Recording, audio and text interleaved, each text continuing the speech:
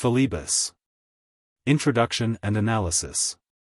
The Philebus appears to be one of the later writings of Plato, in which the style has begun to alter, and the dramatic and poetical element has become subordinate to the speculative and philosophical.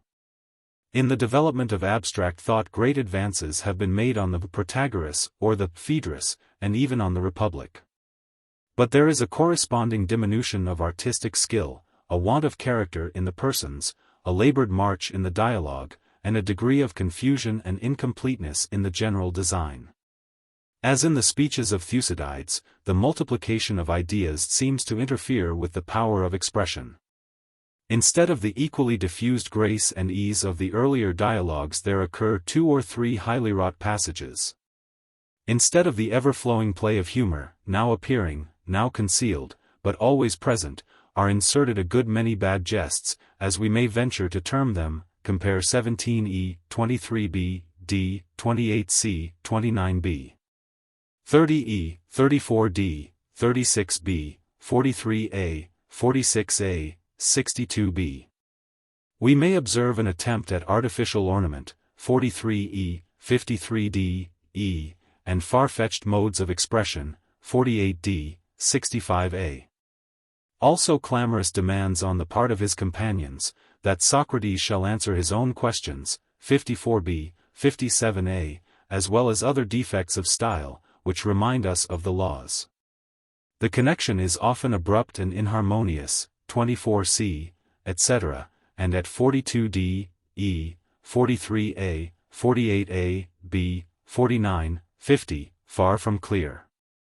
Many points require further explanation, e.g.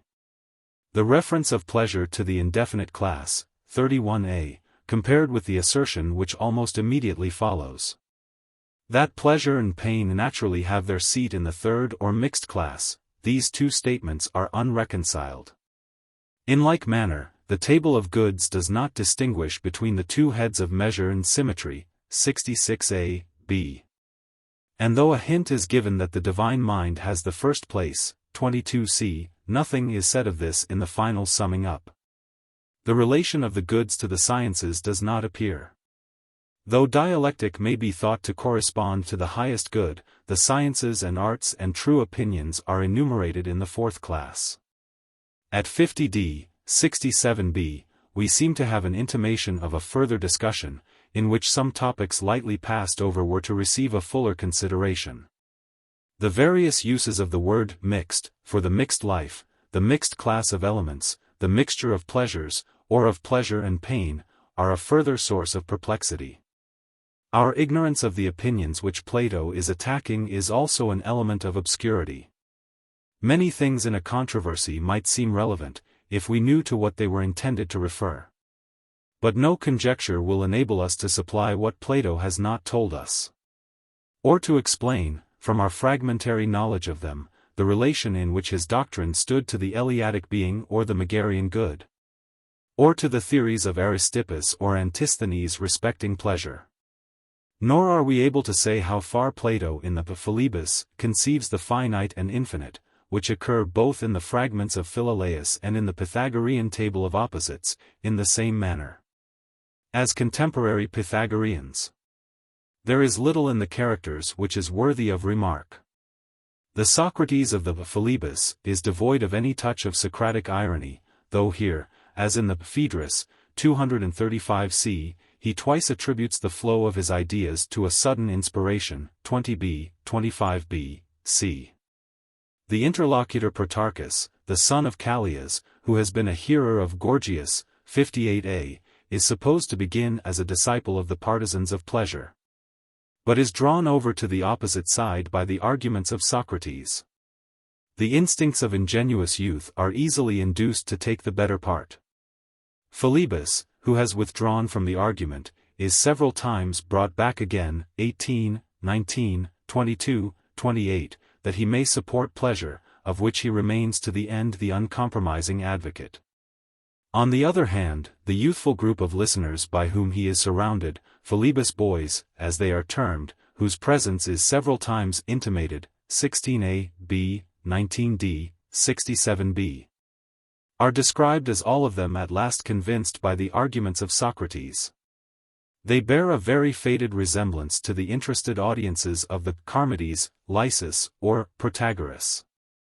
Other signs of relation to external life in the dialogue, or references to contemporary things and persons, with the single exception of the allusions to the anonymous enemies of pleasure, 44b, c.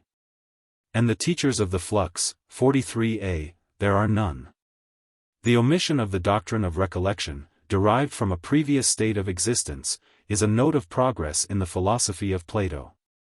The transcendental theory of pre-existent ideas, which is chiefly discussed by him in the Meno, the Phaedo, and the Phaedrus, has given way to a psychological one. The omission is rendered more significant by his having occasion to speak of memory as the basis of desire. Of the ideas he treats in the same skeptical spirit, 15a, b, which appears in his criticism of them in the Parmenides, 131 and following.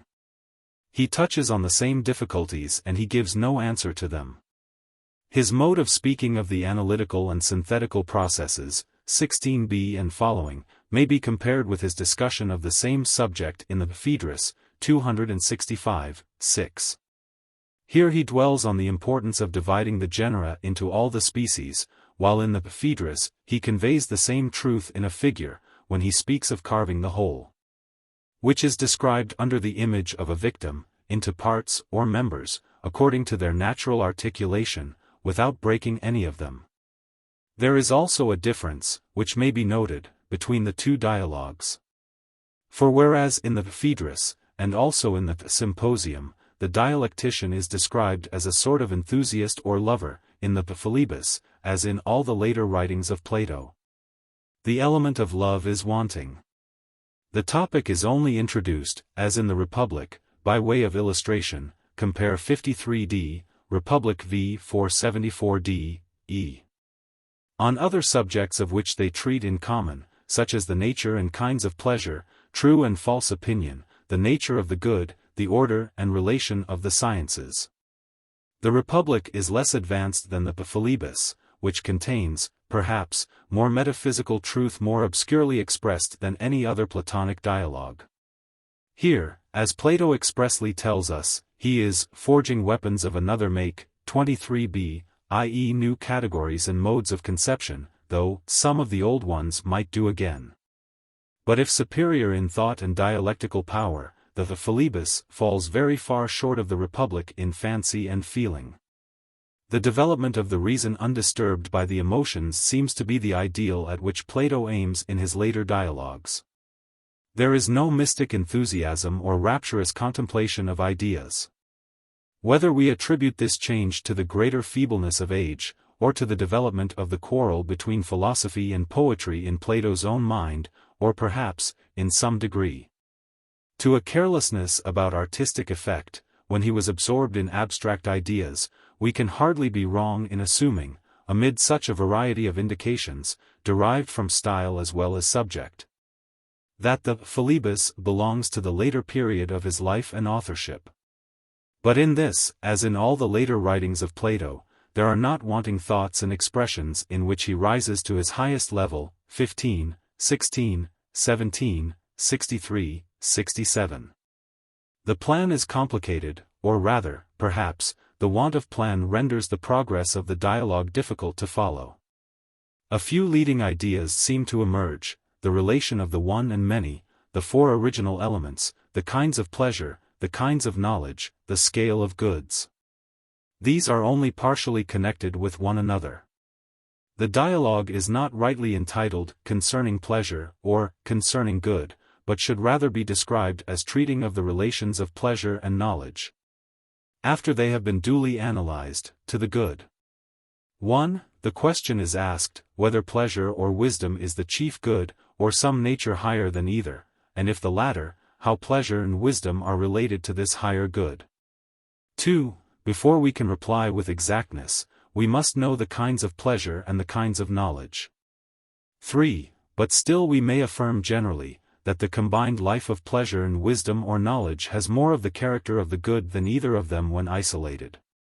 4. To determine which of them partakes most of the higher nature, we must know under which of the four unities or elements they respectively fall.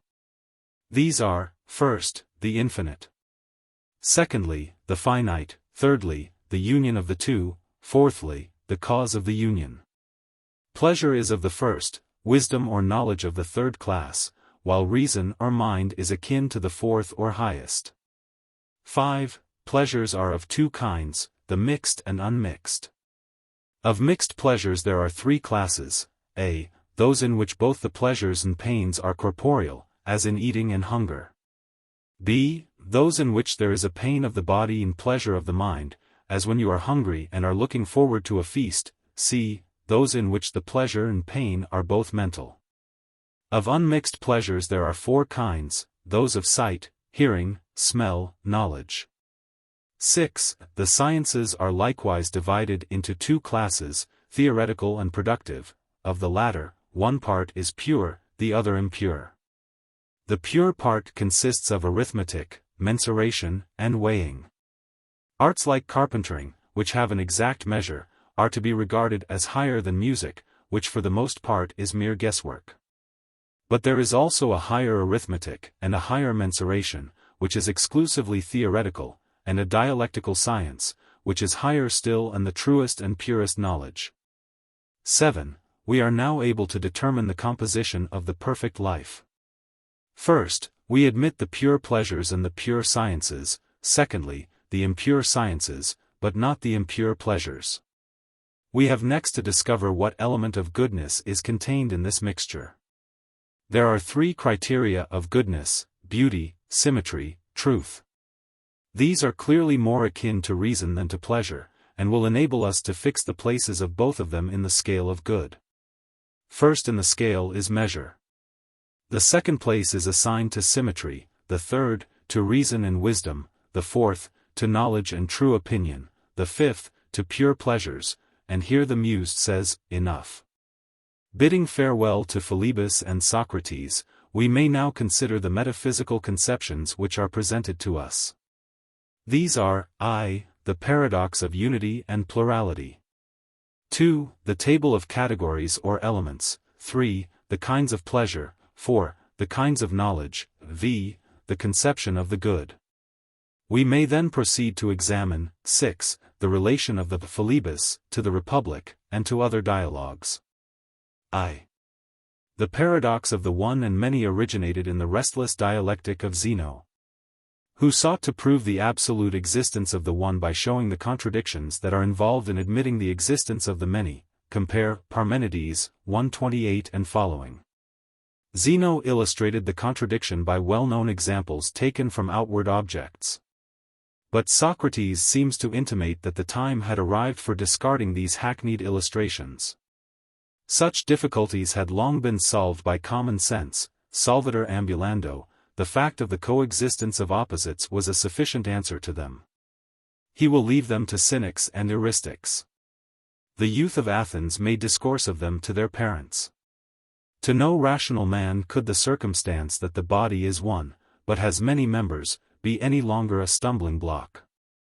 Plato's difficulty seems to begin in the region of ideas. He cannot understand how an absolute unity, such as the Eleatic being, can be broken up into a number of individuals, or be in and out of them at once. Philosophy had so deepened or intensified the nature of one or being, by the thoughts of successive generations, that the mind could no longer imagine being, as in a state of change or division. To say that the verb of existence is the copula, or that unity is a mere unit, is to us easy.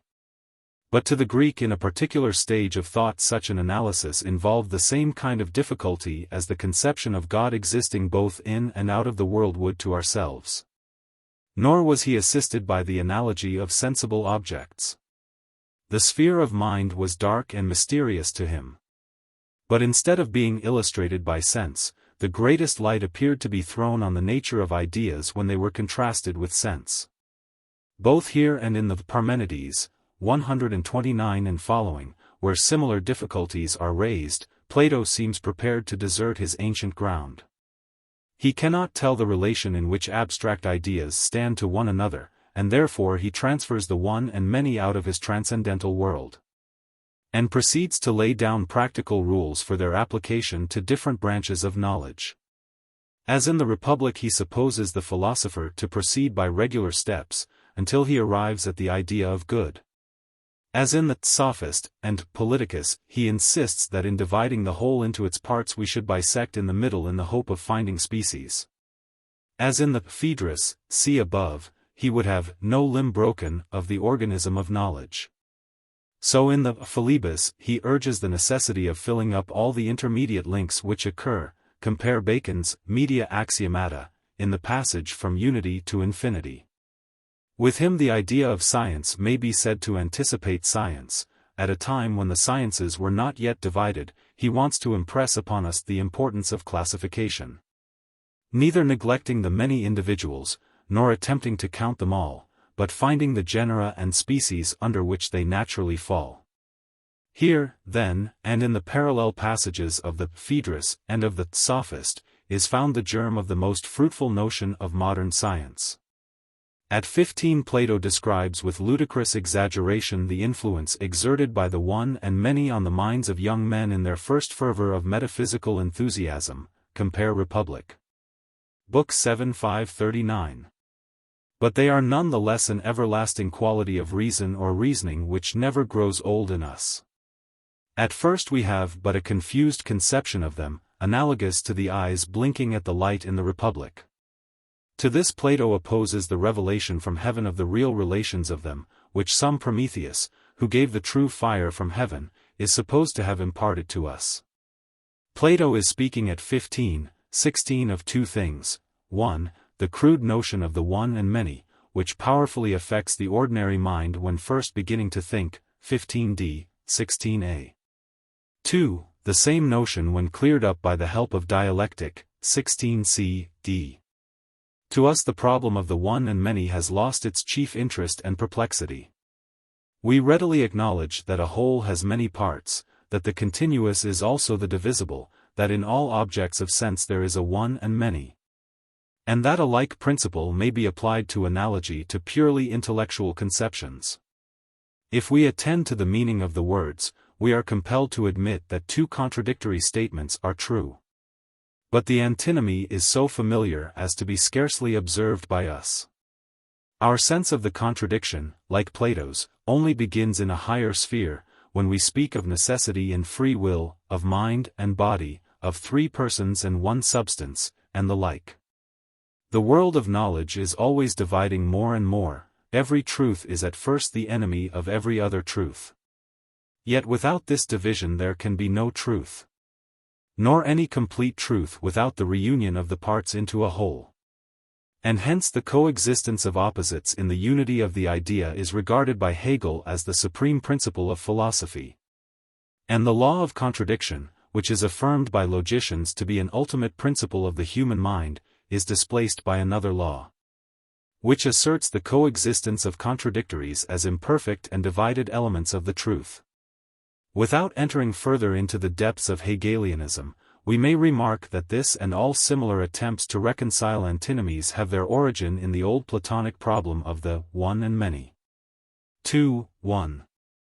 The first of Plato's categories or elements is the infinite. This is the negative of measure or limit, the unthinkable, the unknowable, of which nothing can be affirmed. The mixture or chaos which preceded distinct kinds in the creation of the world, the first vague impression of sense. The more or less which refuses to be reduced to rule, having certain affinities with evil, with pleasure, with ignorance. And which in the scale of being is farthest removed from the beautiful and good. To a Greek of the age of Plato, the idea of an infinite mind would have been an absurdity.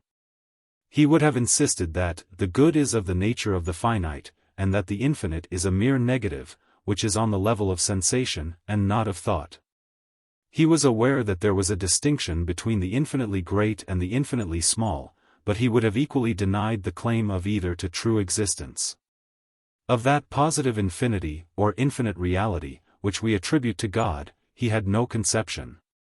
The Greek conception of the infinite would be more truly described, in our way of speaking, as the indefinite. To us, the notion of infinity is subsequent rather than prior to the finite, expressing not absolute vacancy or negation, but only the removal of limit or restraint, which we suppose to exist not before but after we have already set bounds to thought and matter, and divided them after their kinds. From different points of view, either the finite or infinite may be looked upon respectively both as positive and negative, compare omnis determinatio est negatio, and the conception of the one determines that of the other. The Greeks and the moderns seem to be nearly at the opposite poles in their manner of regarding them. And both are surprised when they make the discovery, as Plato has done in the Sophist, how large an element negation forms in the framework of their thoughts. 2, 3.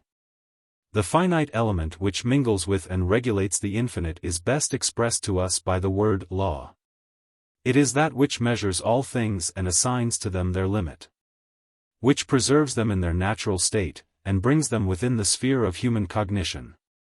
This is described by the terms harmony, health, order, perfection, and the like. All things, in as far as they are good, even pleasures, which are for the most part indefinite, partake of this element. We should be wrong in attributing to Plato the conception of laws of nature derived from observation and experiment.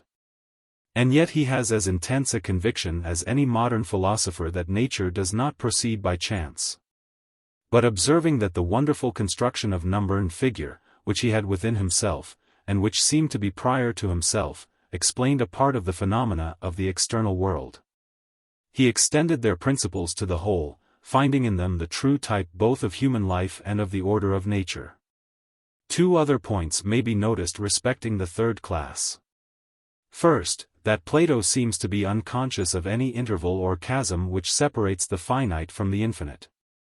The one is in various ways and degrees working in the other.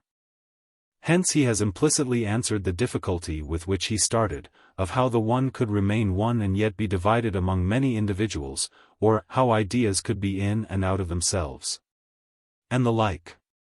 Secondly, that in this mixed class we find the idea of beauty. Good, when exhibited under the aspect of measure or symmetry, becomes beauty, 64e. And if we translate his language into corresponding modern terms, we shall not be far wrong in saying that here, as well as in the Republic, Plato conceives beauty under the idea of proportion. 4. Last and highest in the list of principles or elements is the cause of the union of the finite and infinite, to which Plato ascribes the order of the world. Reasoning from man to the universe, he argues that as there is a mind in the one, there must be a mind in the other, which he identifies with the royal mind of Zeus. This is the first cause of which our ancestors spoke, as he says, appealing to tradition, in the Philebus as well as in the Timaeus. The one and many is also supposed to have been revealed by tradition. For the mythical element has not altogether disappeared. Some characteristic differences may here be noted, which distinguish the ancient from the modern mode of conceiving God.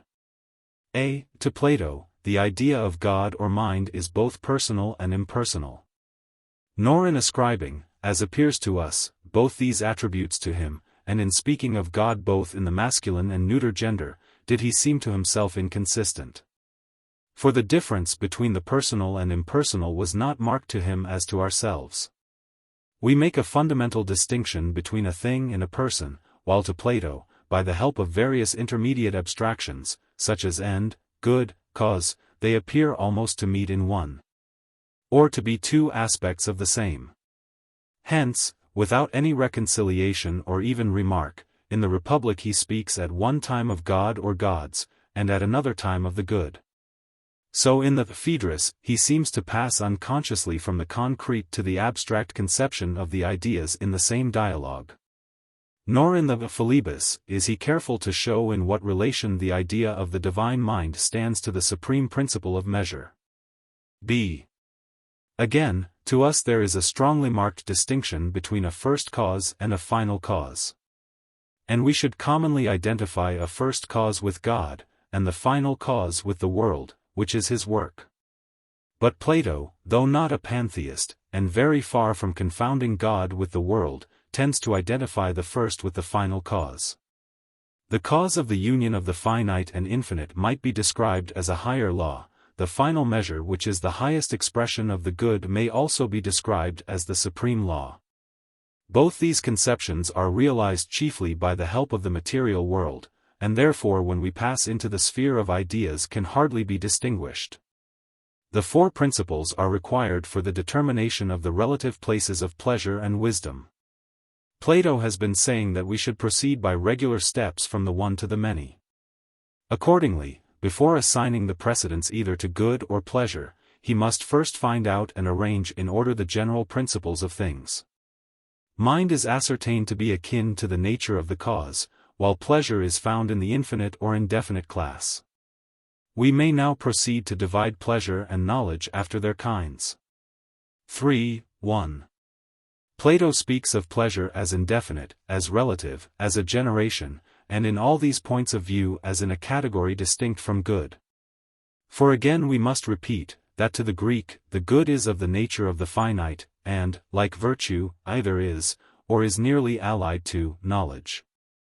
The modern philosopher would remark that the indefinite is equally real with the definite. Health and mental qualities are in the concrete undefined. They are nevertheless real goods, and Plato rightly regards them as falling under the finite class. Again, we are able to define objects or ideas, not in so far as they are in the mind, but in so far as they are manifested externally, and can therefore be reduced to rule and measure. And if we adopt the test of definiteness, the pleasures of the body are more capable of being defined than any other pleasures. As in art and knowledge generally, we proceed from without inwards, beginning with facts of sense, and passing to the more ideal conceptions of mental pleasure, happiness, and the like. 2. Pleasure is depreciated as relative, while good is exalted as absolute.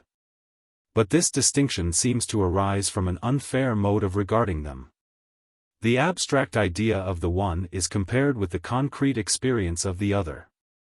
For all pleasure and all knowledge may be viewed either abstracted from the mind, or in relation to the mind, compare Aristotle Nicomachean Ethics. The first is an idea only, which may be conceived as absolute and unchangeable, and then the abstract idea of pleasure will be equally unchangeable with that of knowledge. But when we come to view either as phenomena of consciousness, the same defects are for the most part incident to both of them. Our hold upon them is equally transient and uncertain. The mind cannot be always in a state of intellectual tension, any more than capable of feeling pleasure always.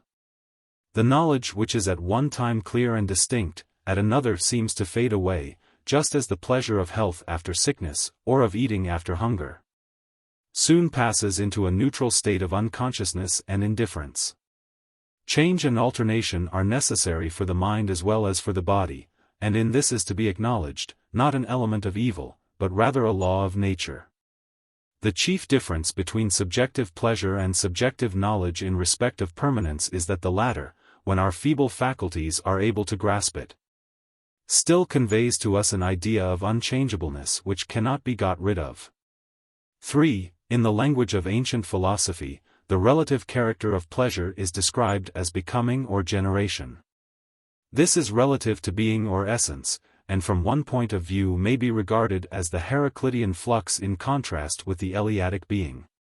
From another, as the transient enjoyment of eating and drinking compared with the supposed permanence of intellectual pleasures. But to us the distinction is unmeaning, and belongs to a stage of philosophy which has passed away.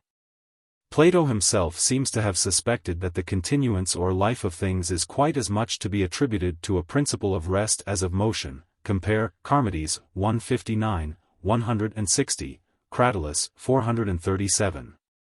A later view of pleasure is found in Aristotle, who agrees with Plato in many points, e.g.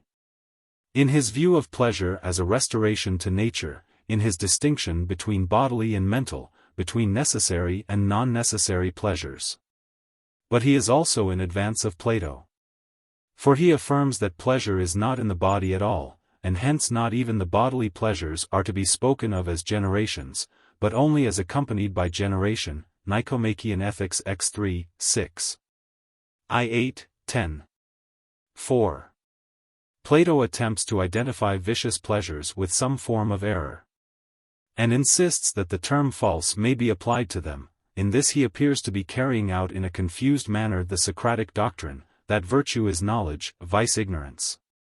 He will allow of no distinction between the pleasures and the erroneous opinions on which they are founded, whether arising out of the illusion of distance or not. But to this we naturally reply with Protarchus, that the pleasure is what it is, although the calculation may be false, or the after-effects painful. It is difficult to acquit Plato, to use his own language, of being a tyro in dialectics, when he overlooks such a distinction. Yet, on the other hand, we are hardly fair judges of confusions of thought in those who view things differently from ourselves. 5. There appears also to be an incorrectness in the notion which occurs both here and in the Gorgias, of the simultaneousness of merely bodily pleasures and pains. We may, perhaps, admit, though even this is not free from doubt, that the feeling of pleasurable hope or recollection is, or rather may be, simultaneous with acute bodily suffering. But there is no such coexistence of the pain of thirst with the pleasures of drinking. They are not really simultaneous, for the one expels the other. Nor does Plato seem to have considered that the bodily pleasures, except in certain extreme cases, are unattended with pain. Few philosophers will deny that a degree of pleasure attends eating and drinking. And yet surely we might as well speak of the pains of digestion which follow, as of the pains of hunger and thirst which precede them. Plato's conception is derived partly from the extreme case of a man suffering pain from hunger or thirst, partly from the image of a full and empty vessel. But the truth is rather, that while the gratification of our bodily desires constantly affords some degree of pleasure, the antecedent pains are scarcely perceived by us, being almost done away with by use and regularity. 6. The desire to classify pleasures as accompanied or not accompanied by antecedent pains, has led Plato to place under one head the pleasures of smell and sight, as well as those derived from sounds of music and from knowledge. He would have done better to make a separate class of the pleasures of smell, having no association of mind, or perhaps to have divided them into natural and artificial. The pleasures of sight and sound might then have been regarded as being the expression of ideas. But this higher and truer point of view never appears to have occurred to Plato. Nor has he any distinction between the fine arts and the mechanical, and, neither here nor anywhere, an adequate conception of the beautiful in external things. 7. Plato agrees partially with certain surly or fastidious philosophers, as he terms them, who define pleasure to be the absence of pain. They are also described as eminent in physics. There is unfortunately no school of Greek philosophy known to us which combined these two characteristics. Antisthenes, who was an enemy of pleasure, was not a physical philosopher. The atomists, who were physical philosophers, were not enemies of pleasure. Yet such a combination of opinions is far from being impossible. Plato's omission to mention them by name has created the same uncertainty respecting them which also occurs respecting the friends of the ideas, and the materialists, in the Sophist. On the whole, this discussion is one of the least satisfactory in the dialogues of Plato. While the ethical nature of pleasure is scarcely considered, and the merely physical phenomenon imperfectly analyzed, too much weight is given to ideas of measure and number as the sole principle of good. The comparison of pleasure and knowledge is really a comparison of two elements, which have no common measure, and which cannot be excluded from each other. Feeling is not opposed to knowledge, and in all consciousness there is an element of both. The most abstract kinds of knowledge are inseparable from some pleasure or pain, which accompanies the acquisition or possession of them. The student is liable to grow weary of them, and soon discovers that continuous mental energy is not granted to men. The most sensual pleasure, on the other hand, is inseparable from the consciousness of pleasure. No man can be happy who, to borrow Plato's illustration, is leading the life of an oyster. Hence, by his own confession, the main thesis is not worth determining. The real interest lies in the incidental discussion. We can no more separate pleasure from knowledge in the Philebus than we can separate justice from happiness in the Republic. 4. An interesting account is given in the Philebus of the rank and order of the sciences or arts, which agrees generally with the scheme of knowledge in the 6th book of the Republic. The chief difference is, that the position of the arts is more exactly defined. They are divided into an empirical part and a scientific part, of which the first is mere guesswork, the second is determined by rule and measure. Of the more empirical arts, music is given as an example. This, although affirmed to be necessary to human life, is depreciated. Music is regarded from a point of view entirely opposite to that of the Republic, not as a sublime science, coordinate with astronomy, but as full of doubt and conjecture. According to the standard of accuracy which is here adopted, it is rightly placed lower in the scale than carpentering, because the latter is more capable of being reduced to measure. The theoretical element of the arts may also become a purely abstract science, when separated from matter, and is then said to be pure and unmixed. The distinction which Plato here makes seems to be the same as that between pure and applied mathematics, and may be expressed in the modern formula: science is art theoretical. Art is science practical. In the reason which he gives for the superiority of the pure science of number over the mixed or applied, we can only agree with him in part. He says that the numbers which the philosopher employs are always the same, whereas the numbers which are used in practice represent different sizes or quantities. He does not see that this power of expressing different quantities by the same symbol is the characteristic and not the defect of numbers, and is due to their abstract nature. Although we admit of course what Plato seems to feel in his distinctions between pure and impure knowledge, that the imperfection of matter enters into the applications of them. Above the other sciences, as in the Republic, towers dialectic, which is the science of eternal being, apprehended by the purest mind and reason. The lower sciences, including the mathematical, are akin to opinion rather than to reason, and are placed together in the 4th class of goods. The relation in which they stand to dialectic is obscure in the Republic, and is not cleared up in the Philebus. Thus far we have only attained to the vestibule or antechamber of the good. For there is a good exceeding knowledge, exceeding essence, which, like Glaucon in the Republic, Book 4:509, we find a difficulty in apprehending. This good is now to be exhibited to us under various aspects and gradations. The relative dignity of pleasure and knowledge has been determined. But they have not yet received their exact position in the scale of goods. Some difficulties occur to us in the enumeration. First, how are we to distinguish the first from the 2nd class of goods, or the second from the 3rd? Secondly, why is there no mention of the supreme mind? Thirdly, the nature of the 4th class. Fourthly, the meaning of the allusion to a 6th class, which is not further investigated. 1. Plato seems to proceed in his table of goods, from the more abstract to the less abstract, from the subjective to the objective. Until at the lower end of the scale we fairly descend into the region of human action and feeling. To him, the greater the abstraction the greater the truth, and he is always tending to see abstractions within abstractions, which, like the ideas in the Parmenides, are always appearing one behind another. Hence we find a difficulty in following him into the sphere of thought which he is seeking to attain. First in his scale of goods he places measure, in which he finds the eternal nature. This would be more naturally expressed in modern language as eternal law, and seems to be akin both to the finite and to the mind or cause, which were two of the elements in the former table.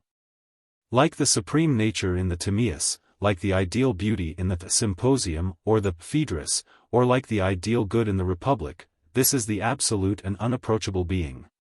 But this being is manifested in symmetry and beauty everywhere, in the order of nature and of mind, in the relations of men to one another. For the word measure he now substitutes the word symmetry, as if intending to express measure conceived as relation.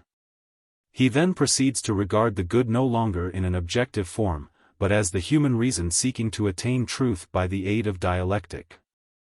Such at least we naturally infer to be his meaning, when we consider that both here and in the Republic the sphere of nous or mind is assigned to dialectic. 2. It is remarkable, see above, that this personal conception of mind is confined to the human mind, and not extended to the divine. 3. If we may be allowed to interpret one dialogue of Plato by another, the sciences of figure and number are probably classed with the arts and true opinions. Because they proceed from hypotheses, compare Republic, Book 6 511. 4. The sixth class, if a sixth class is to be added, is playfully set aside by a quotation from Orpheus. Plato means to say that a sixth class, if there be such a class, is not worth considering. Because pleasure, having only gained the fifth place in the scale of goods, is already out of the running. 6. We may now endeavor to ascertain the relation of the Philebus to the other dialogues. Here Plato shows the same indifference to his own doctrine of ideas which he has already manifested in the Parmenides and the Sophist. The principle of the one and many of which he here speaks, is illustrated by examples in the Sophist and Statesman. Notwithstanding the differences of style, many resemblances may be noticed between the Philebus and Gorgias. The theory of the simultaneousness of pleasure and pain is common to both of them, Philebus, 36b, Gorgias, 496e. There is also a common tendency in them to take up arms against pleasure, although the view of the Philebus, which is probably the later of the two dialogues, is the more moderate. At 46a, b, there seems to be an allusion to the passage in the Gorgias, 494, in which Socrates dilates on the pleasures of itching and scratching. Nor is there any real discrepancy in the manner in which Gorgias and his art are spoken of in the two dialogues. For Socrates, at 58, is far from implying that the art of rhetoric has a real sphere of practical usefulness. He only means that the refutation of the claims of Gorgias is not necessary for his present purpose. He is saying in effect, admit, if you please, that rhetoric is the greatest and usefulest of sciences. This does not prove that dialectic is not the purest and most exact. From the Sophist and Statesman we know that his hostility towards the Sophists and rhetoricians was not mitigated in later life. Although both in the Statesman and Laws he admits of a higher use of rhetoric. Reasons have been already given for assigning a late date to the Philebus. That the date is probably later than that of the Republic, may be further argued on the following grounds. 1. The general resemblance to the later dialogues and to the Laws. 2. The more complete account of the nature of good and pleasure. 3. The distinction between perception, memory, recollection, and opinion. 34, 38, which indicates a great progress in psychology. Also between understanding and imagination, which is described under the figure of the scribe and the painter. 39. A superficial notion may arise that Plato probably wrote shorter dialogues, such as the Philebus, the Sophist, and the Statesman, as studies or preparations for longer ones. This view may be natural, but on further reflection is seen to be fallacious, because these three dialogues are found to make an advance upon the metaphysical conceptions of the Republic. And we can more easily suppose that Plato composed shorter writings after longer ones, than suppose that he lost hold of further points of view which he had once attained. It is more easy to find traces of the Pythagoreans, Eleatics, Megarians, Cynics, Cyrenaics, and of the ideas of Anaxagoras, in the Philebus, than to say how much is due to each of them. Had we fuller records of those old philosophers, we should probably find Plato in the midst of the fray attempting to combine Eleatic and Pythagorean doctrines, and seeking to find a truth beyond either being or number. Setting up his own concrete conception of good against the abstract practical good of the Cynics, or the abstract intellectual good of the Megarians. And his own idea of classification against the denial of plurality in unity which is also attributed to them. Warring against the Aristics as destructive of truth, as he had formerly fought against the Sophists, taking up a middle position between the Cynics and Cyrenaics in his doctrine of pleasure. Asserting with more consistency than Anaxagoras the existence of an intelligent mind and cause. Of the Heracliteans, whom he is said by Aristotle to have cultivated in his youth, he speaks in the Philebus, as in the Theaetetus and Cratylus, with irony and contempt. But we have not the knowledge which would enable us to pursue further the line of reflection here indicated. Nor can we expect to find perfect clearness or order in the first efforts of mankind to understand the working of their own minds. The ideas which they are attempting to analyze, they are also in process of creating. The abstract universals of which they are seeking to adjust the relations have been already excluded by them from the category of relation. The Philebus, like the Cratylus, is supposed to be the continuation of a previous discussion. An argument respecting the comparative claims of pleasure and wisdom to rank as the chief good has been already carried on between Philebus and Socrates. The argument is now transferred to Protarchus, the son of Callias, 19b, a noble Athenian youth, sprung from a family which had spent a world of money on the sophists, compare Apology 20a, b. Cratylus 391c, Protagoras 337d. Philebus, who appears to be the teacher, 16b, 36d, or elder friend, and perhaps the lover, 53d, of Protarchus, takes no further part in the discussion beyond asserting in the strongest manner his adherence, under all circumstances, to the cause of pleasure. Socrates suggests that they shall have a first and second palm of victory. For there may be a good higher than either pleasure or wisdom, and then neither of them will gain the first prize. But whichever of the two is more akin to this higher good will have a right to the second.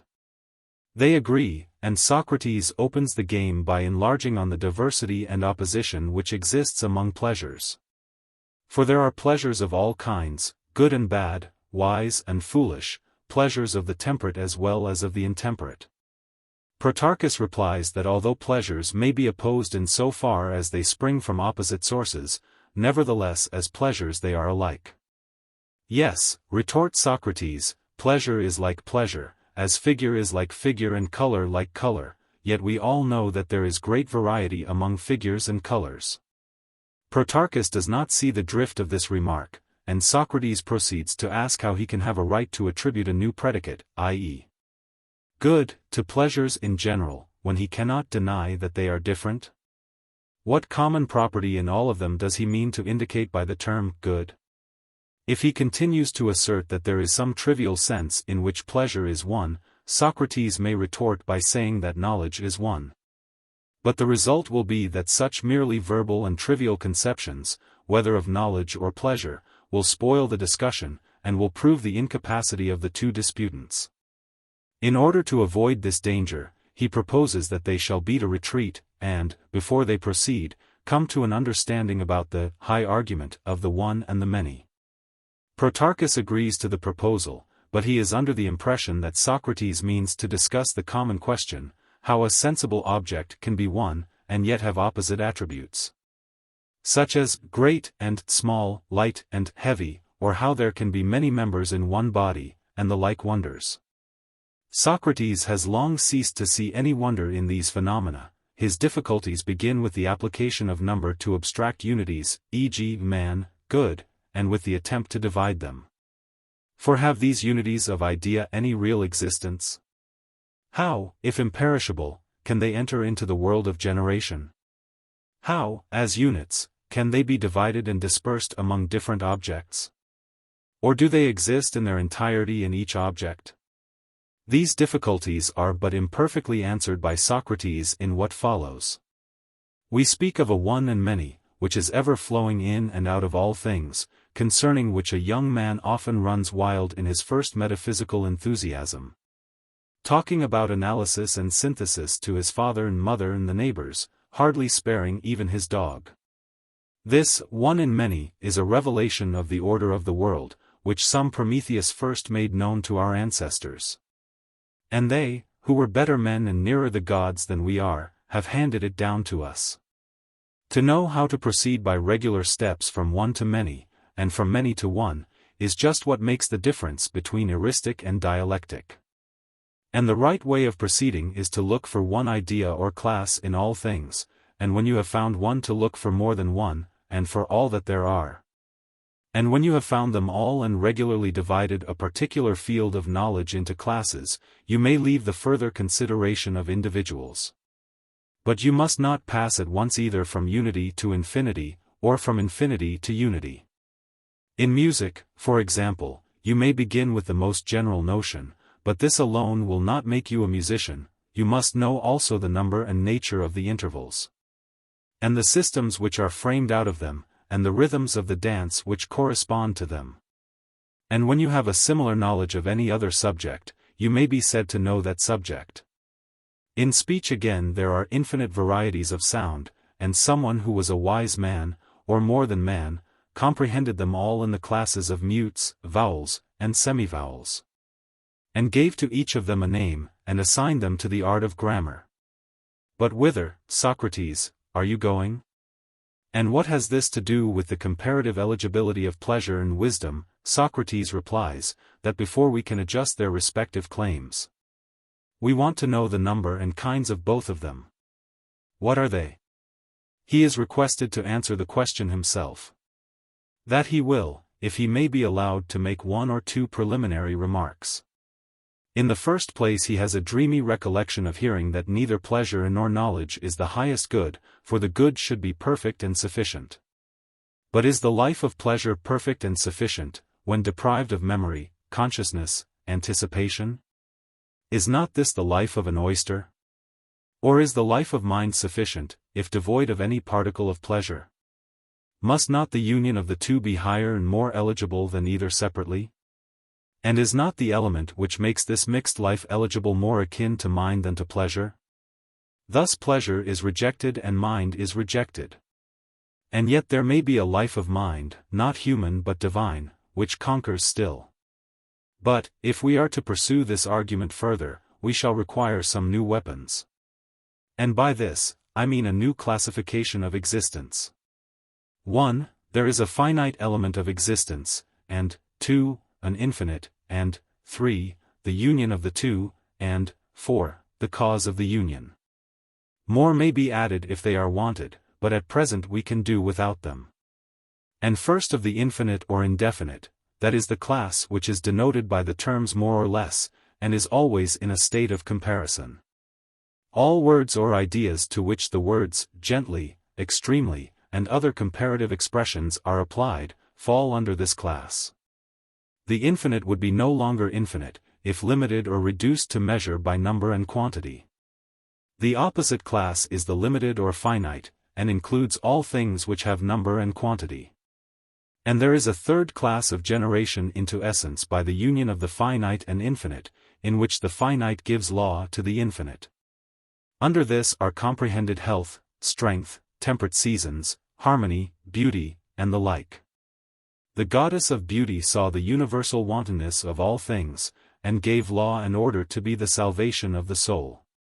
But no effect can be generated without a cause, and therefore there must be a fourth class, which is the cause of generation, for the cause or agent is not the same as the patient or effect.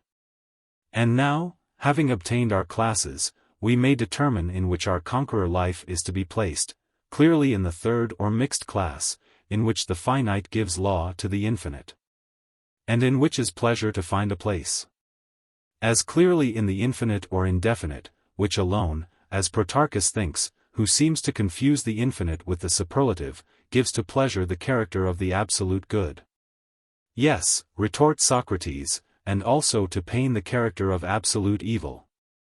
And therefore the infinite cannot be that which imparts to pleasure the nature of the good. But where shall we place mind? That is a very serious and awful question, which may be prefaced by another. Is mind or chance the Lord of the universe? All philosophers will say the first, and yet, perhaps, they may be only magnifying themselves. And for this reason I should like to consider the matter a little more deeply, even though some lovers of disorder in the world should ridicule my attempt. Now the elements earth, air, fire, water, exist in us, and they exist in the cosmos, but they are purer and fairer in the cosmos than they are in us, and they come to us from thence. And as we have a soul as well as a body, in like manner the elements of the finite, the infinite, the union of the two, and the cause, are found to exist in us. And if they, like the elements, exist in us, and the three first exist in the world, must not the fourth or cause, which is the noblest of them, exist in the world? And this cause is wisdom or mind, the royal mind of Zeus, who is the king of all, as there are other gods who have other noble attributes. Observe how well this agrees with the testimony of men of old, who affirmed mind to be the ruler of the universe. And remember that mind belongs to the class which we term the cause, and pleasure to the infinite or indefinite class. We will examine the place and origin of both. What is the origin of pleasure? Her natural seat is the mixed class, in which health and harmony were placed. Pain is the violation, and pleasure the restoration of limit. There is a natural union of finite and infinite, which in hunger, thirst, heat, cold, is impaired. This is painful, but the return to nature, in which the elements are restored to their normal proportions, is pleasant. Here is our first class of pleasures. And another class of pleasures and pains are hopes and fears. These are in the mind only. And inasmuch as the pleasures are unalloyed by pains and the pains by pleasures, the examination of them may show us whether all pleasure is to be desired, or whether this entire desirableness is not rather the attribute of another class. But if pleasures and pains consist in the violation and restoration of limit, may there not be a neutral state, in which there is neither dissolution nor restoration? That is a further question, and admitting, as we must, the possibility of such a state, there seems to be no reason why the life of wisdom should not exist in this neutral state, which is, moreover, the state of the gods, who cannot, without indecency, be supposed to feel either joy or sorrow. The second class of pleasures involves memory. There are affections which are extinguished before they reach the soul, and of these there is no consciousness, and therefore no memory. And there are affections which the body and soul feel together, and this feeling is termed consciousness. And memory is the preservation of consciousness, and reminiscence is the recovery of consciousness. Now the memory of pleasure, when a man is in pain, is the memory of the opposite of his actual bodily state, and is therefore not in the body, but in the mind. And there may be an intermediate state, in which a person is balanced between pleasure and pain. In his body there is want which is a cause of pain, but in his mind a sure hope of replenishment, which is pleasant. But if the hope be converted into despair, he has two pains and not a balance of pain and pleasure. Another question is raised: may not pleasures, like opinions, be true and false? In the sense of being real, both must be admitted to be true, nor can we deny that to both of them qualities may be attributed, for pleasures as well as opinions may be described as good or bad.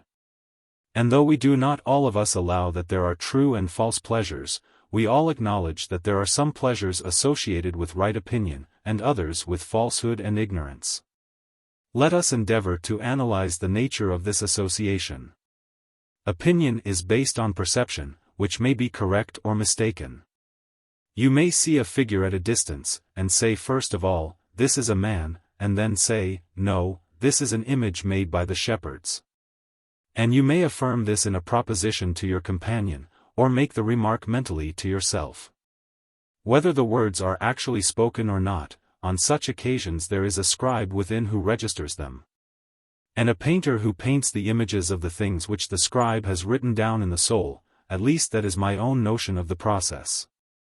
And the words and images which are inscribed by them may be either true or false, and they may represent either past, present, or future. And, representing the future, they must also represent the pleasures and pains of anticipation, the visions of gold and other fancies which are never wanting in the mind of man. Now these hopes, as they are termed, are propositions, which are sometimes true, and sometimes false. For the good, who are the friends of the gods, see true pictures of the future, and the bad false ones.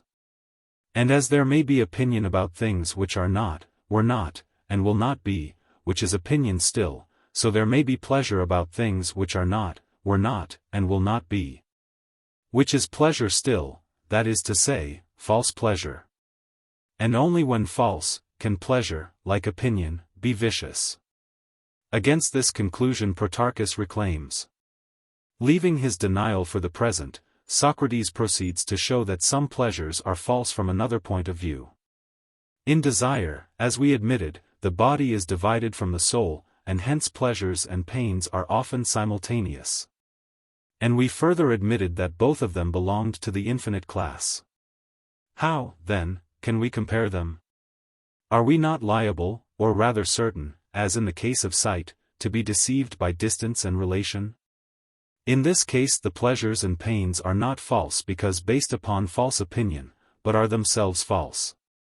And there is another illusion: pain has often been said by us to arise out of the derangement, pleasure out of the restoration, of our nature. But in passing from one to the other, do we not experience neutral states, which although they appear pleasurable or painful are really neither?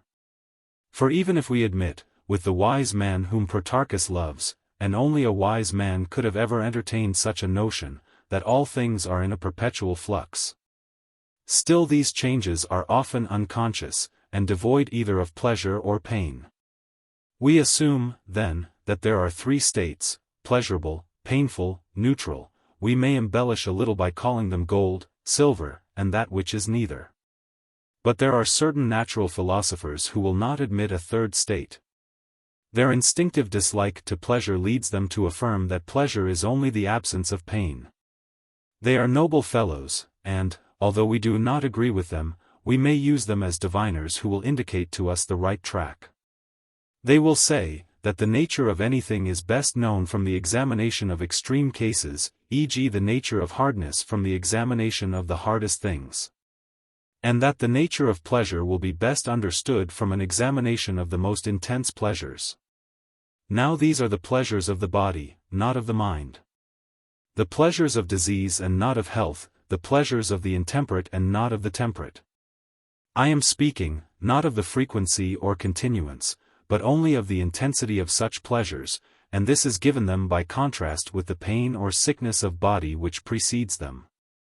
Their morbid nature is illustrated by the lesser instances of itching and scratching, respecting which I swear that I cannot tell whether they are a pleasure or a pain.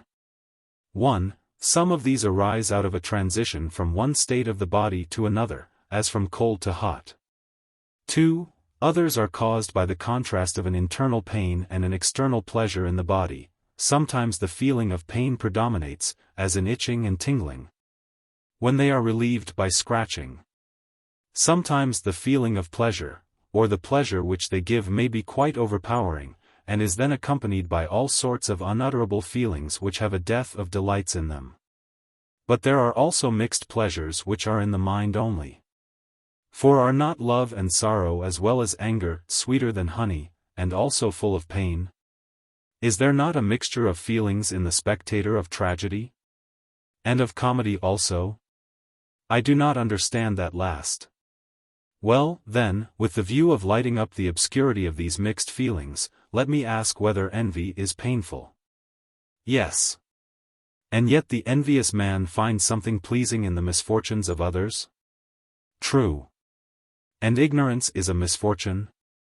Certainly. And one form of ignorance is self-conceit. A man may fancy himself richer, fairer, better, wiser than he is? Yes. And he who thus deceives himself may be strong or weak? He may. And if he is strong we fear him, and if he is weak we laugh at him, which is a pleasure, and yet we envy him, which is a pain. These mixed feelings are the rationale of tragedy and comedy, and equally the rationale of the greater drama of human life. There appears to be some confusion in this passage. There is no difficulty in seeing that in comedy, as in tragedy, the spectator may view the performance with mixed feelings of pain as well as of pleasure. Nor is there any difficulty in understanding that envy is a mixed feeling, which rejoices not without pain at the misfortunes of others, and laughs at their ignorance of themselves. But Plato seems to think further that he has explained the feeling of the spectator in comedy sufficiently by a theory which only applies to comedy in so far as in comedy we laugh at the conceit or weakness of others. He has certainly given a very partial explanation of the ridiculous. Having shown how sorrow, anger, envy are feelings of a mixed nature, I will reserve the consideration of the remainder for another occasion. Next follow the unmixed pleasures, which, unlike the philosophers of whom I was speaking, I believe to be real. These unmixed pleasures are, 1. The pleasures derived from beauty of form, color, sound, smell, which are absolutely pure. And in general those which are unalloyed with pain. 2. The pleasures derived from the acquisition of knowledge, which in themselves are pure, but may be attended by an accidental pain of forgetting. This, however, arises from a subsequent act of reflection, of which we need take no account. At the same time, we admit that the latter pleasures are the property of a very few. To these pure and unmixed pleasures we ascribe measure, whereas all others belong to the class of the infinite, and are liable to every species of excess. And here several questions arise for consideration. What is the meaning of pure and impure, of moderate and immoderate? We may answer the question by an illustration. Purity of white paint consists in the clearness or quality of the white, and this is distinct from the quantity or amount of white paint. A little pure white is fairer than a great deal which is impure. But there is another question. Pleasure is affirmed by ingenious philosophers to be a generation. They say that there are two natures, one self-existent, the other dependent, the one noble and majestic, the other failing in both these qualities. I do not understand. There are lovers and there are loves. Yes, I know, but what is the application?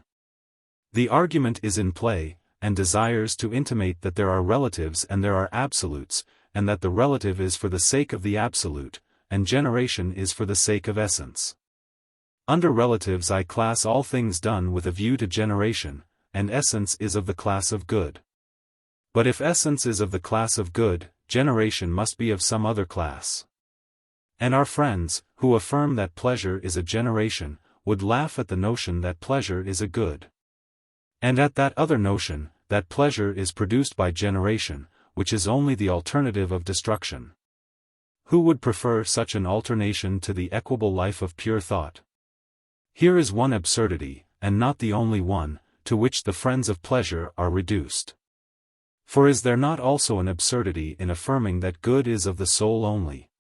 Or in declaring that the best of men, if he be in pain, is bad? And now, from the consideration of pleasure, we pass to that of knowledge. Let us reflect that there are two kinds of knowledge, the one creative or productive, and the other educational and philosophical. Of the creative arts, there is one part purer or more akin to knowledge than the other. There is an element of guesswork and an element of number and measure in them. In music, for example, especially in flute playing, the conjectural element prevails, while in carpentering there is more application of rule and measure. Of the creative arts, then, we may make two classes, the less exact and the more exact. And the exacter part of all of them is really arithmetic and mensuration. But arithmetic and mensuration again may be subdivided with reference either to their use in the concrete, or to their nature in the abstract, as they are regarded popularly in building and binding. Or theoretically by philosophers. And, borrowing the analogy of pleasure, we may say that the philosophical use of them is purer than the other. Thus we have two arts of arithmetic, and two of mensuration. And truest of all in the estimation of every rational man is dialectic, or the science of being, which will forget and disown us, if we forget and disown her. But, Socrates, I have heard Gorgias say that rhetoric is the greatest and usefulest of arts, and I should not like to quarrel either with him or you. Neither is there any inconsistency, Protarchus, with his statement in what I am now saying. For I am not maintaining that dialectic is the greatest or usefulest, but only that she is the truest of arts. My remark is not quantitative but qualitative, and refers not to the advantage or repetition of either, but to the degree of truth which they attain. Here Gorgias will not care to compete. This is what we affirm to be possessed in the highest degree by dialectic. And do not let us appeal to Gorgias or Philebus or Socrates, but ask, on behalf of the argument, what are the highest truths which the soul has the power of attaining? And is not this the science which has a firmer grasp of them than any other? For the arts generally are only occupied with matters of opinion, and with the production and action and passion of this sensible world. But the highest truth is that which is eternal and unchangeable. And reason and wisdom are concerned with the eternal. And these are the very claimants, if not for the first, at least for the second place, whom I propose as rivals to pleasure. And now, having the materials, we may proceed to mix them, first recapitulating the question at issue. Philebus affirmed pleasure to be the good, and assumed them to be one nature. I affirmed that they were two natures, and declared that knowledge was more akin to the good than pleasure. I said that the two together were more eligible than either taken singly. And to this we adhere. Reason intimates, as at first, that we should seek the good not in the unmixed life, but in the mixed. The cup is ready, waiting to be mingled, and here are two fountains, one of honey, the other of pure water, out of which to make the fairest possible mixture. There are pure and impure pleasures, pure and impure sciences. Let us consider the sections of each which have the most of purity and truth. To admit them all indiscriminately would be dangerous. First we will take the pure sciences, but shall we mingle the impure, the art which uses the false rule and the false measure? That we must, if we are any of us to find our way home. Man cannot live upon pure mathematics alone. And must I include music, which is admitted to be guesswork? Yes, you must, if human life is to have any humanity. Well, then, I will open the door and let them all in, they shall mingle in an Homeric meeting of the waters. And now we turn to the pleasures, shall I admit them? Admit first of all the pure pleasures, secondly, the necessary. And what shall we say about the rest? First, ask the pleasures, they will be too happy to dwell with wisdom. Secondly, ask the arts and sciences, they reply that the excesses of intemperance are the ruin of them. And that they would rather only have the pleasures of health and temperance, which are the handmaidens of virtue. But still we want truth? That is now added. And so the argument is complete, and may be compared to an incorporeal law, which is to hold fair rule over a living body. And now we are at the vestibule of the good, in which there are three chief elements, truth, symmetry, and beauty. These will be the criterion of the comparative claims of pleasure and wisdom. Which has the greater share of truth? Surely wisdom, for pleasure is the veriest impostor in the world, and the perjuries of lovers have passed into a proverb. Which of symmetry? Wisdom again. For nothing is more immoderate than pleasure. Which of beauty? Once more, wisdom, for pleasure is often unseemly, and the greatest pleasures are put out of sight. Not pleasure, then, ranks first in the scale of good, but measure, and eternal harmony. Second comes the symmetrical and beautiful and perfect. Third, mind and wisdom. Fourth, sciences and arts and true opinions. Fifth, painless pleasures. Of a sixth class, I have no more to say. Thus, pleasure and mind may both renounce the claim to the first place. But mind is 10,000 times nearer to the chief good than pleasure. Pleasure ranks fifth and not first, even though all the animals in the world assert the contrary. From the days of Aristippus and Epicurus to our own times the nature of pleasure has occupied the attention of philosophers. Is pleasure an evil? A good? The only good? Are the simple forms which the inquiry assumed among the Socratic schools.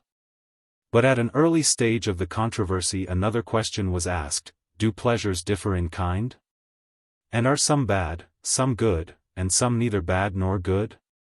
There are bodily and there are mental pleasures, which were at first confused but afterwards distinguished.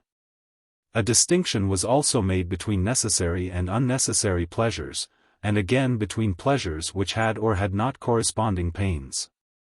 The ancient philosophers were fond of asking, in the language of their age, is pleasure a becoming only, and therefore transient and relative, or do some pleasures partake of truth and being?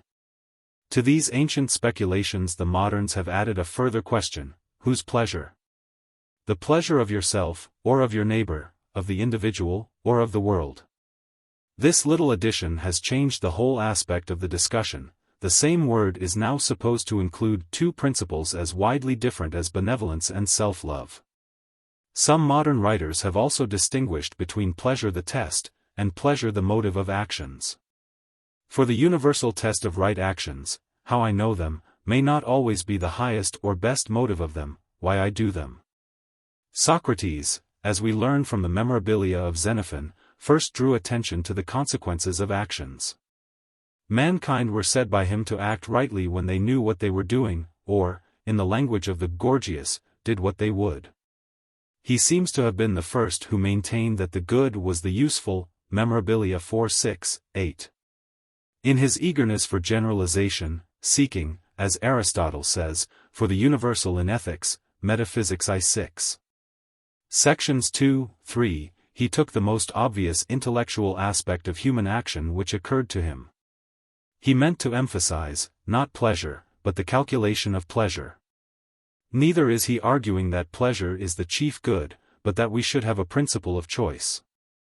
He did not intend to oppose the useful to some higher conception, such as the Platonic ideal, but to chance and caprice. The Platonic Socrates pursues the same vein of thought in the Protagoras, 351 following, where he argues against the so-called sophist that pleasure and pain are the final standards and motives of good and evil, and that the salvation of human life depends upon a right estimate of pleasures greater or less when seen near and at a distance. The testimony of Xenophon is thus confirmed by that of Plato, and we are therefore justified in calling Socrates the first utilitarian. As indeed there is no side or aspect of philosophy which may not with reason be ascribed to him, he is Cynic and Cyrenaic, Platonist and Aristotelian in one. But in the Phaedo, the Socratic has already passed into a more ideal point of view, 68-69. And he, or rather Plato speaking in his person, expressly repudiates the notion that the exchange of a less pleasure for a greater can be an exchange of virtue. Such virtue is the virtue of ordinary men who live in the world of appearance. They are temperate only that they may enjoy the pleasures of intemperance, and courageous from fear of danger. Whereas the philosopher is seeking after wisdom and not after pleasure, whether near or distant, he is the mystic, the initiated, who has learnt to despise the body and is yearning all his life long for a truth which will hereafter be revealed to him. In the Republic, 9:582, the pleasures of knowledge are affirmed to be superior to other pleasures, because the philosopher so estimates them, and he alone has had experience of both kinds. Compare a similar argument urged by one of the latest defenders of utilitarianism, Mill's Utilitarianism, page 12. In the Philebus, Plato, although he regards the enemies of pleasure with complacency, still further modifies the transcendentalism of the Phaedo. For he is compelled to confess, rather reluctantly, perhaps, that some pleasures, i.e. those which have no antecedent pains, claim a place in the scale of goods. There have been many reasons why not only Plato but mankind in general have been unwilling to acknowledge that pleasure is the chief good. Either they have heard a voice calling to them out of another world, or the life and example of some great teacher has cast their thoughts of right and wrong in another mold. Or the word pleasure has been associated in their mind with merely animal enjoyment. They could not believe that what they were always striving to overcome, and the power or principle in them which overcame, were of the same nature. The pleasure of doing good to others and of bodily self-indulgence, the pleasures of intellect and the pleasures of sense, are so different. Why then should they be called by a common name? Or, if the equivocal or metaphorical use of the word is justified by custom, like the use of other words which at first referred only to the body, and then by a figure have been transferred to the mind, still, why should we make an ambiguous word the cornerstone of moral philosophy? To the higher thinker the utilitarian or hedonist mode of speaking has been at variance with religion and with any higher conception both of politics and of morals. It has not satisfied their imagination, it has offended their taste. To elevate pleasure, the most fleeting of all things, into a general idea seems to such men a contradiction. They do not desire to bring down their theory to the level of their practice. The simplicity of the greatest happiness principle has been acceptable to philosophers, but the better part of the world has been slow to receive it. Before proceeding, we may make a few admissions which will narrow the field of dispute. And we may as well leave behind a few prejudices, which intelligent opponents of utilitarianism have by this time agreed to discard. Philebus 14d. We admit that utility is coextensive with right, and that no action can be right which does not tend to the happiness of mankind. We acknowledge that a large class of actions are made right or wrong by their consequences only. We say further that mankind are not too mindful, but that they are far too regardless of consequences, and that they need to have the doctrine of utility habitually inculcated on them. We recognize the value of a principle which can supply a connecting link between ethics and politics, and under which all human actions are or may be included. The desire to promote happiness is no mean preference of expediency to right, but one of the highest and noblest motives by which human nature can be animated. Neither in referring actions to the test of utility have we to make a laborious calculation, any more than in trying them by other standards of morals. For long ago they have been classified sufficiently for all practical purposes by the thinker, by the legislator, by the opinion of the world. Whatever may be the hypothesis on which they are explained, or which in doubtful cases may be applied to the regulation of them, we are very rarely, if ever, called upon at the moment of performing them to determine their effect upon the happiness of mankind. There is a theory which has been contrasted with utility by Paley and others, the theory of a moral sense. Are our ideas of right and wrong innate or derived from experience? This, perhaps, is another of those speculations which intelligent men might agree to discard. For it has been worn threadbare. And either alternative is equally consistent with a transcendental or with an eudaimonistic system of ethics, with a greatest happiness principle or with Kant's law of duty. Yet to avoid misconception, what appears to be the truth about the origin of our moral ideas may be shortly summed up as follows. To each of us individually our moral ideas come first of all in childhood through the medium of education. From parents and teachers, assisted by the unconscious influence of language. They are impressed upon a mind which at first is like a waxen tablet, adapted to receive them. But they soon become fixed or set, and in after life are strengthened, or perhaps weakened by the force of public opinion. They may be corrected and enlarged by experience, they may be reasoned about, they may be brought home to us by the circumstances of our lives, they may be intensified by imagination, by reflection, by a course of action likely to confirm them. Under the influence of religious feeling or by an effort of thought, anyone beginning with the ordinary rules of morality may create out of them for himself ideals of holiness and virtue. They slumber in the minds of most men, yet in all of us there remains some tincture of affection, some desire of good, some sense of truth, some fear of the law. Of some such state or process each individual is conscious in himself. And if he compares his own experience with that of others he will find the witness of their consciences to coincide with that of his own. All of us have entered into an inheritance which we have the power of appropriating and making use of. No great effort of mind is required on our part. We learn morals, as we learn to talk, instinctively, from conversing with others, in an enlightened age, in a civilized country, in a good home. A well-educated child of 10 years old already knows the essentials of morals: thou shalt not steal, thou shalt speak the truth, thou shalt love thy parents, thou shalt fear God. What more does he want? But whence comes this common inheritance or stock of moral ideas? Their beginning, like all other beginnings of human things, is obscure, and is the least important part of them. Imagine, if you will, that society originated in the herding of brutes, in their parental instincts, in their rude attempts at self-preservation. Man is not man in that he resembles, but in that he differs from them. We must pass into another cycle of existence, before we can discover in him by any evidence accessible to us even the germs of our moral ideas. In the history of the world, which viewed from within is the history of the human mind, they have been slowly created by religion, by poetry, by law. Having their foundation in the natural affections and in the necessity of some degree of truth and justice in a social state. They have been deepened and enlarged by the efforts of great thinkers who have idealized and connected them, by the lives of saints and prophets who have taught and exemplified them. The schools of ancient philosophy which seem so far from us, Socrates, Plato, Aristotle, the Stoics, the Epicureans, and a few modern teachers, such as Kant and Bentham, have each of them supplied moments of thought to the world. The life of Christ has embodied a divine love, wisdom, patience, reasonableness.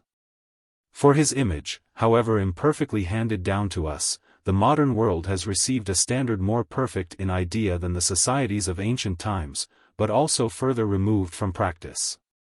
For there is certainly a greater interval between the theory and practice of Christians than between the theory and practice of the Greeks and Romans. The ideal is more above us, and the aspiration after good has often lent a strange power to evil. And sometimes, as at the Reformation, or French Revolution, when the upper classes of a so-called Christian country have become corrupted by priestcraft, by casuistry, by licentiousness, by despotism, the lower have risen up and reasserted the natural sense of religion and right. We may further remark that our moral ideas, as the world grows older, perhaps as we grow older ourselves, unless they have been undermined in us by false philosophy or the practice of mental analysis, or infected by the corruption of society or by some moral disorder in the individual, are constantly assuming a more natural and necessary character. The habit of the mind, the opinion of the world, familiarizes them to us, and they take more and more the form of immediate intuition. The moral sense comes last and not first in the order of their development, and is the instinct which we have inherited or acquired, not the nobler effort of reflection which created them and which keeps them alive. We do not stop to reason about common honesty. Whenever we are not blinded by self-deceit, as for example in judging the actions of others, we have no hesitation in determining what is right and wrong. The principles of morality, when not at variance with some desire or worldly interest of our own, or with the opinion of the public, are hardly perceived by us. But in the conflict of reason and passion they assert their authority and are not overcome without remorse. Such is a brief outline of the history of our moral ideas. We have to distinguish, first of all, the manner in which they have grown up in the world from the manner in which they have been communicated to each of us. We may represent them to ourselves as flowing out of the boundless ocean of language and thought in little rills, which convey them to the heart and brain of each individual. But neither must we confound the theories or aspects of morality with the origin of our moral ideas.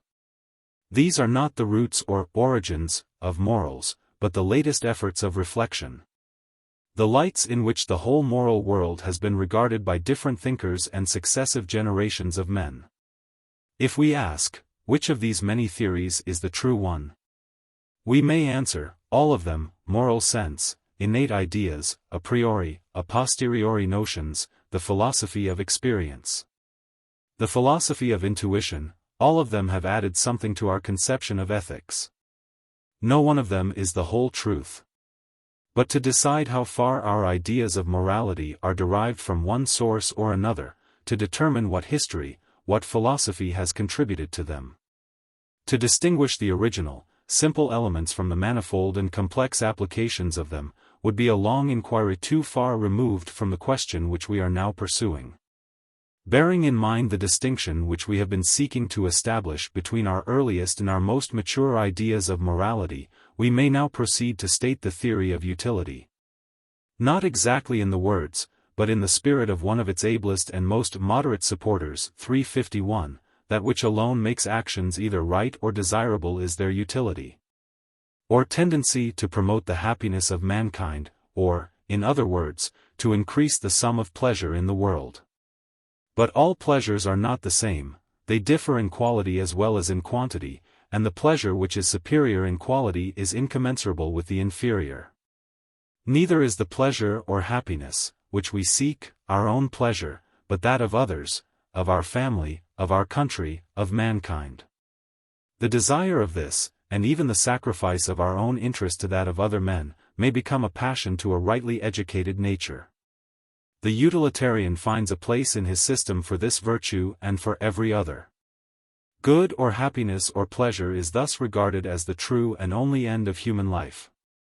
To this all our desires will be found to tend, and in accordance with this all the virtues, including justice, may be explained. Admitting that men rest for a time in inferior ends, and do not cast their eyes beyond them, these ends are really dependent on the greater end of happiness, and would not be pursued unless in general they had been found to lead to it. The existence of such an end is proved, as in Aristotle's time, so in our own, by the universal fact that men desire it. The obligation to promote it is based upon the social nature of man. This sense of duty is shared by all of us in some degree, and is capable of being greatly fostered and strengthened. So far from being inconsistent with religion, the greatest happiness principle is in the highest degree agreeable to it. For what can be more reasonable than that God should will the happiness of all his creatures? And in working out their happiness we may be said to be working together with him. Nor is it inconceivable that a new enthusiasm of the future, far stronger than any old religion, may be based upon such a conception.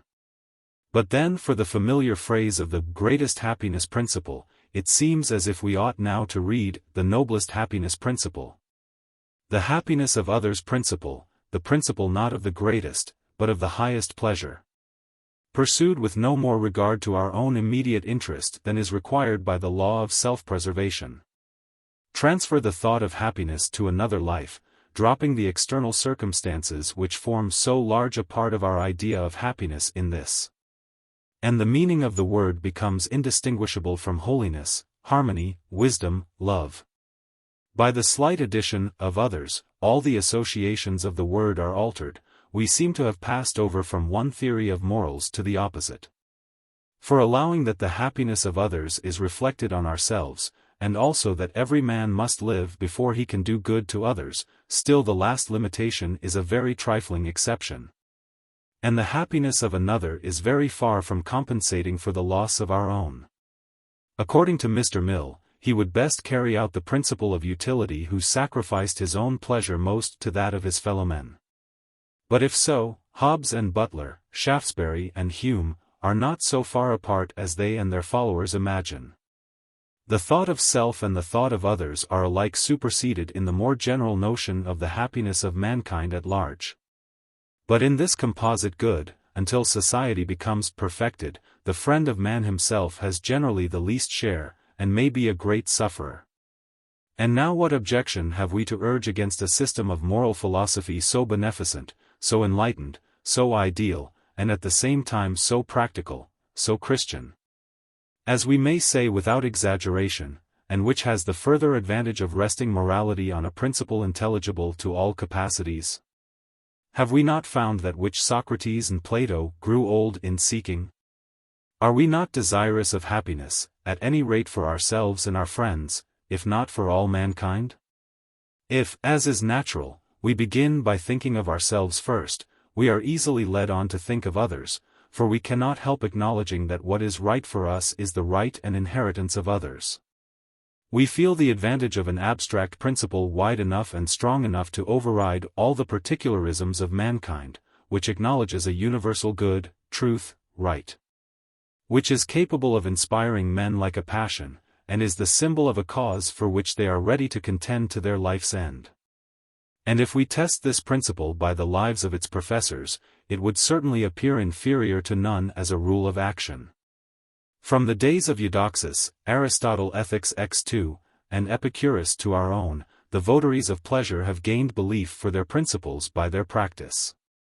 Two of the noblest and most disinterested men who have lived in this century, Bentham and J.S.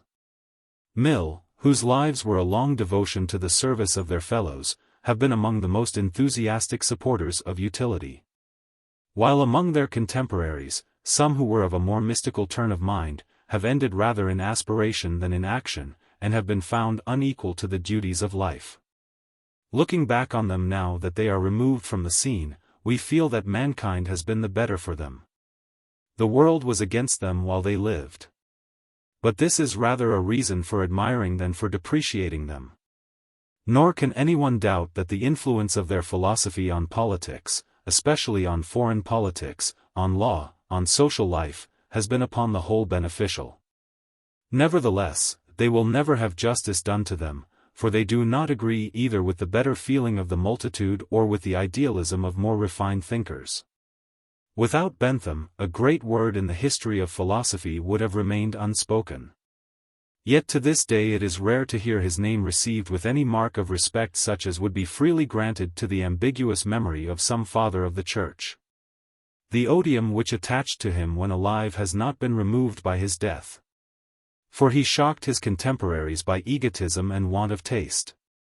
And this generation which has reaped the benefit of his labors has inherited the feeling of the last. He was before his own age, and is hardly remembered in this.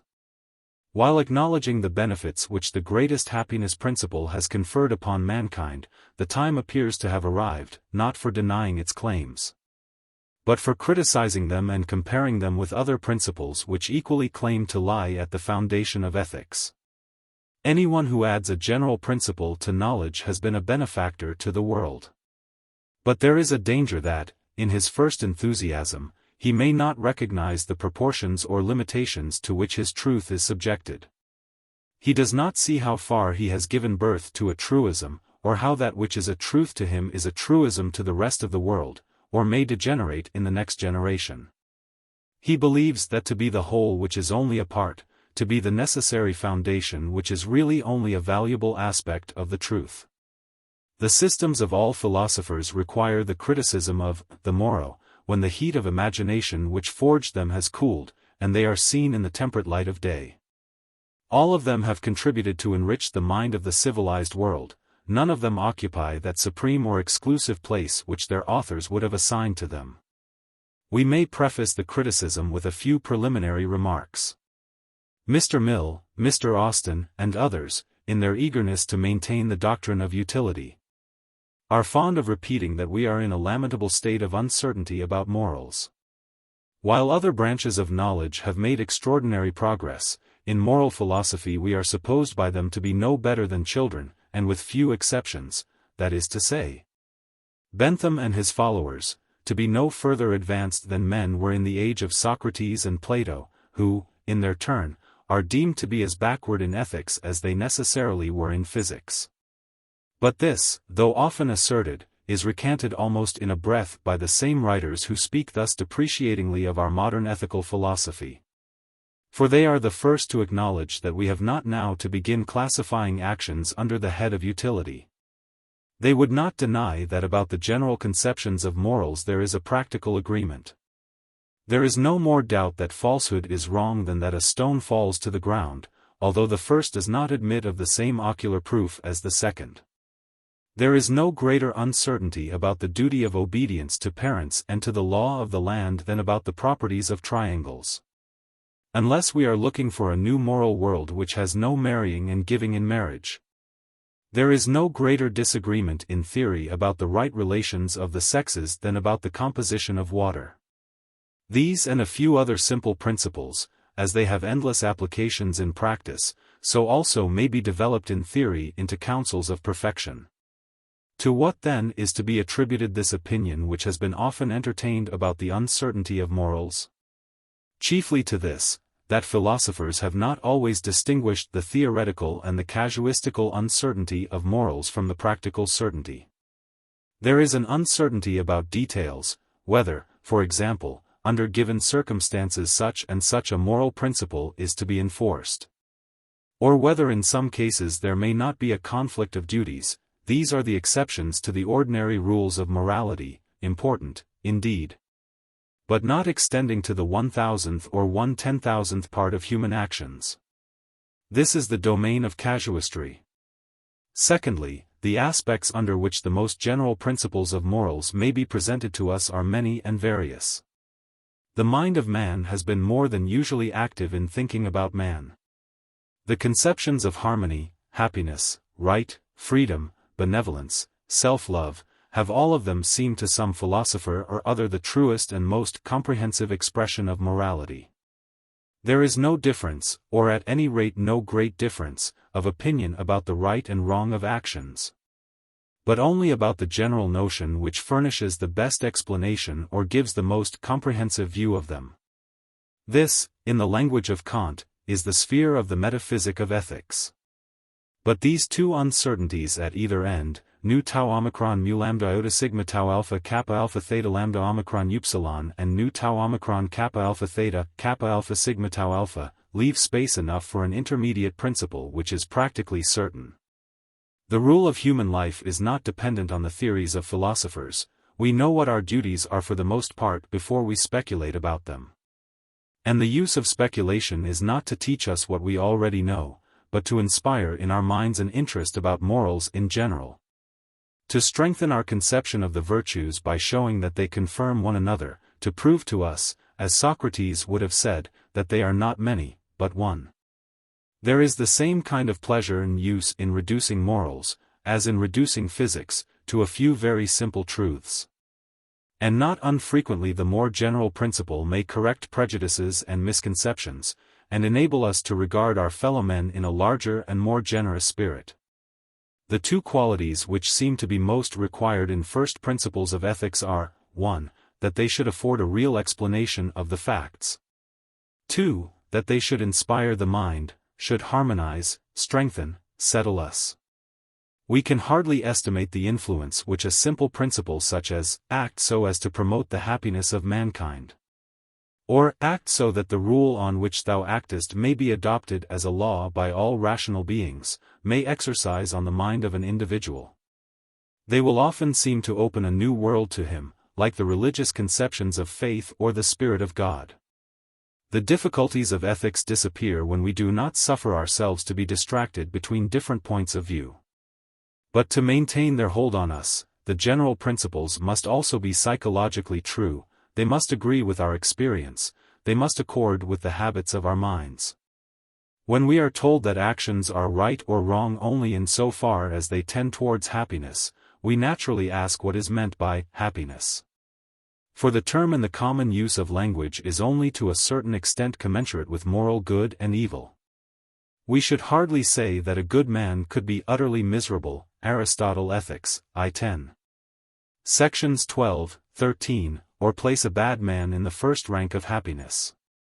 But yet, from various circumstances, the measure of a man's happiness may be out of all proportion to his desert.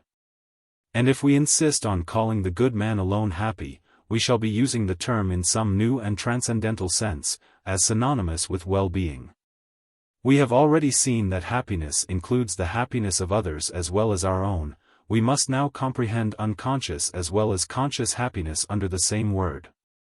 There is no harm in this extension of the meaning, but a word which admits of such an extension can hardly be made the basis of a philosophical system. The exactness which is required in philosophy will not allow us to comprehend under the same term two ideas so different as the subjective feeling of pleasure or happiness and the objective reality of a state which receives our moral approval. Like Protarchus in the Philebus, we can give no answer to the question, what is that common quality which in all states of human life we call happiness?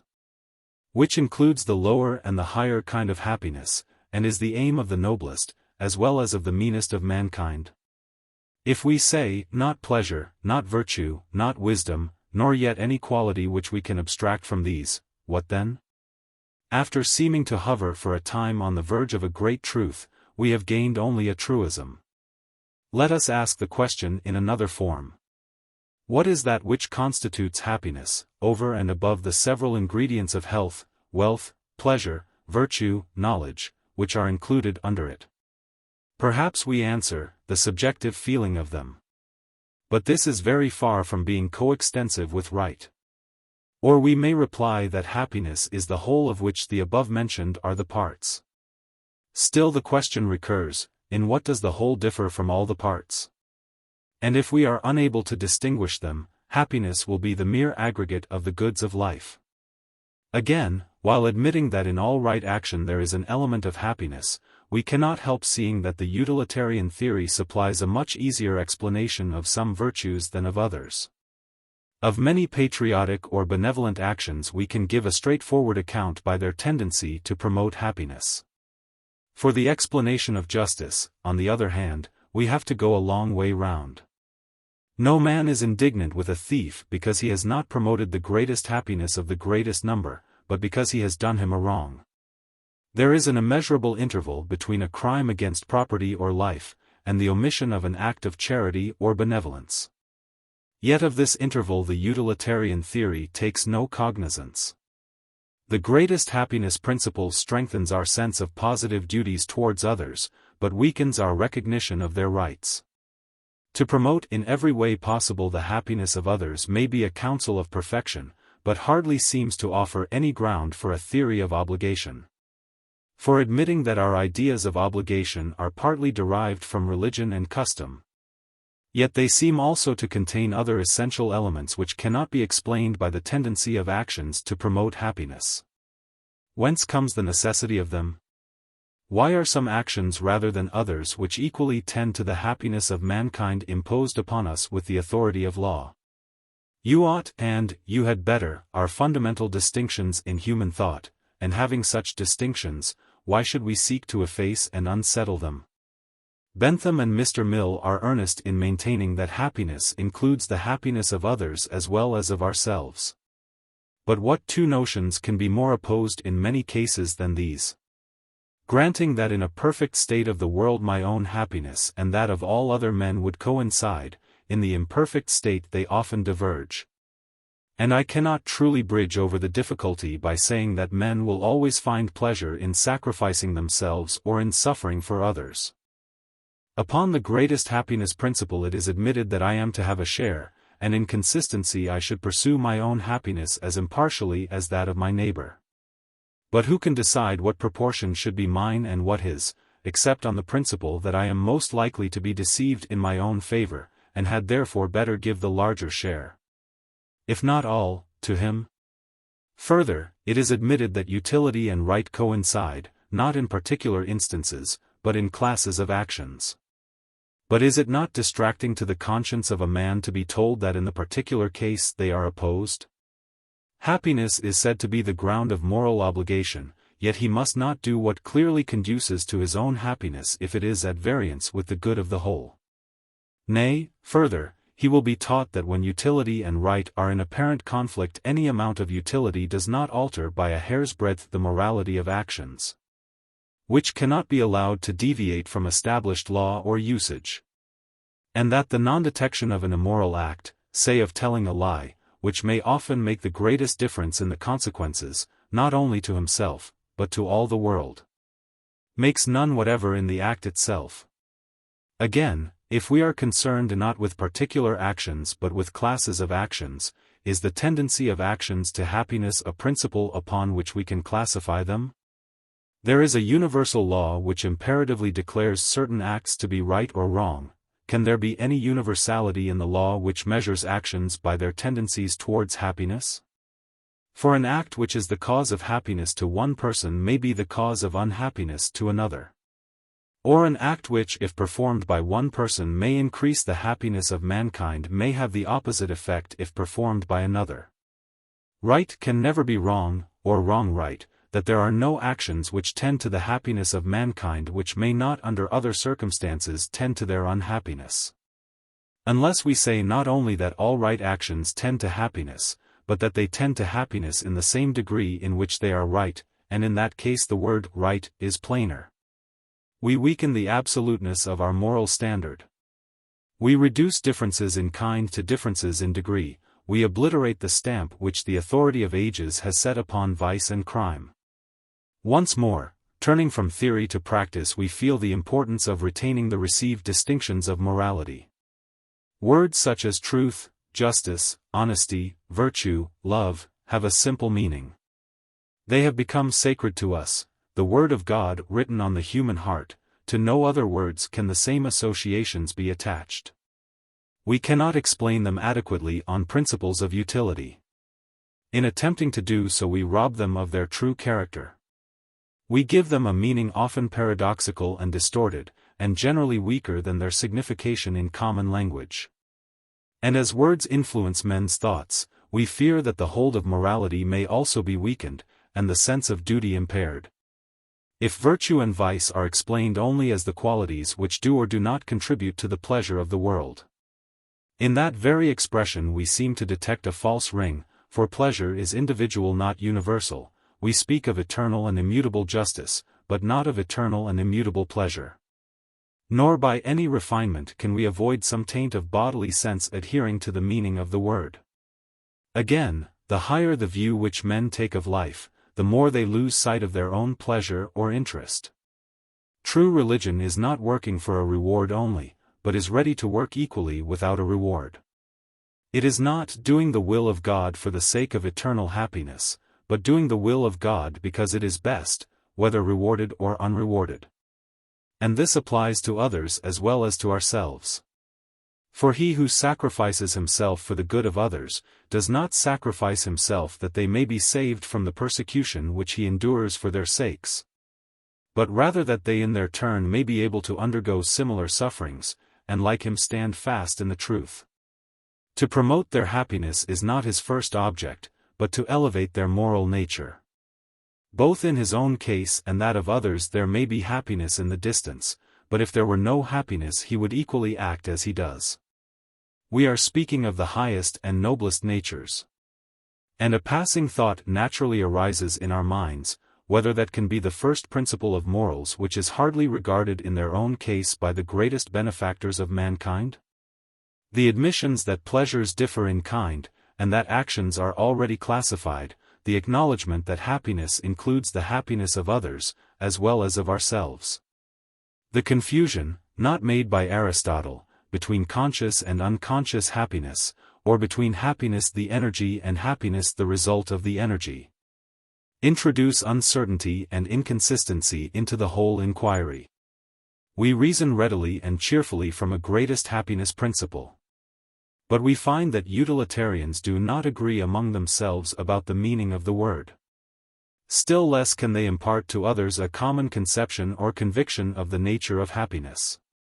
The meaning of the word is always insensibly slipping away from us, into pleasure, out of pleasure, now appearing as the motive, now as the test of actions, and sometimes varying in successive sentences. And as in a mathematical demonstration an error in the original number disturbs the whole calculation which follows, this fundamental uncertainty about the word vitiates all the applications of it. Must we not admit that a notion so uncertain in meaning, so void of content, so at variance with common language and opinion, does not comply adequately with either of our two requirements? It can neither strike the imaginative faculty, nor give an explanation of phenomena which is in accordance with our individual experience. It is indefinite. It supplies only a partial account of human actions. It is one among many theories of philosophers. It may be compared with other notions, such as the chief good of Plato, which may be best expressed to us under the form of a harmony, or with Kant's obedience to law, which may be summed up under the word duty, or with the Stoical, follow nature, and seems to have no advantage over them. All of these present a certain aspect of moral truth. None of them are, or indeed profess to be, the only principle of morals. And this brings us to speak of the most serious objection to the utilitarian system, its exclusiveness. There is no place for Kant or Hegel, for Plato and Aristotle alongside of it. They do not reject the greatest happiness principle, but it rejects them. Now the phenomena of moral action differ, and some are best explained upon one principle and some upon another. The virtue of justice seems to be naturally connected with one theory of morals, the virtues of temperance and benevolence with another. The characters of men also differ, and some are more attracted by one aspect of the truth, some by another. The firm stoical nature will conceive virtue under the conception of law, the philanthropist under that of doing good, the quietist under that of resignation, the enthusiast under that of faith or love. The upright man of the world will desire above all things that morality should be plain and fixed, and should use language in its ordinary sense. Persons of an imaginative temperament will generally be dissatisfied with the words utility or pleasure. Their principle of right is of a far higher character. What or where to be found they cannot always distinctly tell. Deduced from the laws of human nature, says one, resting on the will of God, says another. Based upon some transcendental idea which animates more worlds than one, says a third. Nu mu omicron iota pyro kappa epsilon iota nu tau alpha iota psi pi omicron delta epsilon, omicron rho alpha nu alpha nu. delta iota alpha theta rho alpha tau epsilon kappa nu omega theta nu tau epsilon. To satisfy an imaginative nature in any degree, the doctrine of utility must be so transfigured that it becomes altogether different and loses all simplicity. But why, since there are different characters among men, should we not allow them to envisage morality accordingly? And be thankful to the great men who have provided for all of us modes and instruments of thought? Would the world have been better if there had been no Stoics or Kantists, no Platonists or Cartesians? No more than if the other pole of moral philosophy had been excluded. All men have principles which are above their practice, they admit premises which, if carried to their conclusions, are a sufficient basis of morals. In asserting liberty of speculation we are not encouraging individuals to make right or wrong for themselves, but only conceding that they may choose the form under which they prefer to contemplate them. Nor do we say that one of these aspects is as true and good as another, but that they all of them, if they are not mere sophisms and illusions, define and bring into relief some part of the truth which would have been obscure without their light. Why should we endeavor to bind all men within the limits of a single metaphysical conception? The necessary imperfection of language seems to require that we should view the same truth under more than one aspect. We are living in the second age of utilitarianism, when the charm of novelty and the fervor of the first disciples has passed away. The doctrine is no longer stated in the forcible paradoxical manner of Bentham, but has to be adapted to meet objections. Its corners are rubbed off, and the meaning of its most characteristic expressions is softened. The array of the enemy melts away when we approach him. The greatest happiness of the greatest number was a great original idea when enunciated by Bentham, which leavened a generation and has left its mark on thought and civilization in all succeeding times. His grasp of it had the intensity of genius. In the spirit of an ancient philosopher he would have denied that pleasures differed in kind, or that by happiness he meant anything but pleasure. He would perhaps have revolted us by his thoroughness. The guardianship of his doctrine has passed into other hands. And now we seem to see its weak points, its ambiguities, its want of exactness while assuming the highest exactness, its one-sidedness, its paradoxical explanation of several of the virtues. No philosophy has ever stood this criticism of the next generation, though the founders of all of them have imagined that they were built upon a rock. And the utilitarian system, like others, has yielded to the inevitable analysis. Even in the opinion of her admirers she has been terribly damaged, Philebus, 23a, and is no longer the only moral philosophy, but one among many which have contributed in various degrees to the intellectual progress of mankind. But because the utilitarian philosophy can no longer claim the prize, we must not refuse to acknowledge the great benefits conferred by it on the world. All philosophies are refuted in their turn, says the skeptic, and he looks forward to all future systems sharing the fate of the past. All philosophies remain, says the thinker. They have done a great work in their own day, and they supply posterity with aspects of the truth and with instruments of thought. Though they may be shorn of their glory, they retain their place in the organism of knowledge. And still there remain many rules of morals which are better explained and more forcibly inculcated on the principle of utility than on any other. The question, will such and such an action promote the happiness of myself, my family, my country, the world? May check the rising feeling of pride or honor which would cause a quarrel, an estrangement, a war. How can I contribute to the greatest happiness of others? Is another form of the question which will be more attractive to the minds of many than a deduction of the duty of benevolence from a priori principles. In politics especially hardly any other argument can be allowed to have weight except the happiness of a people. All parties alike profess to aim at this, which though often used only as the disguise of self-interest has a great and real influence on the minds of statesmen.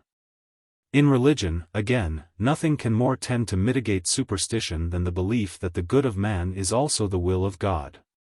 This is an easy test to which the prejudices and superstitions of men may be brought: whatever does not tend to the good of men is not of God.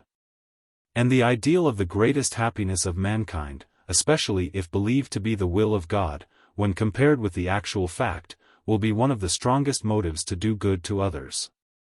On the other hand, when the temptation is to speak falsely, to be dishonest or unjust, or in any way to interfere with the rights of others, the argument that these actions regarded as a class will not conduce to the happiness of mankind, though true enough, seems to have less force than the feeling which is already implanted in the mind by conscience and authority. To resolve this feeling into the greatest happiness principle takes away from its sacred and authoritative character. The martyr will not go to the stake in order that he may promote the happiness of mankind, but for the sake of the truth. Neither will the soldier advance to the cannon's mouth merely because he believes military discipline to be for the good of mankind. It is better for him to know that he will be shot, that he will be disgraced, if he runs away. He has no need to look beyond military honor, patriotism. England expects every man to do his duty.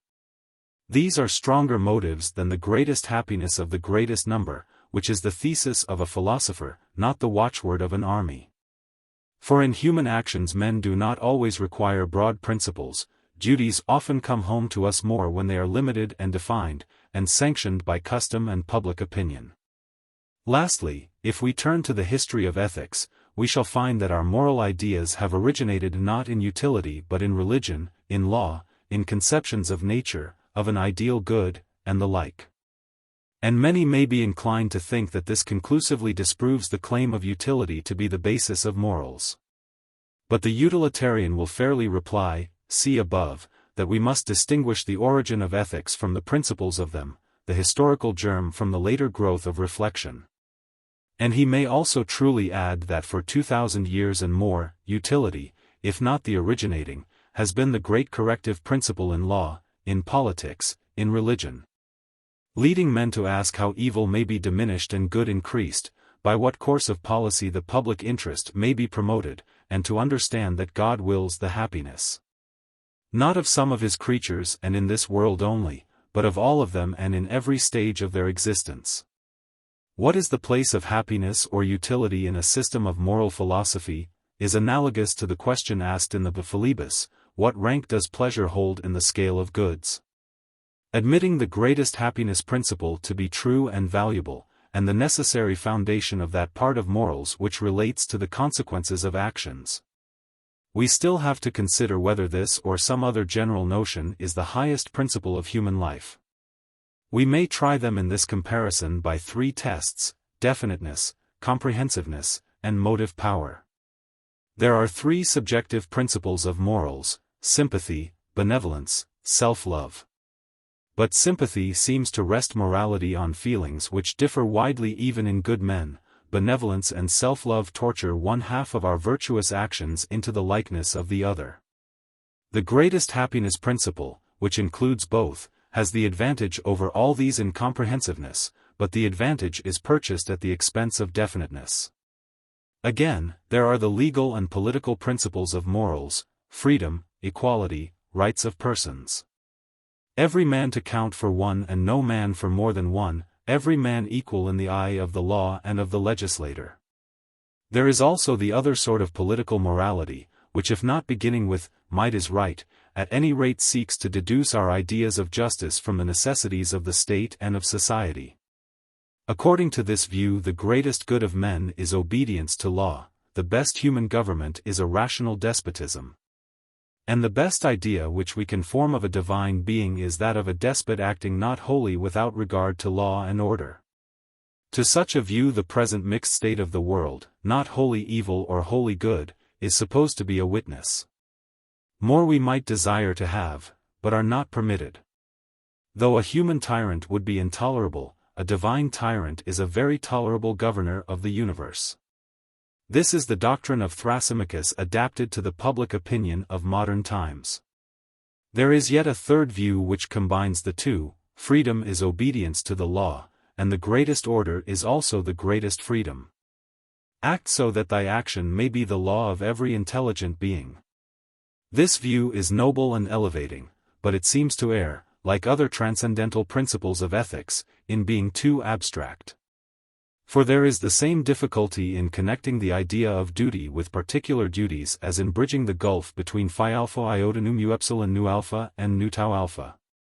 And when, as in the system of Kant, this universal idea or law is held to be independent of space and time, such a mu tau alpha iota omicron nu epsilon delta omicron becomes almost unmeaning. Once more there are the religious principles of morals, the will of God revealed in Scripture and in nature. No philosophy has supplied a sanction equal in authority to this, or a motive equal in strength to the belief in another life. Yet about these two we must ask, what will of God? How revealed to us, and by what proofs? Religion, like happiness, is a word which has great influence apart from any consideration of its content. It may be for great good or for great evil. But true religion is the synthesis of religion and morality, beginning with divine perfection in which all human perfection is embodied. It moves among ideas of holiness, justice, love, wisdom, truth. These are to God, in whom they are personified, what the Platonic ideas are to the idea of good. It is the consciousness of the will of God that all men should be as He is. It lives in this world and is known to us only through the phenomena of this world, but it extends to worlds beyond. Ordinary religion which is alloyed with motives of this world may easily be in excess, may be fanatical, may be interested, may be the mask of ambition, may be perverted in 1,000 ways. But of that religion which combines the will of God with our highest ideas of truth and right there can never be too much. This impossibility of excess is the note of divine moderation. So then, having briefly passed in review the various principles of moral philosophy, we may now arrange our goods in order, though, like the reader of the Philebus, we have a difficulty in distinguishing the different aspects of them from one another, or defining the point at which the human passes into the divine. First, the eternal will of God in this world and in another, justice, holiness, wisdom, love, without succession of acts, chi gamma nu epsilon sigma iota pyro sigma epsilon sigma tau iota nu, which is known to us in part only, and reverenced by us as divine perfection. Secondly, human perfection, or the fulfillment of the will of God in this world, and cooperation with His laws revealed to us by reason and experience, in nature, history, and in our own minds. Thirdly, the elements of human perfection, virtue, knowledge, and right opinion. Fourthly, the external conditions of perfection, health and the goods of life. Fifthly, beauty and happiness, the inward enjoyment of that which is best and fairest in this world and in the human soul. The Philebus is probably the latest in time of the writings of Plato with the exception of the Laws. We have in it therefore the last development of his philosophy. The extreme and one-sided doctrines of the Cynics and Cyrenaics are included in a larger whole, 20, 21, 44, etc. The relations of pleasure and knowledge to each other and to the good are authoritatively determined, 63 and following. The Eleatic being and the Heraclitean flux no longer divide the empire of thought, 25 and following. The mind of Anaxagoras has become the mind of God and of the world. The great distinction between pure and applied science for the first time has a place in philosophy. The natural claim of dialectic to be the queen of the sciences is once more affirmed. This latter is the bond of union which pervades the whole or nearly the whole of the Platonic writings. And here as in several other dialogues, Phaedrus, 265. Republic 534 and following, Symposium, 210 and following, etc., it is presented to us in a manner playful yet also serious. And sometimes as if the thought of it were too great for human utterance and came down from heaven direct, 16c. 25b. It is the organization of knowledge wonderful to think of at a time when knowledge itself could hardly be said to exist. It is this more than any other element which distinguishes Plato, not only from the pre-Socratic philosophers, but from Socrates himself.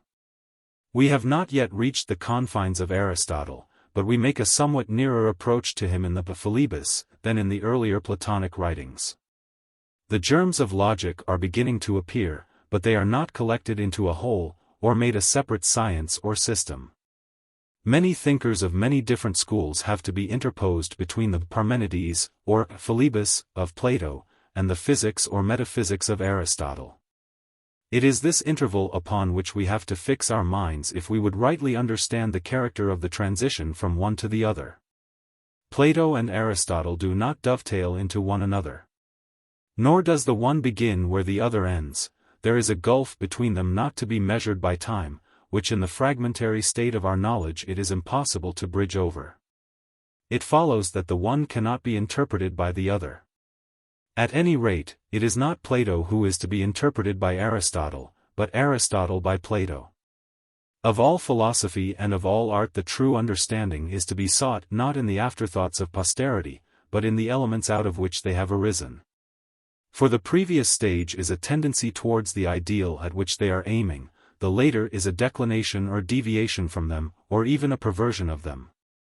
No man's thoughts were ever so well expressed by his disciples as by himself. But although Plato in the Philebus does not come into any close connection with Aristotle, he is now a long way from himself and from the beginnings of his own philosophy.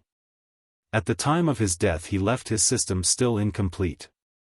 Or he may be more truly said to have had no system, but to have lived in the successive stages or moments of metaphysical thought which presented themselves from time to time. The earlier discussions about universal ideas and definitions seem to have died away, the correlation of ideas has taken their place. The flowers of rhetoric and poetry have lost their freshness and charm, and a technical language has begun to supersede and overgrow them.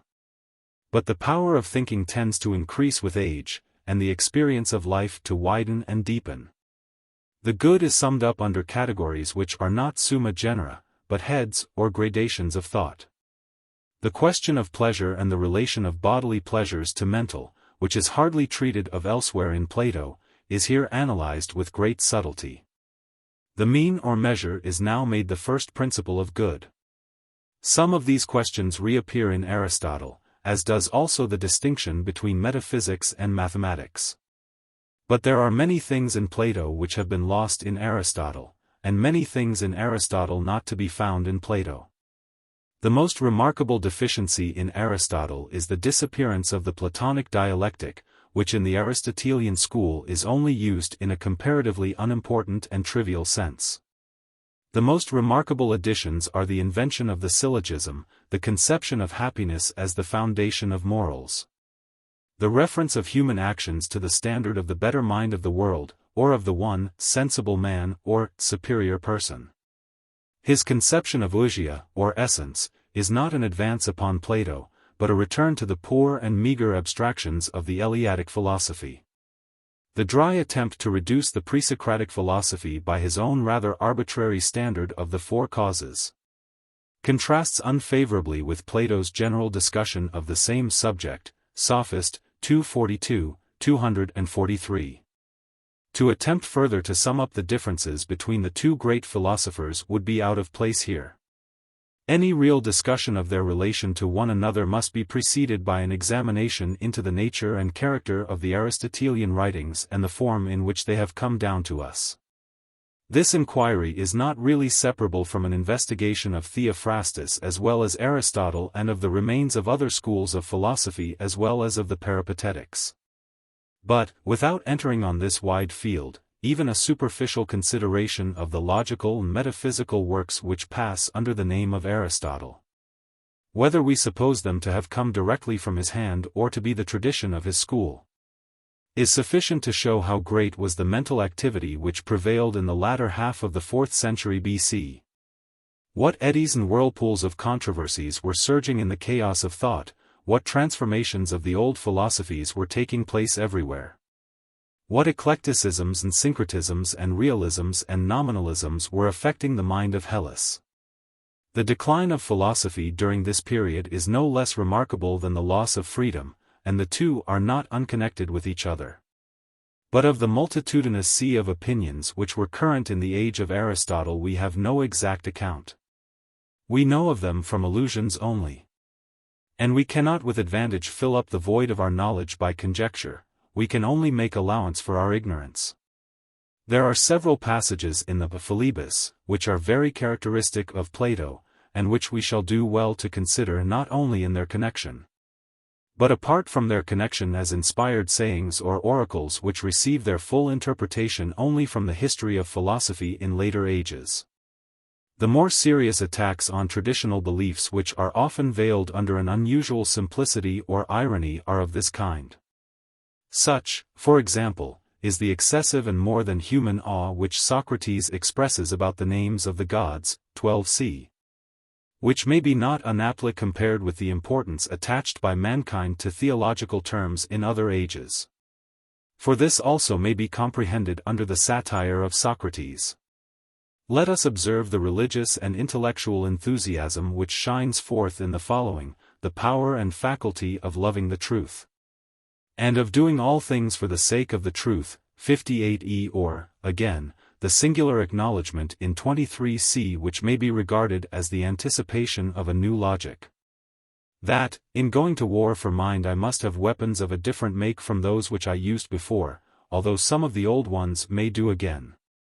Let us pause a while to reflect on a sentence, 29a, which is full of meaning to reformers of religion or to the original thinker of all ages. Shall we then agree with them of old time, and merely reassert the notions of others without risk to ourselves? Or shall we venture also to share in the risk and bear the reproach which will await us, i.e., if we assert mind to be the author of nature? Let us note the remarkable words, 30c, that in the divine nature of Zeus there is the soul and mind of a king, because there is in him the power of the cause. A saying in which theology and philosophy are blended and reconciled. Not omitting to observe the deep insight into human nature which is shown by the repetition of the same thought, 28c, all philosophers are agreed that mind is the king of heaven and earth, with the ironical addition: in this way truly they magnify themselves. Nor let us pass unheeded the indignation felt by the generous youth, 29a, at the blasphemy of those who say that chaos and chance medley created the world. Or the significance of the words, those who said of old time that mind rules the universe, 30d. Or the pregnant observation, 43c, that we are not always conscious of what we are doing or of what happens to us. A chance expression to which if philosophers had attended they would have escaped many errors in psychology. We may contrast the contempt which is poured upon the verbal difficulty of the one and many, and the seriousness with the unity of opposites is regarded from the higher point of view of abstract ideas, 14c. 15. Or compare the simple manner in which the question of cause and effect, 27, and their mutual dependence is regarded by Plato, to which modern science has returned in Mill and Bacon. And the cumbrous fourfold division of causes in the physics and metaphysics of Aristotle, for which it has puzzled the world to find a use in so many centuries. When we consider the backwardness of knowledge in the age of Plato, the boldness with which he looks forward into the distance, the many questions of modern philosophy which are anticipated in his writings, may we not truly describe him in his own words as a spectator of all time and of all existence? Philebus. Persons of the dialogue: Socrates, Protarchus, Philebus, Socrates. Observe, Protarchus, the nature of the position which you are now going to take from Philebus, and what the other position is which I maintain, and which, if you do not approve of it, is to be controverted by you. Shall you and I sum up the two sides? Protarchus. By all means. Socrates. Philebus was saying that enjoyment and pleasure and delight, and the class of feelings akin to them, are a good to every living being, whereas I contend, that not these, but wisdom and intelligence and memory, and their kindred, right opinion and true reasoning, are better and more desirable than pleasure for all who are able to partake of them. And that to all such who are or ever will be they are the most advantageous of all things. Have I not given, Philebus, a fair statement of the two sides of the argument? Philebus. Nothing could be fairer, Socrates. Socrates. And do you, Protarchus, accept the position which is assigned to you? Protarchus.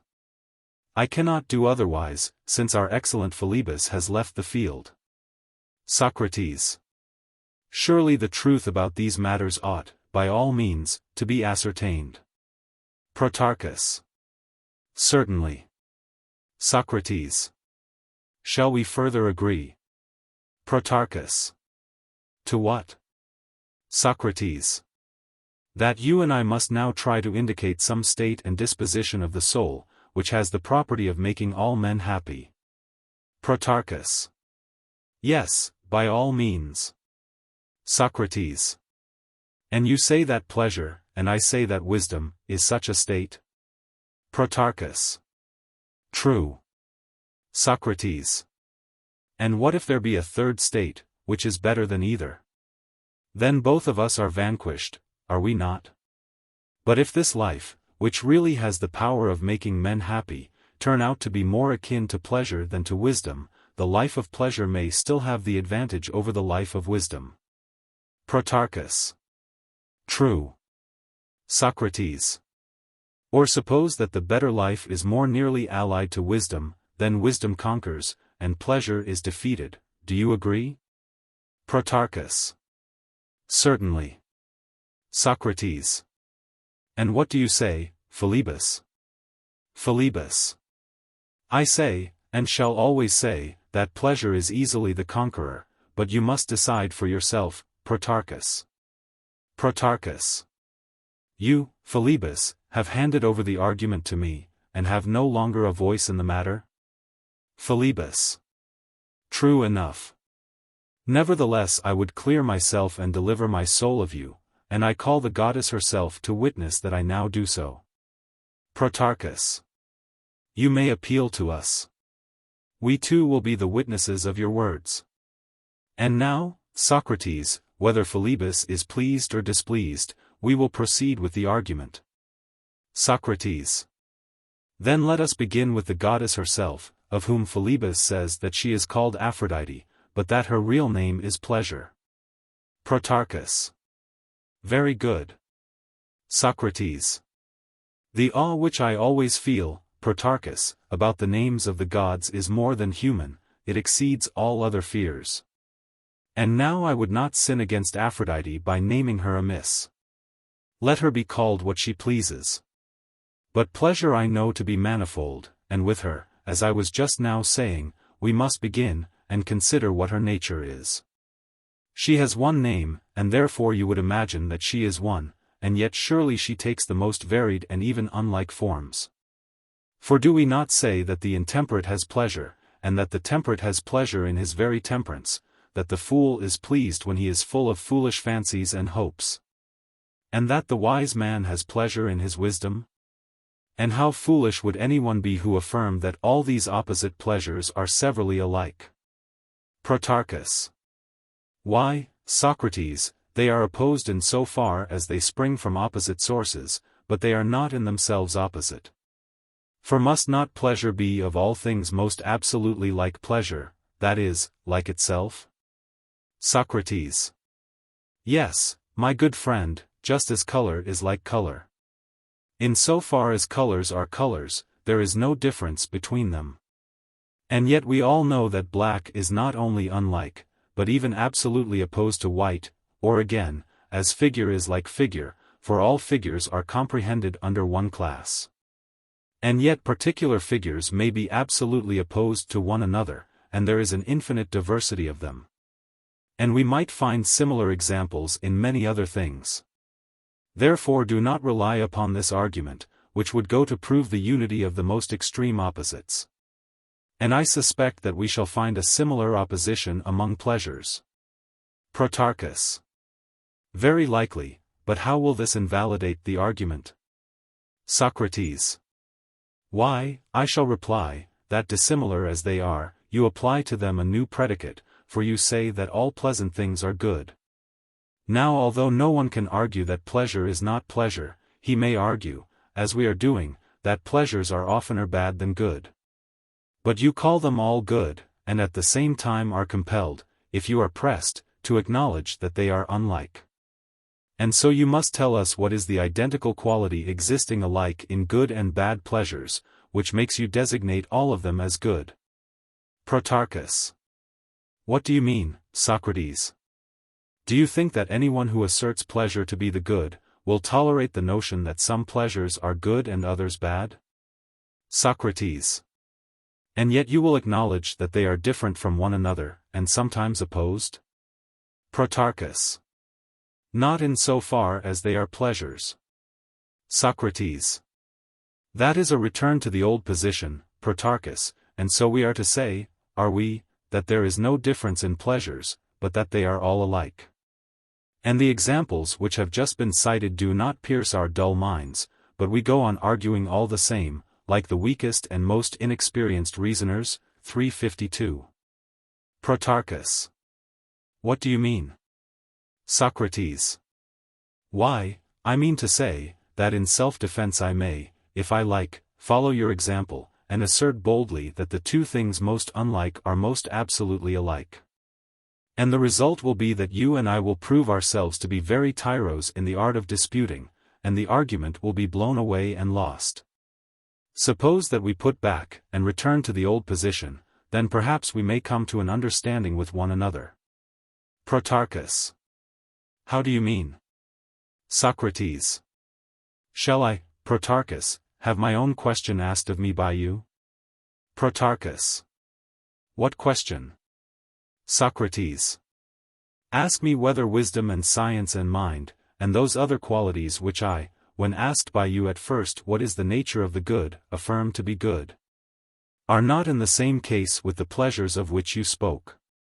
Protarchus. What do you mean? Socrates. The sciences are a numerous class, and will be found to present great differences. But even admitting that, like the pleasures, they are opposite as well as different, should I be worthy of the name of dialectician if, in order to avoid this difficulty, I were to say, as you are saying of pleasure, that there is no difference between one science and another? Would not the argument founder and disappear like an idle tale, although we might ourselves escape drowning by clinging to a fallacy? Protarchus. May none of this befall us, except the deliverance. Yet I like the even-handed justice which is applied to both our arguments. Let us assume, then, that there are many and diverse pleasures, and many and different sciences. Socrates. And let us have no concealment, Protarchus, of the differences between my good and yours. But let us bring them to the light in the hope that, in the process of testing them, they may show whether pleasure is to be called the good, or wisdom or some third quality. For surely we are not now simply contending in order that my view or that yours may prevail, but I presume that we ought both of us to be fighting for the truth. Protarchus. Certainly we ought. Socrates.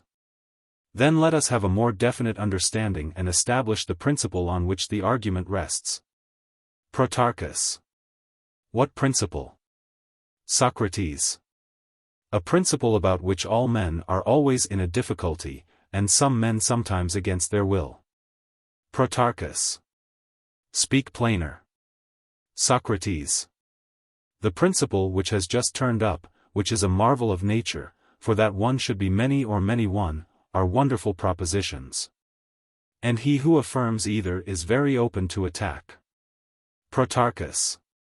Do you mean, when a person says that I, Protarchus, am by nature one and also many, dividing the single me into many me's, and even opposing them as great and small, light and heavy, and in 10,000 other ways? Socrates. Those, Protarchus, are the common and acknowledged paradoxes about the one and many, which I may say that everybody has by this time agreed to dismiss as childish and obvious and detrimental to the true course of thought. And no more favor is shown to that other puzzle, in which a person proves the members and parts of anything to be divided, and then confessing that they are all one, says laughingly in disproof of his own words, why, here is a miracle, the one is many and infinite, and the many are only one. Protarchus. But what, Socrates, are those other marvels connected with this subject which, as you imply, have not yet become common and acknowledged? Socrates. When, my boy, the one does not belong to the class of things that are born and perish, as in the instances which we were giving, for in those cases And when unity is of this concrete nature, there is, as I was saying, a universal consent that no refutation is needed. But when the assertion is made that man is one, or ox is one, or beauty one, or the good one, then the interest which attaches to these and similar unities and the attempt which is made to divide them gives birth to a controversy. Protarchus. Of what nature? Socrates. In the first place, as to whether these unities have a real existence. And then how each individual unity, being always the same, and incapable either of generation or of destruction, but retaining a permanent individuality, can be conceived either as dispersed and multiplied in the infinity of the world of generation, or as still entire and yet divided from itself. Which latter would seem to be the greatest impossibility of all, for how can one and the same thing be at the same time in one and in many things? These, Protarchus, are the real difficulties, and this is the one and many to which they relate. They are the source of great perplexity if ill-decided, and the right determination of them is very helpful. Protarchus. Then, Socrates, let us begin by clearing up these questions. Socrates. That is what I should wish. Protarchus. And I am sure that all my other friends will be glad to hear them discussed. Philebus, fortunately for us, is not disposed to move, and we had better not stir him up with questions. Socrates. Good. And where shall we begin this great and multifarious battle, in which such various points are at issue? Shall we begin thus? Protarchus. How? Socrates. We say that the one and many become identified by thought, and that now, as in time past, they run about together, in and out of every word which is uttered. And that this union of them will never cease, and is not now beginning, but is, as I believe, an everlasting quality of thought itself, which never grows old. Any young man, when he first tastes these subtleties, is delighted, and fancies that he has found a treasure of wisdom. In the first enthusiasm of his joy he leaves no stone, or rather no thought unturned, now rolling up the many into the one, and kneading them together, now unfolding and dividing them. He puzzles himself first and above all, and then he proceeds to puzzle his neighbors, whether they are older or younger, or of his own age, that makes no difference. Neither father nor mother does he spare. No human being who has ears is safe from him, hardly even his dog, and a barbarian would have no chance of escaping him, if an interpreter could only be found. Protarchus. Considering, Socrates, how many we are, and that all of us are young men, is there not a danger that we and Philebus may all set upon you, if you abuse us? We understand what you mean, but is there no charm by which we may dispel all this confusion, no more excellent way of arriving at the truth? If there is, we hope that you will guide us into that way, and we will do our best to follow, for the inquiry in which we are engaged, Socrates, is not unimportant. Socrates. The reverse of unimportant, my boys, as Philebus calls you, and there neither is nor ever will be a better than my own favorite way, which has nevertheless already often deserted me and left me helpless in the hour of need. Protarchus. Tell us what that is. Socrates. One which may be easily pointed out, but is by no means easy of application, it is the parent of all the discoveries in the arts. Protarchus. Tell us what it is. Socrates. A gift of heaven, which, as I conceive, the gods tossed among men by the hands of a new Prometheus, and therewith a blaze of light. And the ancients, who were our betters and nearer the gods than we are, handed down the tradition, that whatever things are said to be are composed of one and many, and have the finite and infinite implanted in them, seeing, then, that such is the order of the world. We too ought in every inquiry to begin by laying down one idea of that which is the subject of inquiry. This unity we shall find in everything. Having found it, we may next proceed to look for two, if there be two, or, if not, then for three or some other number, subdividing each of these units, until at last the unity with which we began is seen not only to be one and many and infinite, but also a definite number. The infinite must not be suffered to approach the many until the entire number of the species intermediate between unity and infinity has been discovered, then, and not till then. We may rest from division, and without further troubling ourselves about the endless individuals may allow them to drop into infinity.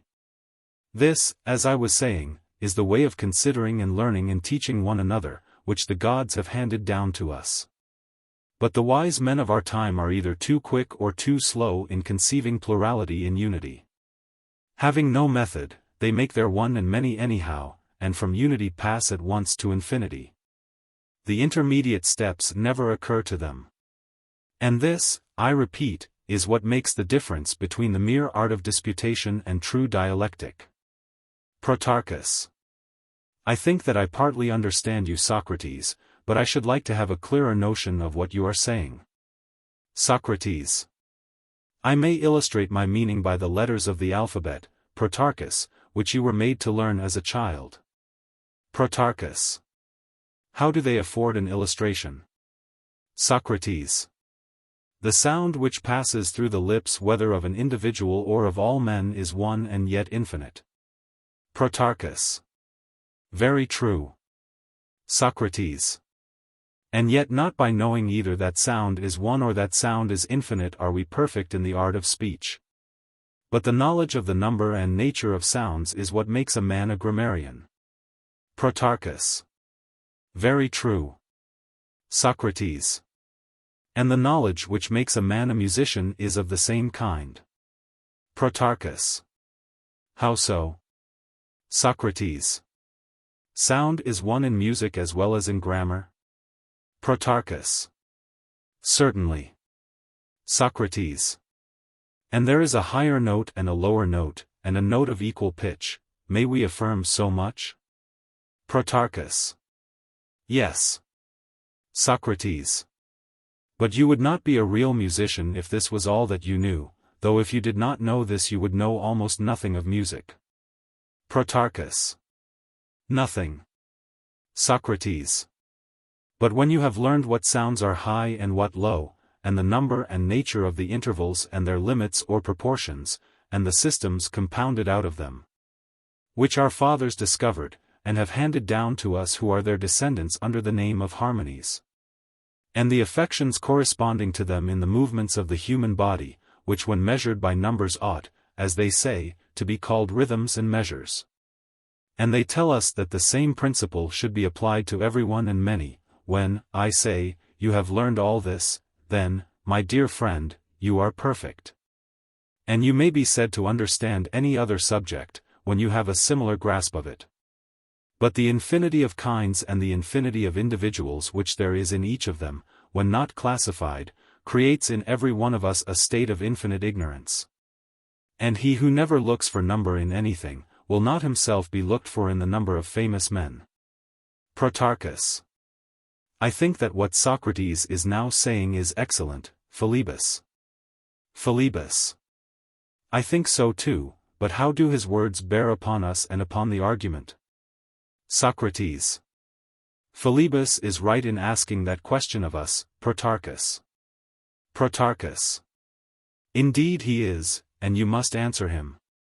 Socrates. I will, but you must let me make one little remark first about these matters. I was saying, that he who begins with any individual unity, should proceed from that, not to infinity, but to a definite number, and now I say conversely, that he who has to begin with infinity should not jump to unity, but he should look about for some number representing a certain quantity, and thus out of all end in one. And now let us return for an illustration of our principle to the case of letters. Protarchus. What do you mean? Socrates.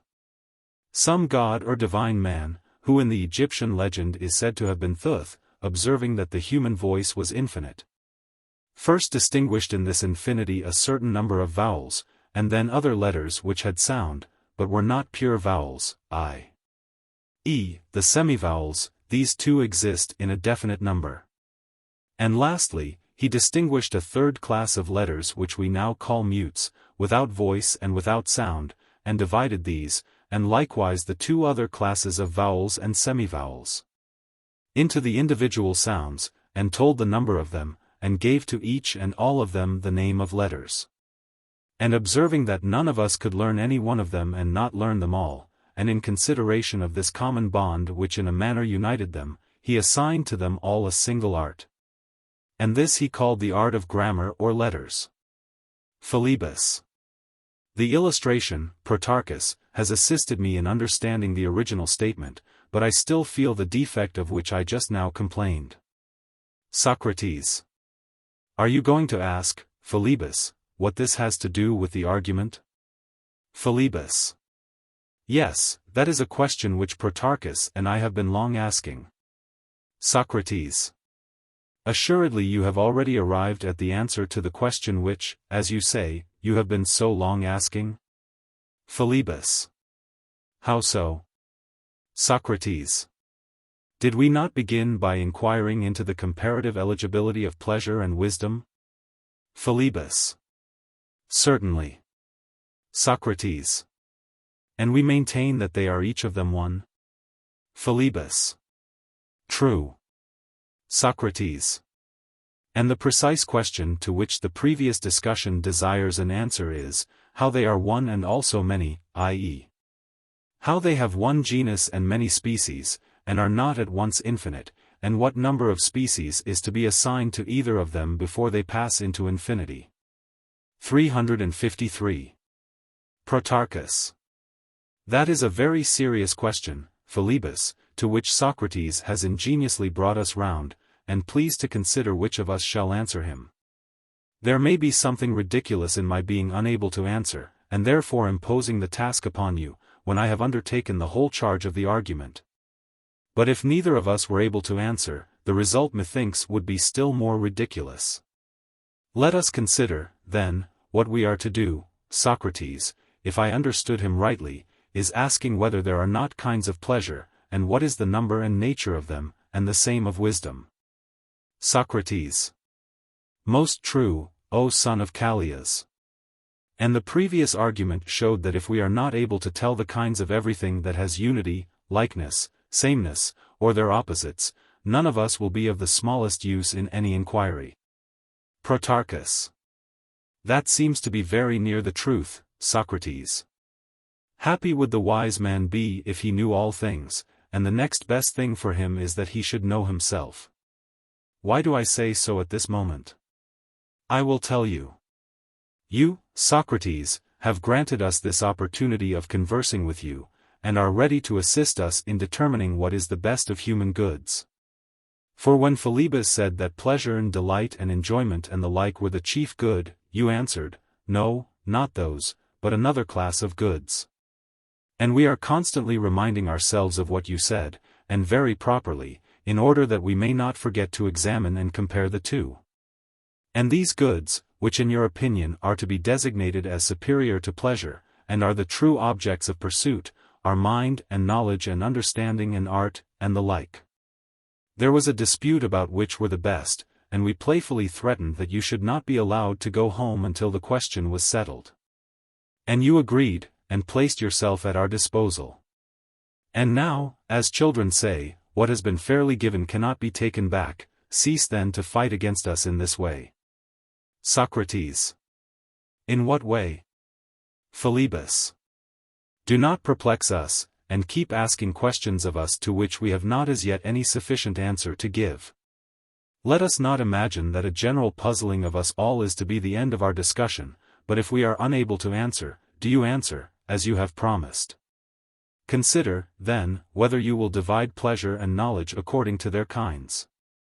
Or you may let the matter drop, if you are able and willing to find some other mode of clearing up our controversy. Socrates.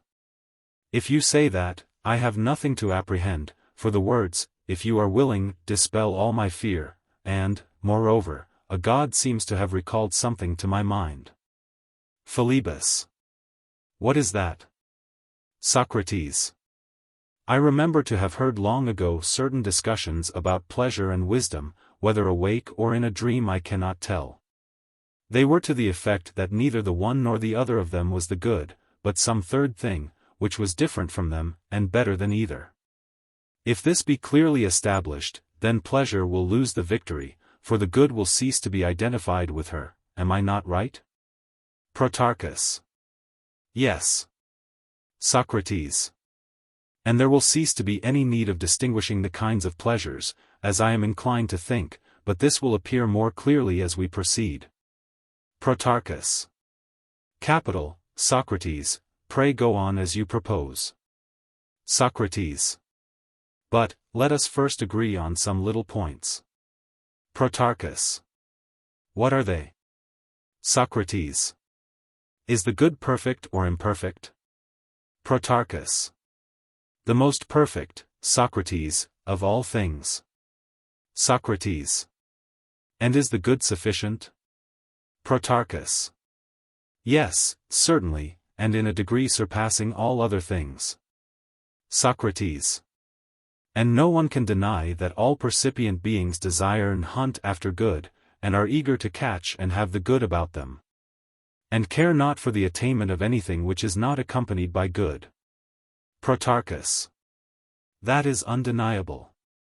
Socrates. Now let us part off the life of pleasure from the life of wisdom, and pass them in review. Protarchus. How do you mean? Socrates. Let there be no wisdom in the life of pleasure, nor any pleasure in the life of wisdom, for if either of them is the chief good, it cannot be supposed to want anything. But if either is shown to want anything, then it cannot really be the chief good. Protarchus. Impossible. Socrates. And will you help us to test these two lives? Protarchus. Certainly. Socrates. Then answer. Protarchus. Ask. Socrates. Would you choose, Protarchus, to live all your life long in the enjoyment of the greatest pleasures? Protarchus. Certainly I should. Socrates. Would you consider that there was still anything wanting to you if you had perfect pleasure? Protarchus. Certainly not. Socrates. Reflect. Would you not want wisdom and intelligence and forethought, and similar qualities? Would you not at any rate want sight? Protarchus. Why should I? Having pleasure I should have all things. Socrates. Living thus, you would always throughout your life enjoy the greatest pleasures? Protarchus. I should. Socrates. But if you had neither mind, nor memory, nor knowledge, nor true opinion, you would in the first place be utterly ignorant of whether you were pleased or not. Because you would be entirely devoid of intelligence. Protarchus. Certainly. Socrates. And similarly, if you had no memory you would not recollect that you had ever been pleased. Nor would the slightest recollection of the pleasure which you feel at any moment remain with you. And if you had no true opinion you would not think that you were pleased when you were. And if you had no power of calculation you would not be able to calculate on future pleasure, and your life would be the life, not of a man, but of an oyster or pulmo marinus. Could this be otherwise? Protarchus. No. Socrates. But is such a life eligible? Protarchus. I cannot answer you, Socrates, the argument has taken away from me the power of speech. Socrates. We must keep up our spirits, let us now take the life of mind and examine it in turn. Protarchus. And what is this life of mind? Socrates. I want to know whether any one of us would consent to live, having wisdom and mind and knowledge and memory of all things, but having no sense of pleasure or pain. And wholly unaffected by these and the like feelings? Protarchus. Neither life, Socrates, appears eligible to me, nor is likely, as I should imagine, to be chosen by anyone else. Socrates. What would you say, Protarchus, to both of these in one, or to one that was made out of the union of the two? Protarchus. Out of the union, that is, of pleasure with mind and wisdom? Socrates. Yes, that is the life which I mean. Protarchus. There can be no difference of opinion. Not some but all would surely choose this third rather than either of the other two, and in addition to them. Socrates. But do you see the consequence? Protarchus. To be sure I do. The consequence is, that 2 out of the 3 lives which have been proposed are neither sufficient nor eligible for man or for animal. Socrates. Then now there can be no doubt that neither of them has the good. For the one which had would certainly have been sufficient and perfect and eligible for every living creature or thing that was able to live such a life. And if any of us had chosen any other, he would have chosen contrary to the nature of the truly eligible, and not of his own free will, but either through ignorance or from some unhappy necessity. Protarchus. Certainly that seems to be true. Socrates.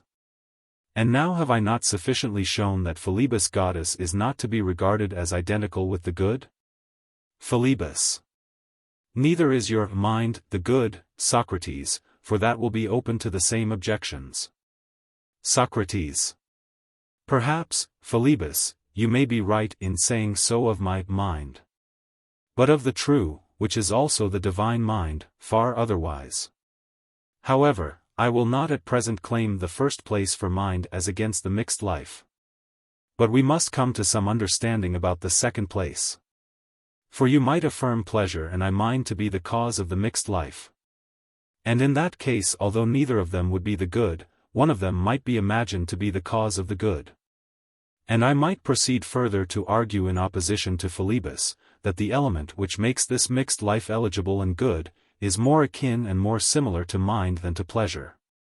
And if this is true, pleasure cannot be truly said to share either in the first or second place, and does not, if I may trust my own mind, attain even to the third.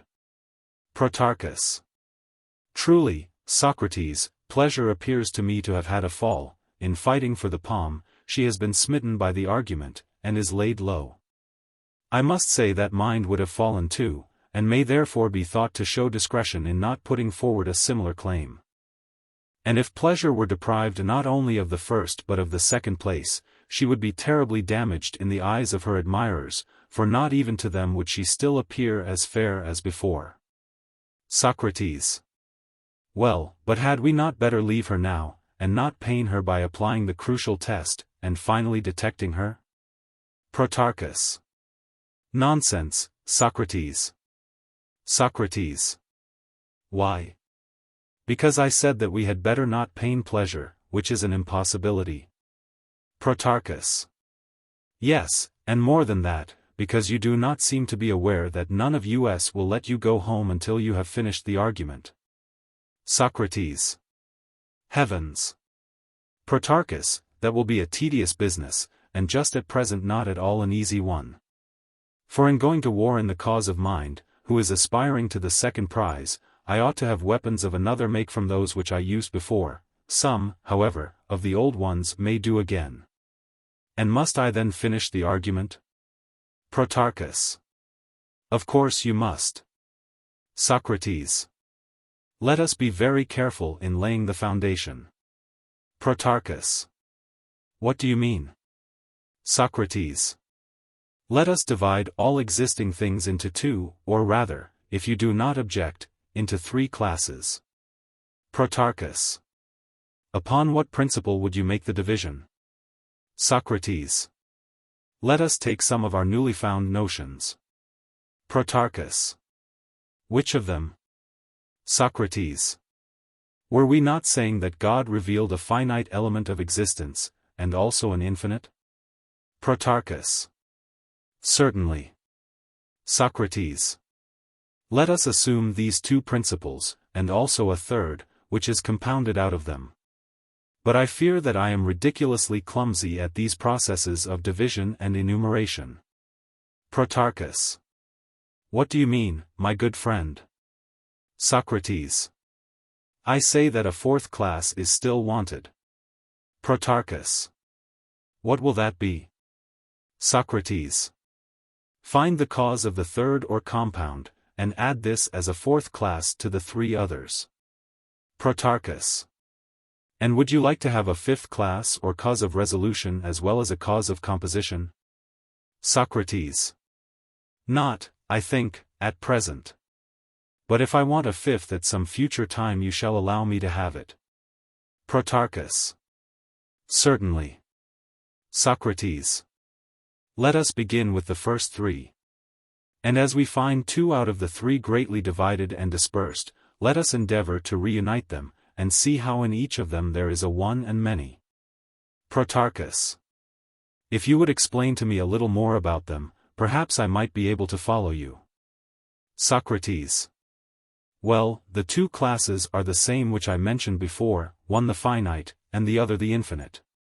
I will first show that the infinite is in a certain sense many, and the finite may be hereafter discussed. Protarchus. I agree. Socrates. And now consider well. For the question to which I invite your attention is difficult and controverted. When you speak of hotter and colder, can you conceive any limit in those qualities?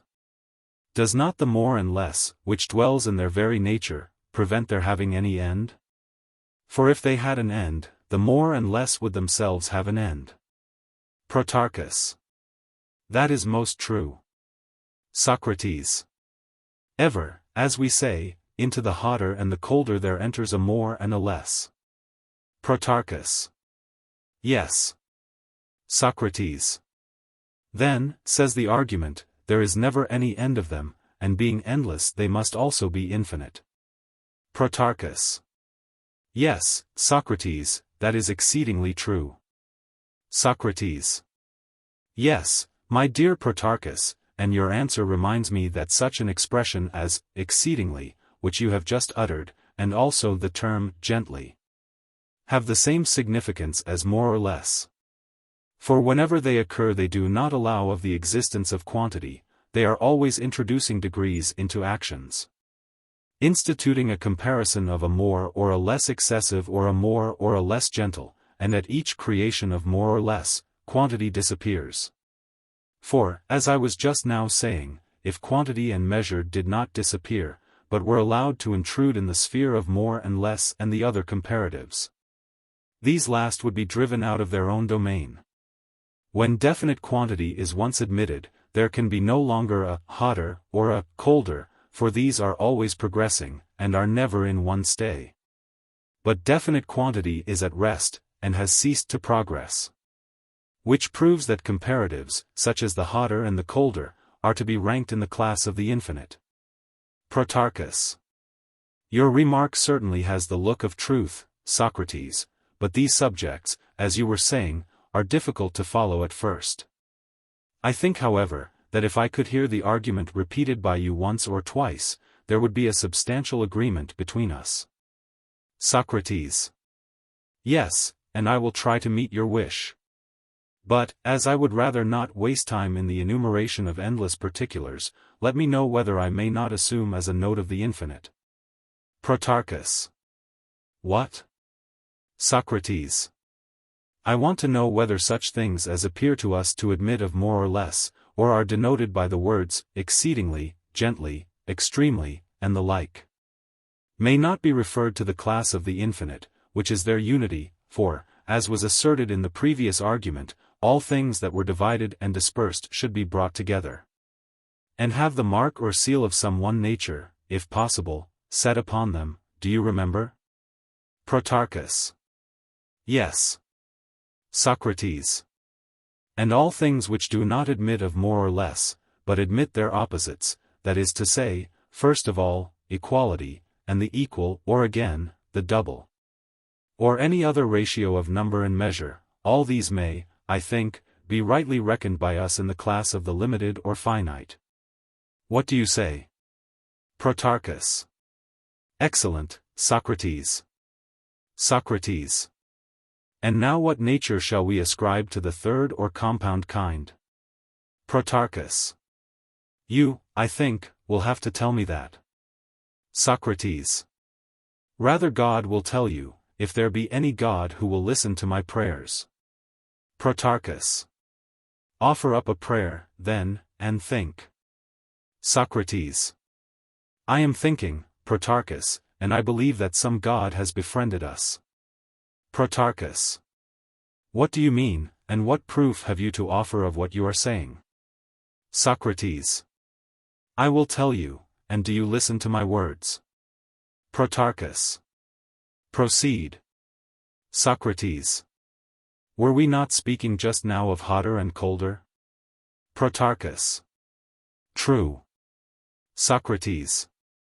Add to them drier, wetter, more, less, swifter, slower, greater, smaller, and all that in the preceding argument we placed under the unity of more and less. Protarchus. In the class of the infinite, you mean? Socrates. Yes, and now mingle this with the other. Protarchus. What is the other? Socrates. The class of the finite which we ought to have brought together as we did the infinite, but, perhaps, it will come to the same thing if we do so now. When the two are combined, a third will appear. Protarchus. What do you mean by the class of the finite? Socrates. The class of the equal and the double, and any class which puts an end to difference and opposition. And by introducing number creates harmony and proportion among the different elements. Protarchus. I understand, you seem to me to mean that the various opposites, when you mingle with them the class of the finite, take certain forms.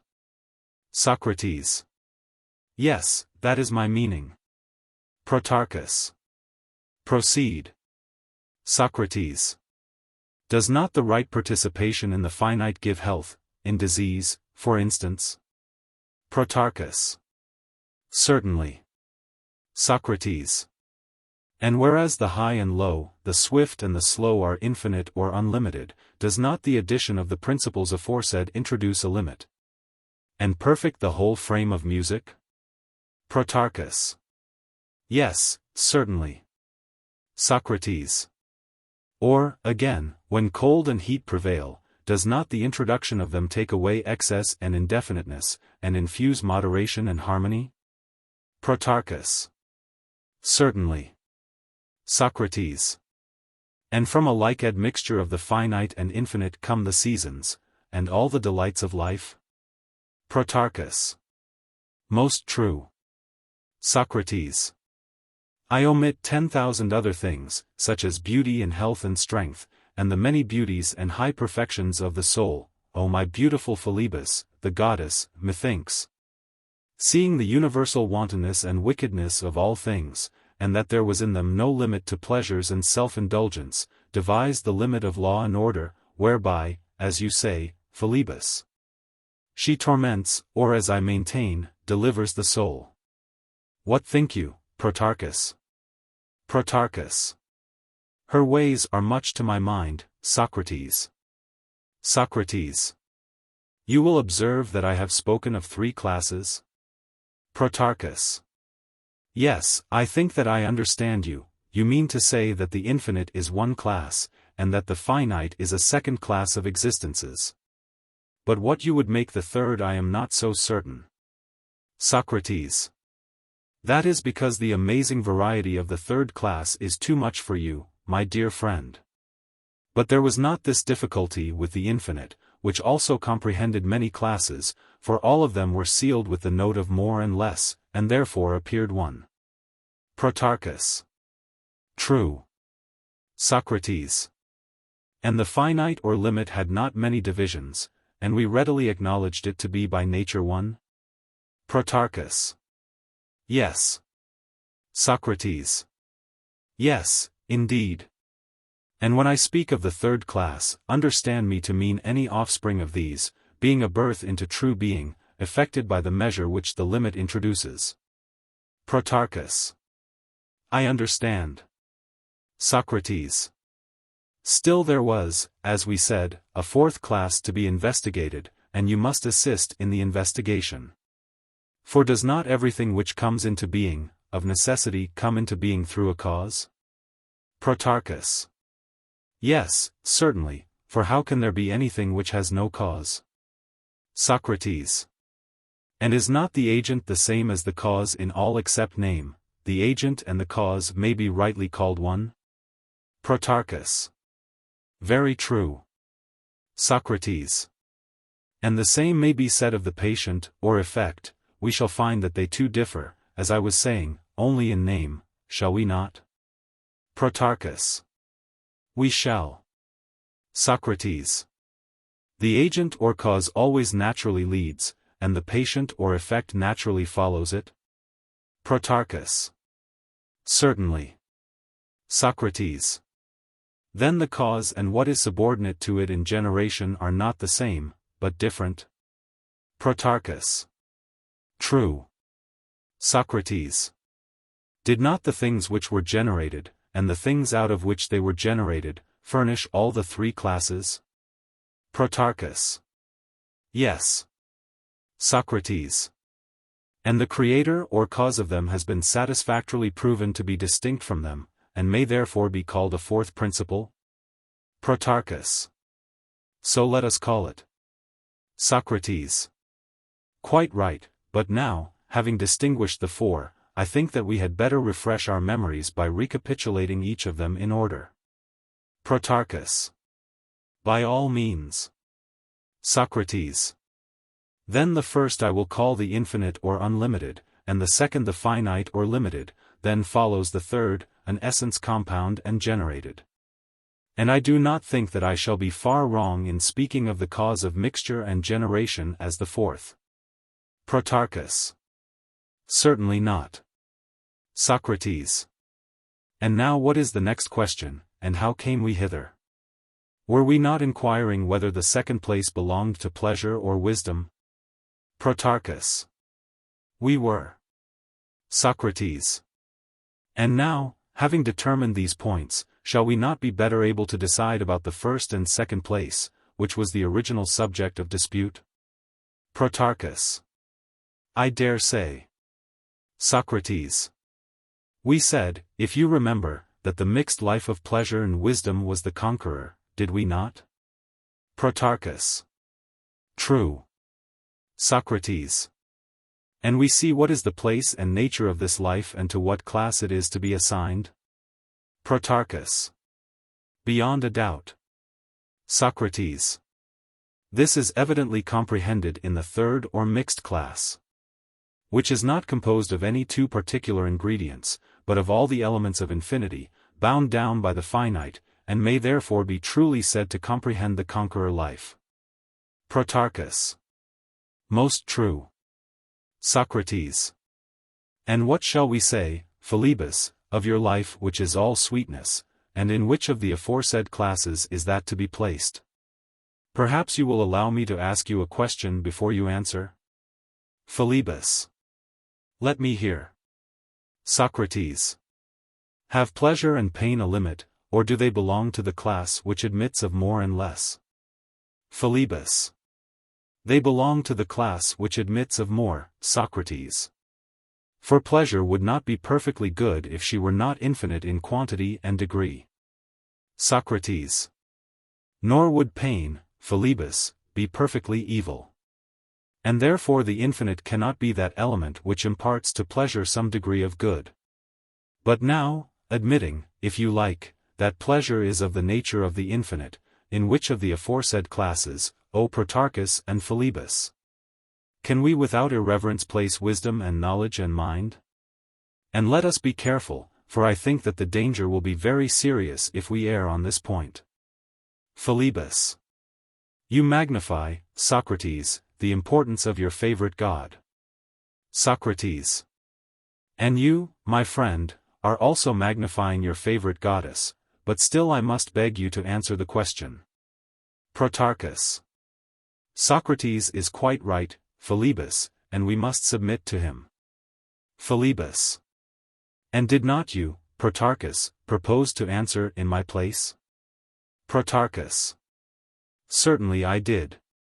But I am now in a great strait, and I must entreat you, Socrates, to be our spokesman, and then we shall not say anything wrong or disrespectful of your favorite. Socrates. I must obey you, Protarchus, nor is the task which you impose a difficult one.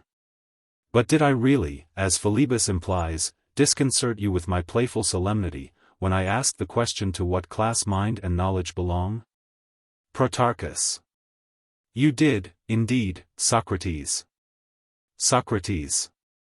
Yet the answer is easy, since all philosophers assert with one voice that mind is the king of heaven and earth. In reality they are magnifying themselves. And perhaps they are right. But still I should like to consider the class of mind, if you do not object, a little more fully. Philebus. Take your own course, Socrates, and never mind length, we shall not tire of you. Socrates. Very good, let us begin then, Protarchus, by asking a question. Protarchus. What question? Socrates. Whether all this which they call the universe is left to the guidance of unreason and chance medley, or, on the contrary, as our fathers have declared, ordered and governed by a marvelous intelligence and wisdom. Protarchus. Wide asunder are the two assertions, illustrious Socrates, for that which you were just now saying to me appears to be blasphemy.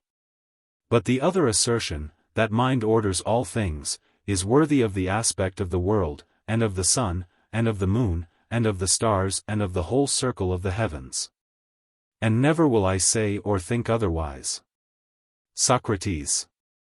Shall we then agree with them of old time in maintaining 354 this doctrine, not merely reasserting the notions of others, without risk to ourselves, but shall we share in the danger? And take our part of the reproach which will await us, when an ingenious individual declares that all is disorder? Protarchus. That would certainly be my wish. Socrates.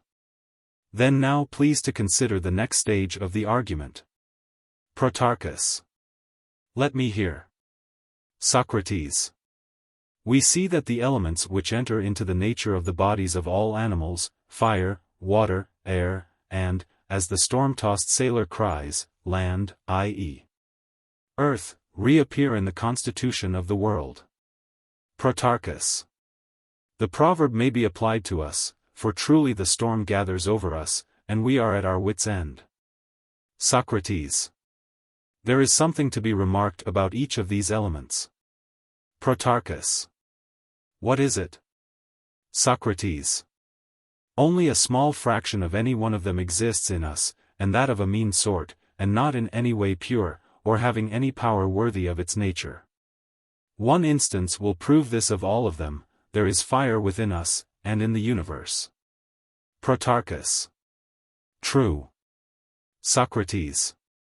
And is not our fire small and weak and mean? But the fire in the universe is wonderful in quantity and beauty, and in every power that fire has. Protarchus. Most true. Socrates. And is the fire in the universe nourished and generated and ruled by the fire in us, or is the fire in you and me, and in other animals, dependent on the universal fire? Protarchus. That is a question which does not deserve an answer. Socrates.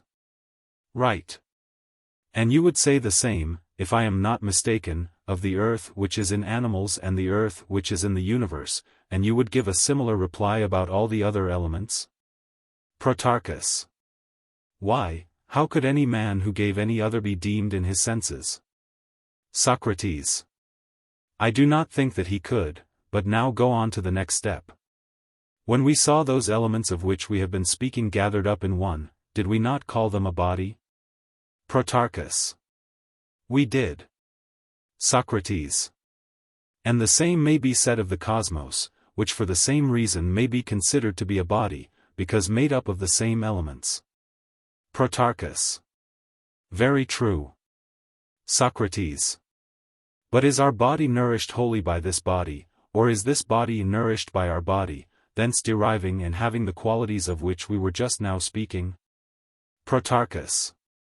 That again, Socrates, is a question which does not deserve to be asked. Socrates. Well, tell me, is this question worth asking? Protarchus. What question? Socrates. May our body be said to have a soul? Protarchus. Clearly. Socrates. And whence comes that soul, my dear Protarchus, unless the body of the universe, which contains elements like those in our bodies but in every way fairer, had also a soul? Can there be another source? Protarchus. Clearly, Socrates, that is the only source. Socrates. Why, yes, Protarchus. For surely we cannot imagine that of the four classes, the finite, the infinite, the composition of the two, and the cause, the fourth, which enters into all things, giving to our bodies souls. And the art of self-management, and of healing disease, and operating in other ways to heal and organize, having too all the attributes of wisdom. We cannot, I say, imagine that whereas the selfsame elements exist, both in the entire heaven and in great provinces of the heaven, only fairer and purer. This last should not also in that higher sphere have designed the noblest and fairest things? Protarchus. Such a supposition is quite unreasonable. Socrates. Then if this be denied, should we not be wise in adopting the other view and maintaining that there is in the universe a mighty infinite and an adequate limit, of which we have often spoken, as well as a presiding cause of no mean power, which orders and arranges years and seasons and months, and may be justly called wisdom and mind? Protarchus. Most justly. Socrates. And wisdom and mind cannot exist without soul? Protarchus. Certainly not. Socrates. And in the divine nature of Zeus would you not say that there is the soul and mind of a king, because there is in him the power of the cause? And other gods have other attributes, by which they are pleased to be called. Protarchus. Very true. Socrates. Do not then suppose that these words are rashly spoken by us, O Protarchus, for they are in harmony with the testimony of those who said of old time that mind rules the universe. Protarchus. True. Socrates. And they furnish an answer to my inquiry, for they imply that mind is the parent of that class of the four which we called the cause of all. And I think that you now have my answer. Protarchus. I have indeed, and yet I did not observe that you had answered. Socrates. A jest is sometimes refreshing, Protarchus, when it interrupts earnest. Protarchus. Very true. Socrates. I think, friend, that we have now pretty clearly set forth the class to which mind belongs and what is the power of mind. Protarchus. True. Socrates. And the class to which pleasure belongs has also been long ago discovered? Protarchus. Yes. Socrates. And let us remember, too, of both of them, 1, that mind was akin to the cause and of this family. And, 2, that pleasure is infinite and belongs to the class which neither has, nor ever will have in itself, a beginning, middle, or end of its own. Protarchus. I shall be sure to remember. Socrates. We must next examine what is their place and under what conditions they are generated. And we will begin with pleasure, since her class was first examined. And yet pleasure cannot be rightly tested apart from pain. Protarchus. If this is the road, let us take it. Socrates. I wonder whether you would agree with me about the origin of pleasure and pain. Protarchus. What do you mean? Socrates. I mean to say that their natural seat is in the mixed class. Protarchus. And would you tell me again, sweet Socrates, which of the aforesaid classes is the mixed one? Socrates.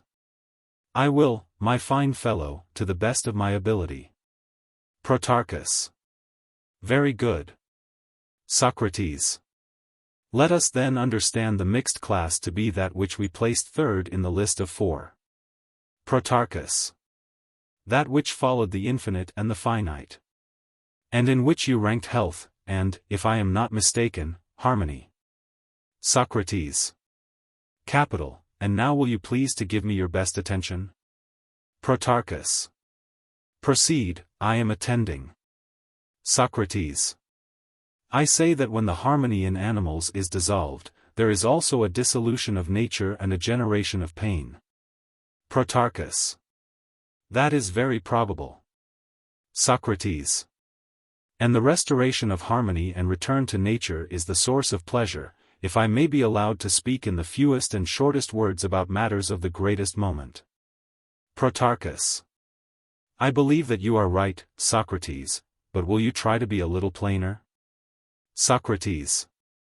Do not obvious and everyday phenomena furnish the simplest illustration? Protarchus. What phenomena do you mean? Socrates. Hunger, for example, is a dissolution and a pain. Protarchus. True. Socrates. Whereas eating is a replenishment and a pleasure? Protarchus. Yes. Socrates.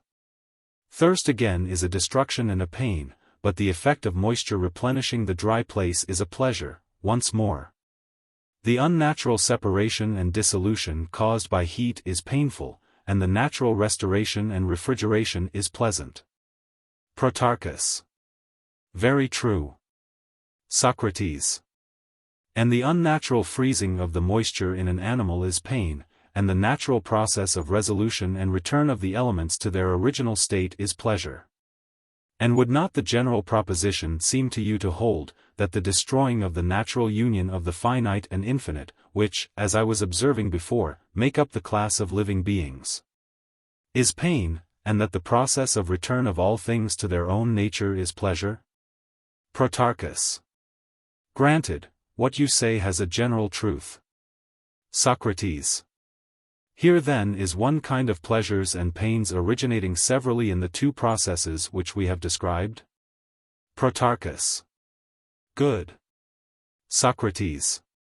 Let us next assume that in the soul herself there is an antecedent hope of pleasure which is sweet and refreshing, and an expectation of pain, fearful and anxious. Protarchus. Yes, this is another class of pleasures and pains, which is of the soul only, apart from the body, and is produced by expectation. Socrates. Right. For in the analysis of these, pure, as I suppose them to be, the pleasures being unalloyed with pain and the pains with pleasure, methinks that we shall see clearly whether the whole class of pleasure is to be desired, or whether this quality of entire desirableness is not rather to be attributed to another of the classes which have been mentioned. And whether pleasure and pain, like heat and cold, and other things of the same kind, are not sometimes to be desired and sometimes not to be desired, as being not in themselves good, but only sometimes and in some instances admitting of the nature of good. Protarchus. You say most truly that this is the track which the investigation should pursue. Socrates. Well, then, assuming that pain ensues on the dissolution, and pleasure on the restoration of the harmony, let us now ask what will be the condition of animated beings who are neither in process of restoration nor of dissolution.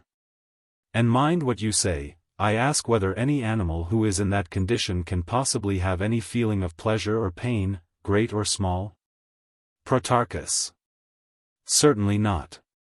Socrates. Then here we have a third state, over and above that of pleasure and of pain? Protarchus. Very true. Socrates. And do not forget that there is such a state.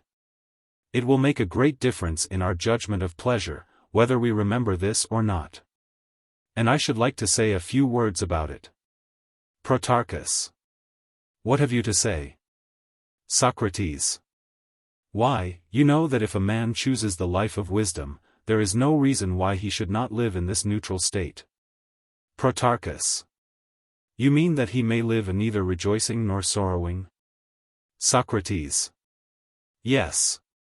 And if I remember rightly, when the lives were compared, no degree of pleasure, whether great or small, was thought to be necessary to him who chose the life of thought and wisdom. Protarchus. Yes, certainly, we said so. Socrates.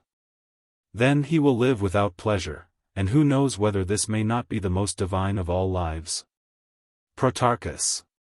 If so, the gods, at any rate, cannot be supposed to have either joy or sorrow. Socrates. Certainly not, there would be a great impropriety in the assumption of either alternative. But whether the gods are or are not indifferent to pleasure is a point which may be considered hereafter if in any way relevant to the argument. And whatever is the conclusion, we will place it to the account of mind in her contest for the second place, should she have to resign the first. Protarchus. Just so. Socrates. The other class of pleasures, which as we were saying is purely mental, is entirely derived from memory. Protarchus. What do you mean? Socrates. I must first of all analyze memory, or rather perception which is prior to memory, if the subject of our discussion is ever to be properly cleared up. Protarchus.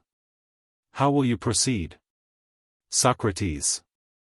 Let us imagine affections of the body which are extinguished before they reach the soul, and leave her unaffected. And again, other affections which vibrate through both soul and body, and impart a shock to both and to each of them. Protarchus. Granted. Socrates. And the soul may be truly said to be oblivious of the first but not of the second? Protarchus. Quite true. Socrates. When I say oblivious, do not suppose that I mean forgetfulness in a literal sense, for forgetfulness is the exit of memory, which in this case has not yet entered. And to speak of the loss of that which is not yet in existence, and never has been, is a contradiction, do you see? Protarchus. Yes. Socrates. Then just be so good as to change the terms. Protarchus. How shall I change them? Socrates. Instead of the oblivion of the soul, when you are describing the state in which she is unaffected by the shocks of the body, say unconsciousness. Protarchus. I see. Socrates. And the union or communion of soul and body in one feeling and motion would be properly called consciousness? Protarchus. Most true. Socrates. Then now we know the meaning of the word? Protarchus. Yes. Socrates. And memory may, I think, be rightly described as the preservation of consciousness? Protarchus. Right. Socrates. But do we not distinguish memory from recollection? Protarchus. I think so. Socrates. And do we not mean by recollection the power which the soul has of recovering, when by herself, some feeling which she experienced when in company with the body? Protarchus. Certainly. Socrates. And when she recovers of herself the lost recollection of some consciousness or knowledge, the recovery is termed recollection and reminiscence? Protarchus. Very true. Socrates. There is a reason why I say all this. Protarchus. What is it? Socrates. I want to attain the plainest possible notion of pleasure and desire, as they exist in the mind only, apart from the body, and the previous analysis helps to show the nature of both. Protarchus. Then now, Socrates, let us proceed to the next point. Socrates. There are certainly many things to be considered in discussing the generation and whole complexion of pleasure. At the outset we must determine the nature and seat of desire. Protarchus. Aye, let us inquire into that, for we shall lose nothing. Socrates. Nay, Protarchus, we shall surely lose the puzzle if we find the answer. Protarchus. A fair retort, but let us proceed. Socrates. Did we not place hunger, thirst, and the like, in the class of desires? Protarchus. Certainly. Socrates. And yet they are very different. What common nature have we in view when we call them by a single name? Protarchus. By heavens, Socrates, that is a question which is not easily answered, but it must be answered. Socrates. Then let us go back to our examples. Protarchus. Where shall we begin? Socrates. Do we mean anything when we say, a man thirsts? Protarchus. Yes. Socrates. We mean to say that he is empty? Protarchus. Of course. Socrates. And is not thirst desire? Protarchus. Yes, of drink. Socrates. Would you say of drink, or of replenishment with drink? Protarchus. I should say, of replenishment with drink. Socrates. Then he who is empty desires, as would appear, the opposite of what he experiences, for he is empty and desires to be full? Protarchus. Clearly so. Socrates.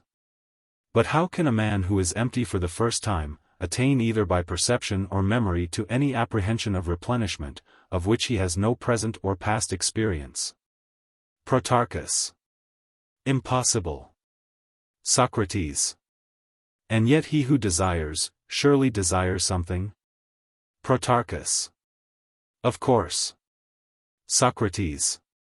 He does not desire that which he experiences, for he experiences thirst, and thirst is emptiness, but he desires replenishment? Protarchus. True. Socrates. Then there must be something in the thirsty man which in some way apprehends replenishment? Protarchus. There must. Socrates.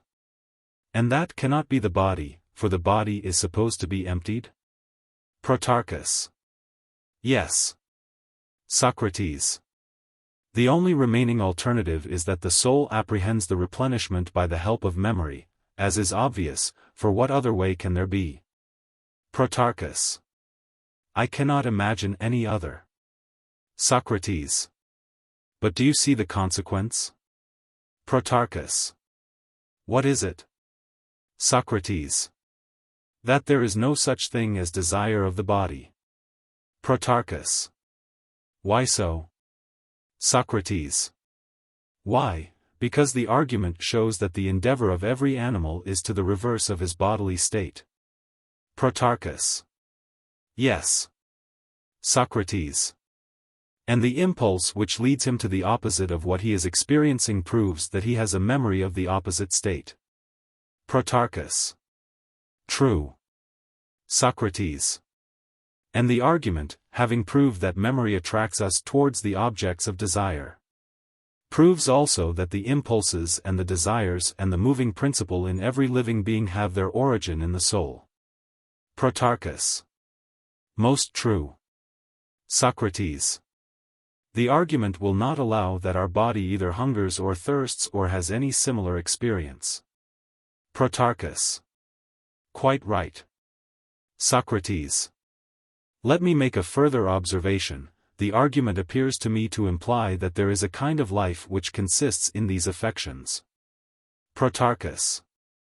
Of what affections, and of what kind of life, are you speaking? Socrates. I am speaking of being emptied and replenished, and of all that relates to the preservation and destruction of living beings, as well as of the pain which is felt in one of these states and of the pleasure which succeeds to it.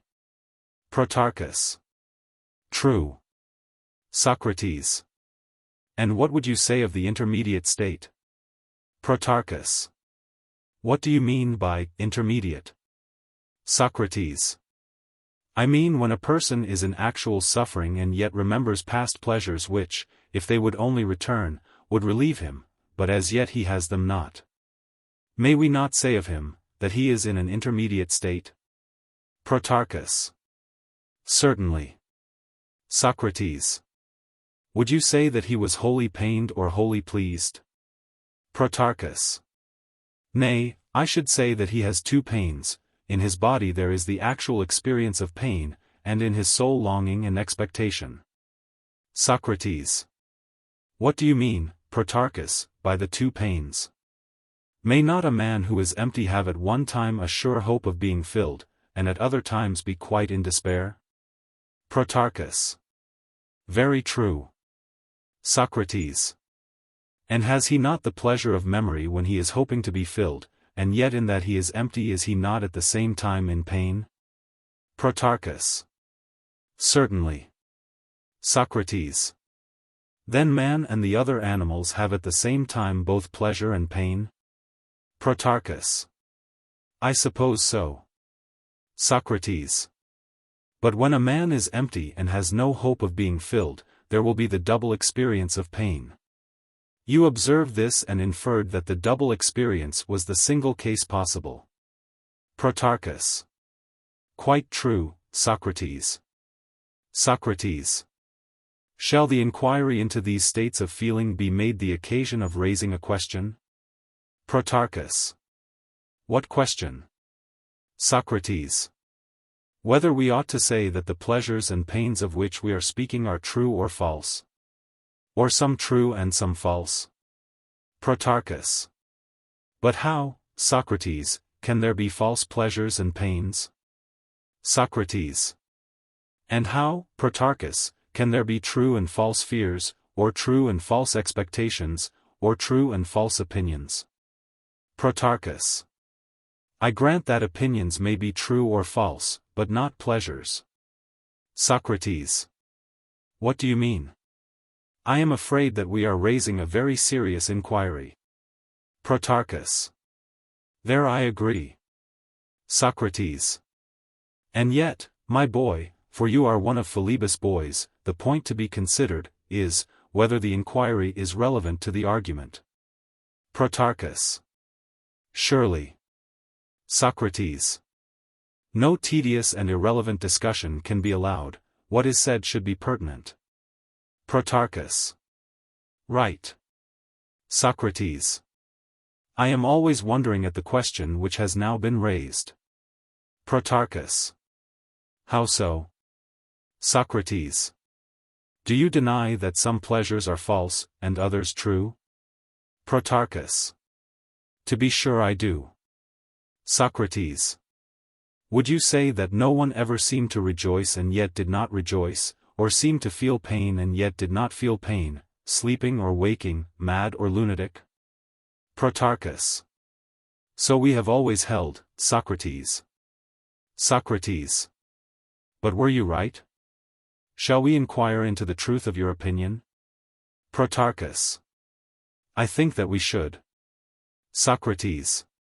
Let us then put into more precise terms the question which has arisen about pleasure and opinion. Is there such a thing as opinion? Protarchus. Yes. Socrates. And such a thing as pleasure? Protarchus. Yes.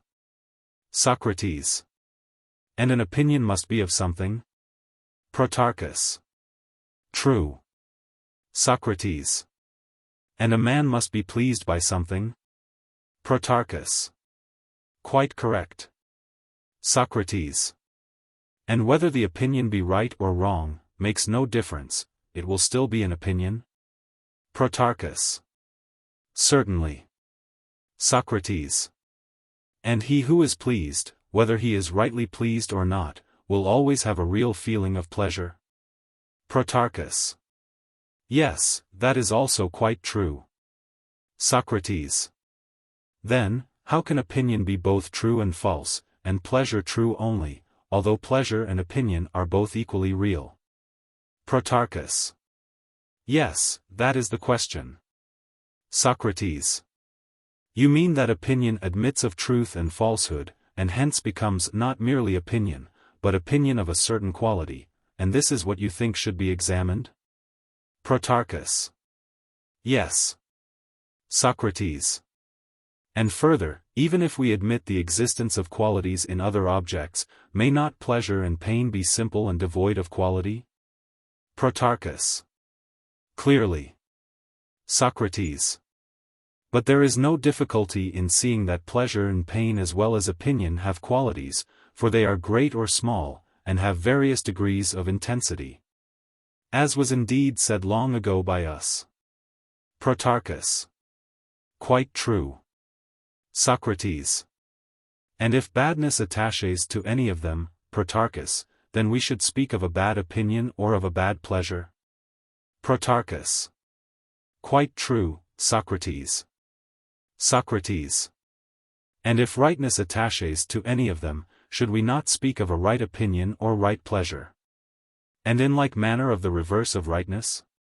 Protarchus. Certainly. Socrates. And if the thing opined be erroneous, might we not say that the opinion, being erroneous, is not right or rightly opined? Protarchus. Certainly. Socrates. And if we see a pleasure or pain which errs in respect of its object, shall we call that right or good, or by any honorable name? Protarchus. Not if the pleasure is mistaken. How could we? Socrates. And surely pleasure often appears to accompany an opinion which is not true, but false? Protarchus.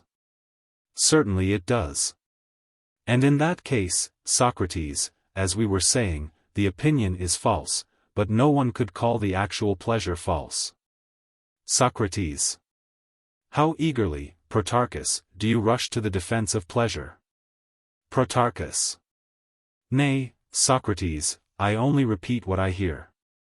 Socrates. And is there no difference, my friend, between that pleasure which is associated with right opinion and knowledge, and that which is often found in all of us associated with falsehood and ignorance? Protarchus.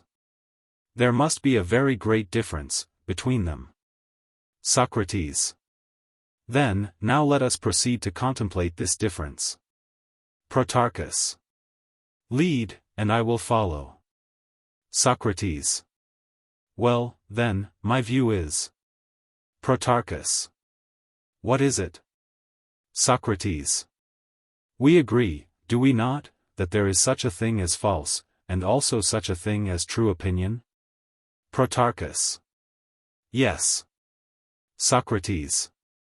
And pleasure and pain, as I was just now saying, are often consequent upon these, upon true and false opinion, I mean. Protarchus. Very true. Socrates. And do not opinion and the endeavor to form an opinion always spring from memory and perception? Protarchus. Certainly. Socrates. Might we imagine the process to be something of this nature? Protarchus. Of what nature? Socrates. An object may be often seen at a distance not very clearly, and the seer may want to determine what it is which he sees. Protarchus. Very likely. Socrates. Soon he begins to interrogate himself. Protarchus. In what manner? Socrates. He asks himself, what is that which appears to be standing by the rock under the tree? This is the question which he may be supposed to put to himself when he sees such an appearance. Protarchus. True. Socrates. To which he may guess the right answer, saying as if in a whisper to himself, it is a man. Protarchus. Very good. Socrates. Or again, he may be misled, and then he will say, no, it is a figure made by the shepherds. Protarchus. Yes. Socrates. And if he has a companion, he repeats his thought to him in articulate sounds, and what was before an opinion, has now become a proposition. Protarchus. Certainly. Socrates. But if he be walking alone when these thoughts occur to him, he may not unfrequently keep them in his mind for a considerable time. Protarchus. Very true. Socrates. Well, now, I wonder whether you would agree in my explanation of this phenomenon. Protarchus. What is your explanation? Socrates. I think that the soul at such times is like a book. Protarchus. How so? Socrates. Memory and perception meet, and they and their attendant feelings seem to almost to write down words in the soul, and when the inscribing feeling writes truly, then true opinion and true propositions which are the expressions of opinion come into our souls, but when the scribe within us writes falsely, the result is false. Protarchus. I quite assent and agree to your statement. Socrates. I must bespeak your favor also for another artist, who is busy at the same time in the chambers of the soul. Protarchus. Who is he? Socrates. The painter, who, after the scribe has done his work, draws images in the soul of the things which he has described. Protarchus. But when and how does he do this? Socrates. When a man, besides receiving from sight or some other sense certain opinions or statements, sees in his mind the images of the subjects of them. Is not this a very common mental phenomenon? Protarchus. Certainly. Socrates. And the images answering to true opinions and words are true, and to false opinions and words false. Are they not? Protarchus. They are. Socrates. If we are right so far, there arises a further question. Protarchus. What is it? Socrates. Whether we experience the feeling of which I am speaking only in relation to the present and the past, or in relation to the future also? Protarchus. I should say in relation to all times alike. Socrates. Have not purely mental pleasures and pains been described already as in some cases anticipations of the bodily ones? From which we may infer that anticipatory pleasures and pains have to do with the future? Protarchus. Most true. Socrates. And do all those writings and paintings which, as we were saying a little while ago, are produced in us, relate to the past and present only, and not to the future? Protarchus. To the future, very much. Socrates. When you say, very much, you mean to imply that all these representations are hopes about the future, and that mankind are filled with hopes in every stage of existence? Protarchus. Exactly. Socrates. Answer me another question. Protarchus. What question? Socrates. A just and pious and good man is the friend of the gods, is he not? Protarchus. Certainly he is. Socrates. And the unjust and utterly bad man is the reverse? Protarchus. True. Socrates. And all men, as we were saying just now, are always filled with hopes?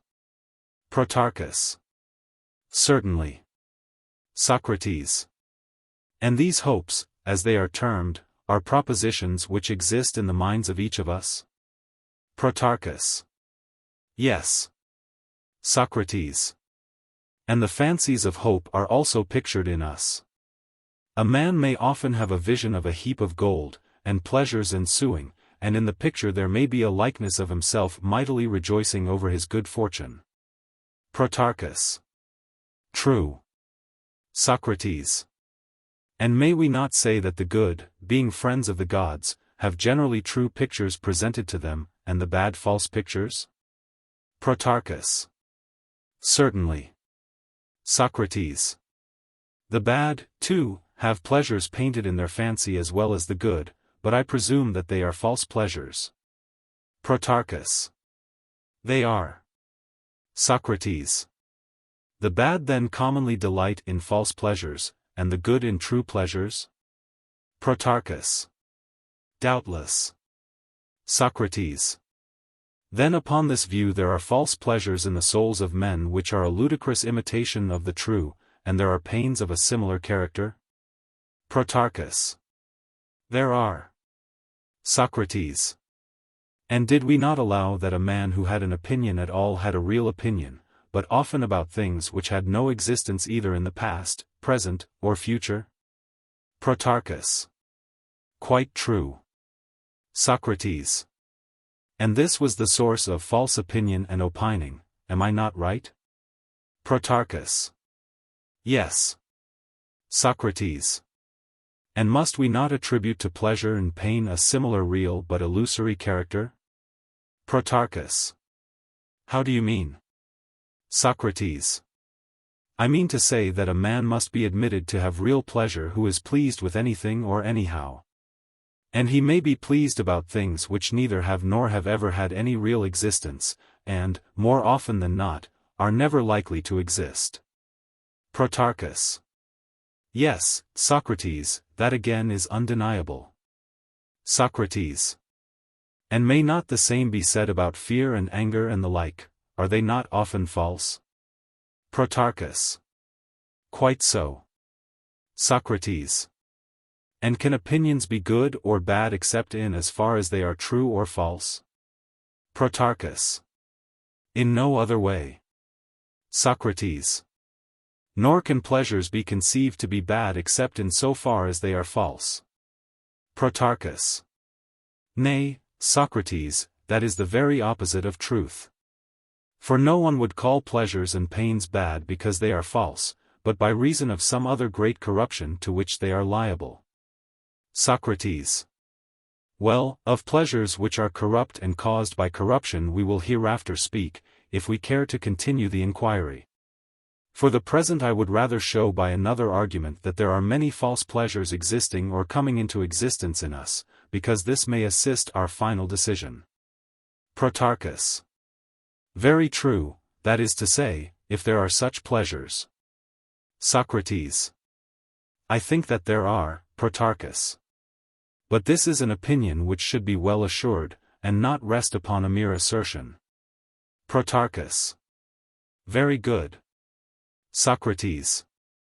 Then now, like wrestlers, let us approach and grasp this new argument. Protarchus. Proceed.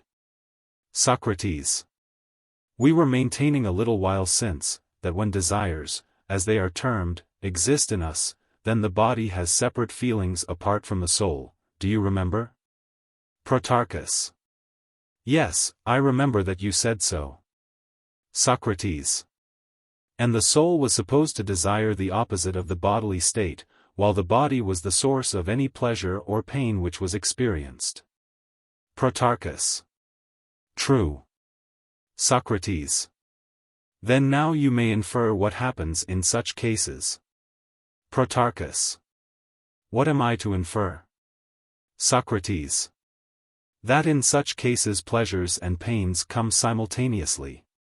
And there is a juxtaposition of the opposite sensations which correspond to them, as has been already shown. Protarchus. Clearly. Socrates. And there is another point to which we have agreed. Protarchus. What is it? Socrates.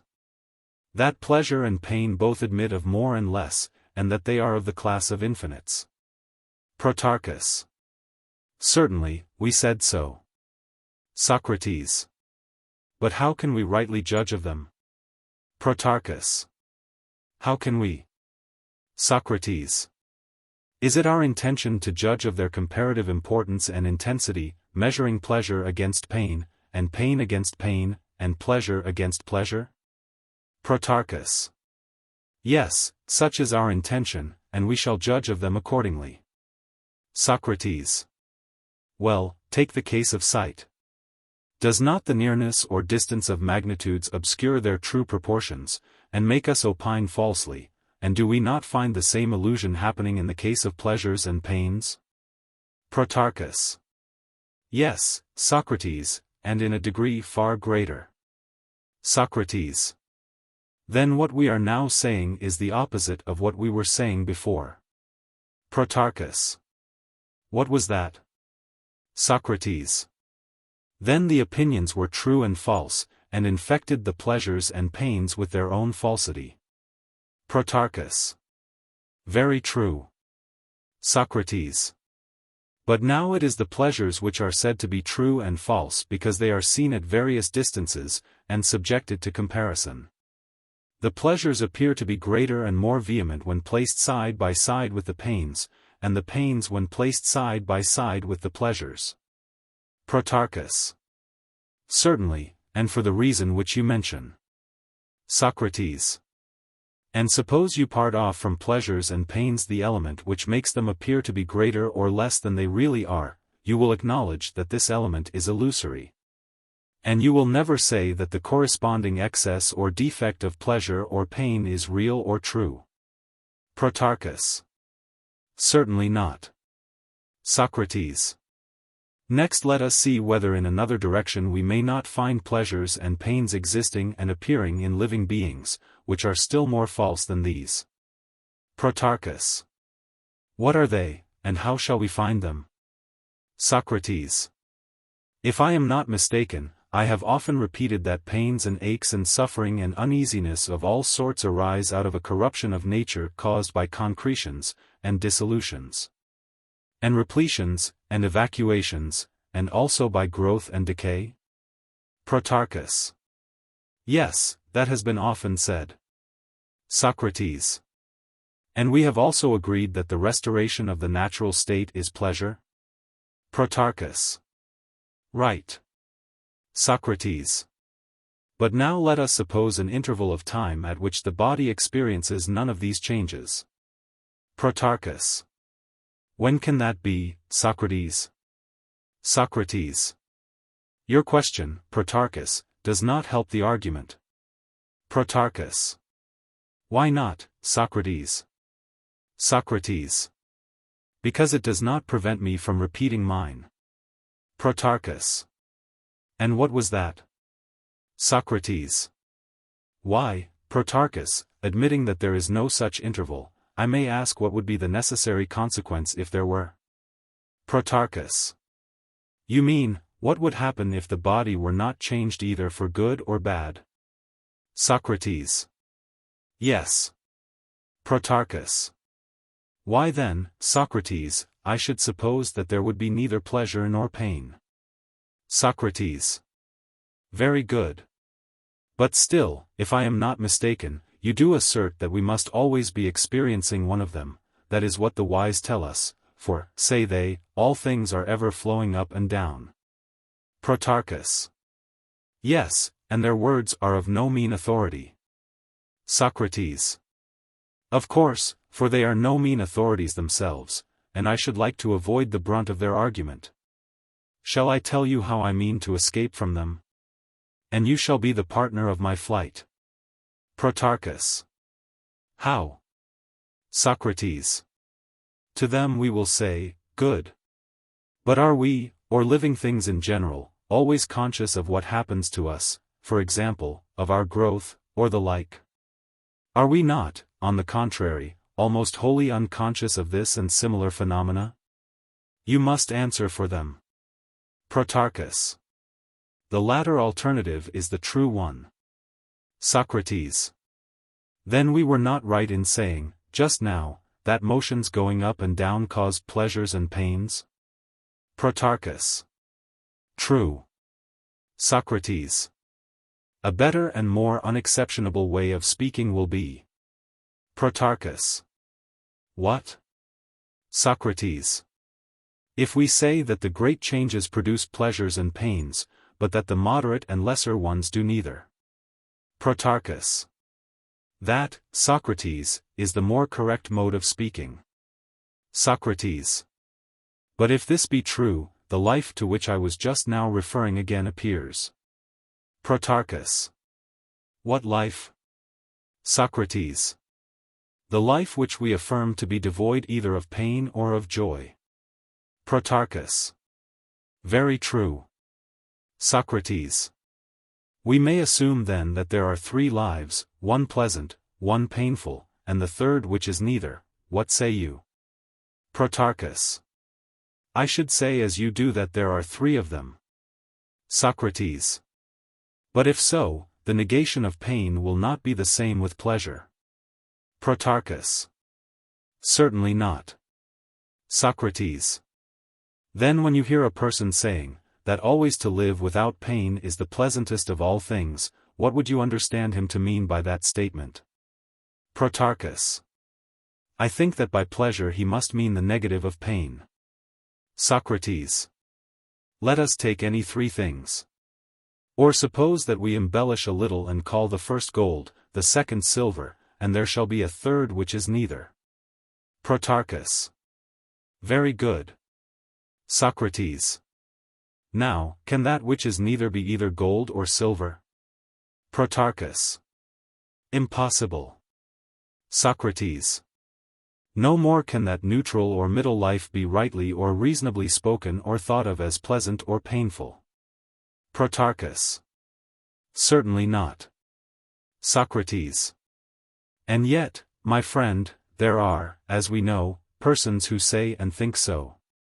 Protarchus. Certainly. Socrates. And do they think that they have pleasure when they are free from pain? Protarchus. They say so. Socrates. And they must think, or they would not say that they have pleasure. Protarchus. I suppose not. Socrates. And yet if pleasure and the negation of pain are of distinct natures, they are wrong. Protarchus. But they are undoubtedly of distinct natures.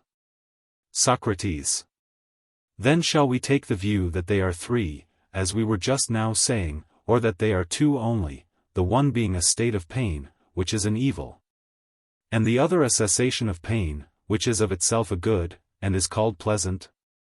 Protarchus. But why, Socrates, do we ask the question at all? I do not see the reason. Socrates. You, Protarchus, have clearly never heard of certain enemies of our friend Philebus. Protarchus. And who may they be? Socrates. Certain persons who are reputed to be masters in natural philosophy, who deny the very existence of pleasure. Protarchus. Indeed. Socrates. They say that what the school of Philebus calls pleasures are all of them only avoidances of pain. Protarchus. And would you, Socrates, have us agree with them? Socrates. Why, no, I would rather use them as a sort of diviners, who divine the truth, not by rules of art, but by an instinctive repugnance and extreme detestation which a noble nature has of the power of pleasure, in which they think that there is nothing sound. And her seductive influence is declared by them to be witchcraft, and not pleasure. This is the use which you may make of them. And when you have considered the various grounds of their dislike, you shall hear from me what I deem to be true pleasures. Having thus examined the nature of pleasure from both points of view, we will bring her up for judgment. Protarchus. Well said. Socrates. Then let us enter into an alliance with these philosophers and follow in the track of their dislike. I imagine that they would say something of this sort. They would begin at the beginning, and ask whether, if we wanted to know the nature of any quality, such as hardness, we should be more likely to discover it by looking at the hardest things, rather than at the least hard? You, Protarchus, shall answer these severe gentlemen as you answer me. Protarchus.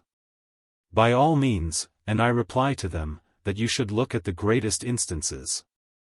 Socrates. Then if we want to see the true nature of pleasures as a class, we should not look at the most deluded pleasures, but at the most extreme and most vehement? Protarchus. In that everyone will agree. Socrates. And the obvious instances of the greatest pleasures, as we have often said, are the pleasures of the body? Protarchus. Certainly. Socrates. And are they felt by us to be or become greater, when we are sick or when we are in health? And here we must be careful in our answer, or we shall come to grief. Protarchus. How will that be? Socrates. Why, because we might be tempted to answer, when we are in health. Protarchus. Yes, that is the natural answer. Socrates. Well, but are not those pleasures the greatest of which mankind have the greatest desires? Protarchus. True. Socrates. And do not people who are in a fever, or any similar illness, feel cold or thirst or other bodily affections more intensely? Am I not right in saying that they have a deeper want and greater pleasure in the satisfaction of their want? Protarchus. That is obvious as soon as it is said. Socrates. Well, then, shall we not be right in saying, that if a person would wish to see the greatest pleasures he ought to go and look, not at health, but at disease?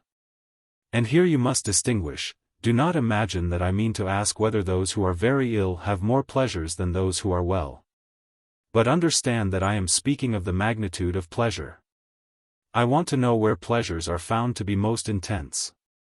For, as I say, we have to discover what is pleasure, and what they mean by pleasure who deny her very existence. Protarchus. I think I follow you. Socrates. You will soon have a better opportunity of showing whether you do or not, Protarchus. Answer now, and tell me whether you see, I will not say more, but more intense and excessive pleasures in wantonness than in temperance? Reflect before you speak. Protarchus. I understand you, and see that there is a great difference between them. The temperate are restrained by the wise man's aphorism of, never too much, which is their rule. But excess of pleasure possessing the minds of fools and wantons becomes madness and makes them shout with delight. Socrates. Very good, and if this be true, then the greatest pleasures and pains will clearly be found in some vicious state of soul and body, and not in a virtuous state. Protarchus. Certainly. Socrates. And ought we not to select some of these for examination, and see what makes them the greatest? Protarchus. To be sure we ought. Socrates. Take the case of the pleasures which arise out of certain disorders. Protarchus. What disorders? Socrates. The pleasures of unseemly disorders, which our severe friends utterly detest. Protarchus. What pleasures? Socrates. Such, for example, as the relief of itching and other ailments by scratching, which is the only remedy required. For what in heaven's name is the feeling to be called which is thus produced in us, pleasure or pain? Protarchus. A villainous mixture of some kind, Socrates, I should say. Socrates. I did not introduce the argument, O Protarchus, with any personal reference to Philebus, but because, without the consideration of these and similar pleasures, we shall not be able to determine the point at issue. Protarchus. Then we had better proceed to analyze this family of pleasures. Socrates. You mean the pleasures which are mingled with pain? Protarchus. Exactly. Socrates. There are some mixtures which are of the body, and only in the body, and others which are of the soul, and only in the soul. While there are other mixtures of pleasures with pains, common both to soul and body, which in their composite state are called sometimes pleasures and sometimes pains. Protarchus. How is that? Socrates. Whenever, in the restoration or in the derangement of nature, a man experiences two opposite feelings. For example, when he is cold and is growing warm, or again, when he is hot and is becoming cool, and he wants to have the one and be rid of the other.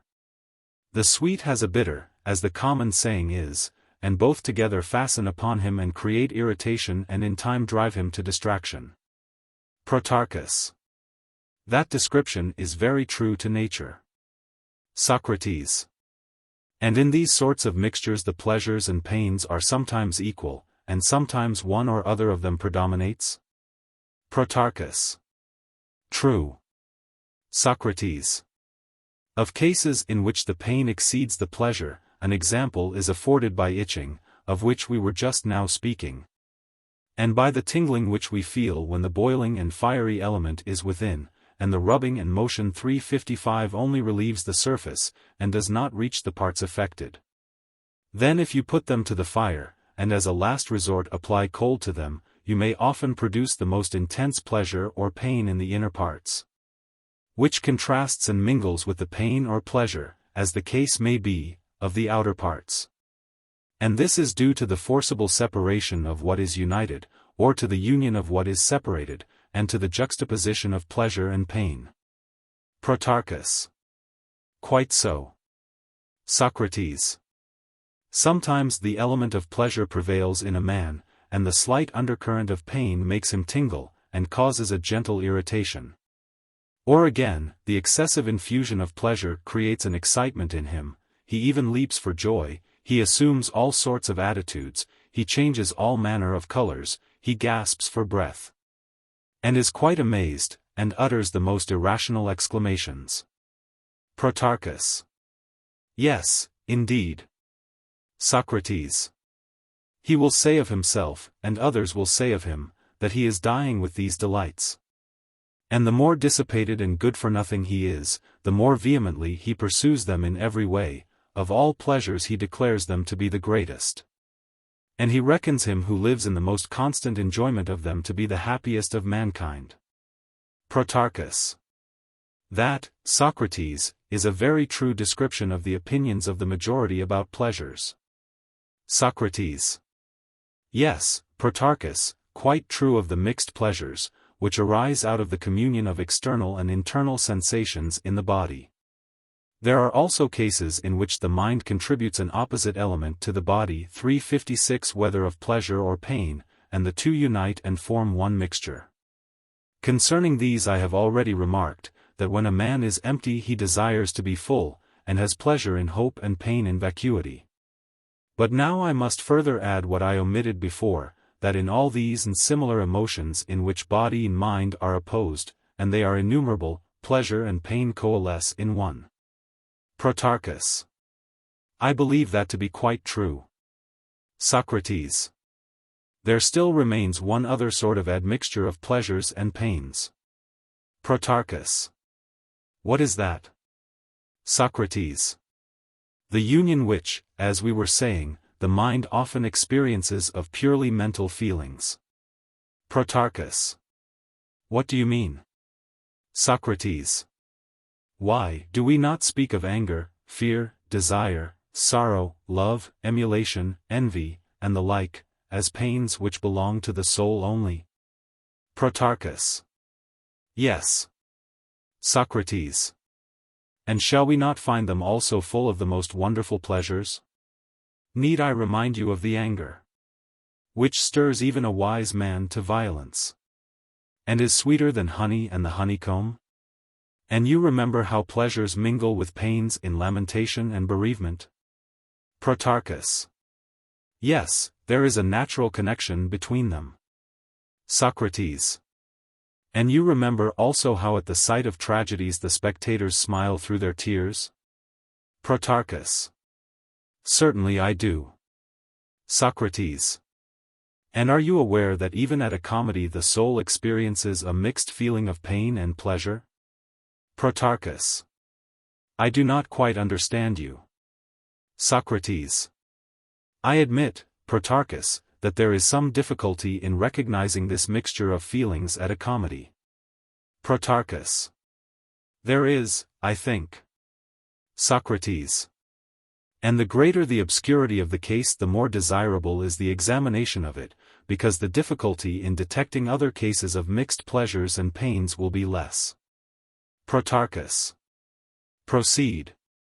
Socrates. I have just mentioned envy, would you not call that a pain of the soul? Protarchus. Yes. Socrates. And yet the envious man finds something in the misfortunes of his neighbors at which he is pleased? Protarchus. Certainly. Socrates. And ignorance, and what is termed clownishness, are surely an evil. Protarchus. To be sure. Socrates. From these considerations learn to know the nature of the ridiculous. Protarchus. Explain. Socrates. The ridiculous is in short the specific name which is used to describe the vicious form of a certain habit. And of vice in general it is that kind which is most at variance with the inscription at Delphi. Protarchus. You mean, Socrates, know thyself. Socrates. I do. And the opposite would be, know not thyself. Protarchus. Certainly. Socrates. And now, O Protarchus, try to divide this into three. Protarchus. Indeed, I am afraid that I cannot. Socrates. Do you mean to say that I must make the division for you? Protarchus.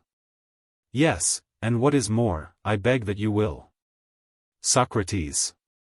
Are there not three ways in which ignorance of self may be shown? Protarchus. What are they? Socrates. In the first place, about money. The ignorant may fancy himself richer than he is. Protarchus. Yes, that is a very common error. Socrates. And still more often he will fancy that he is taller or fairer than he is, or that he has some other advantage of person which he really has not. Protarchus. Of course. Socrates. And yet surely by far the greatest number err about the goods of the mind, they imagine themselves to be much better men than they are. Protarchus. Yes, that is by far the commonest delusion. Socrates. And of all the virtues, is not wisdom the one which the mass of mankind are always claiming, and which most arouses in them a spirit of contention and lying conceit of wisdom? Protarchus. Certainly. Socrates. And may not all this be truly called an evil condition? Protarchus. Very evil. Socrates. But we must pursue the division a step further, Protarchus, if we would see in envy of the childish sort a singular mixture of pleasure and pain. Protarchus. How can we make the further division which you suggest? Socrates. All who are silly enough to entertain this lying conceit of themselves may of course be divided, like the rest of mankind, into two classes, one having power and might, and the other the reverse. Protarchus. Certainly. Socrates. Let this, then, be the principle of division. Those of them who are weak and unable to revenge themselves, when they are laughed at, may be truly called ridiculous. But those who can defend themselves may be more truly described as strong and formidable. For ignorance in the powerful is hateful and horrible, because hurtful to others both in reality and in fiction, but powerless ignorance may be reckoned, and in truth is, ridiculous. Protarchus. That is very true, but I do not as yet see where is the admixture of pleasures and pains. Socrates. Well, then, let us examine the nature of envy. Protarchus. Proceed. Socrates. Is not envy an unrighteous pleasure, and also an unrighteous pain? Protarchus. Most true. Socrates. There is nothing envious or wrong in rejoicing at the misfortunes of enemies? Protarchus. Certainly not. Socrates. But to feel joy instead of sorrow at the sight of our friends' misfortunes, is not that wrong? Protarchus. Undoubtedly. Socrates. Did we not say that ignorance was always an evil? Protarchus. True. Socrates. And the three kinds of vain conceit in our friends which we enumerated, the vain conceit of beauty, of wisdom, and of wealth, are ridiculous if they are weak, and detestable when they are powerful. May we not say, as I was saying before, that our friends who are in this state of mind, when harmless to others, are simply ridiculous? Protarchus. They are ridiculous. Socrates. And do we not acknowledge this ignorance of theirs to be a misfortune? Protarchus. Certainly. Socrates. And do we feel pain or pleasure in laughing at it? Protarchus. Clearly we feel pleasure. Socrates. And was not envy the source of this pleasure which we feel at the misfortunes of friends? Protarchus. Certainly. Socrates. Then the argument shows that when we laugh at the folly of our friends, pleasure, in mingling with envy, mingles with pain, for envy has been acknowledged by us to be mental pain. And laughter is pleasant. And so we envy and laugh at the same instant. Protarchus. True. Socrates. And the argument implies that there are combinations of pleasure and pain in lamentations, and in tragedy and comedy, not only on the stage, but on the greater stage of human life. And so in endless other cases. Protarchus. I do not see how anyone can deny what you say, Socrates, however eager he may be to assert the opposite opinion. Socrates. I mentioned anger, desire, sorrow, fear, love, emulation, envy, and similar emotions, as examples in which we should find a mixture of the two elements so often named, did I not? Protarchus. Yes. Socrates. We may observe that our conclusions hitherto have had reference only to sorrow and envy and anger. Protarchus. I see. Socrates. Then many other cases still remain? Protarchus. Certainly. Socrates. And why do you suppose me to have pointed out to you the admixture which takes place in comedy? Why but to convince you that there was no difficulty in showing the mixed nature of fear and love and similar affections. And I thought that when I had given you the illustration, you would have let me off, and have acknowledged as a general truth that the body without the soul, and the soul without the body, as well as the two united, are susceptible of all sorts of admixtures of pleasures and pains. And so further discussion would have been unnecessary. And now I want to know whether I may depart, or will you keep me here until midnight? I fancy that I may obtain my release without many words. If I promise that tomorrow I will give you an account of all these cases. But at present I would rather sail in another direction, and go to other matters which remain to be settled, before the judgment can be given which Philebus demands. Protarchus. Very good, Socrates, in what remains take your own course. Socrates. Then after the mixed pleasures the unmixed should have their turn, this is the natural and necessary order. Protarchus. Excellent. Socrates. These, in turn, then, I will now endeavor to indicate. For with the maintainers of the opinion that all pleasures are a cessation of pain, I do not agree, but, as I was saying, I use them as witnesses. That there are pleasures which seem only and are not, and there are others again which have great power and appear in many forms, yet are intermingled with pains. And are partly alleviations of agony and distress, both of body and mind. Protarchus. Then what pleasures, Socrates, should we be right in conceiving to be true? Socrates. True pleasures are those which are given by beauty of color and form, and most of those which arise from smells. Those of sound, again, and in general those of which the want is painless and unconscious, and of which the fruition is palpable to sense and pleasant and unalloyed with pain. Protarchus. Once more, Socrates, I must ask what you mean. Socrates.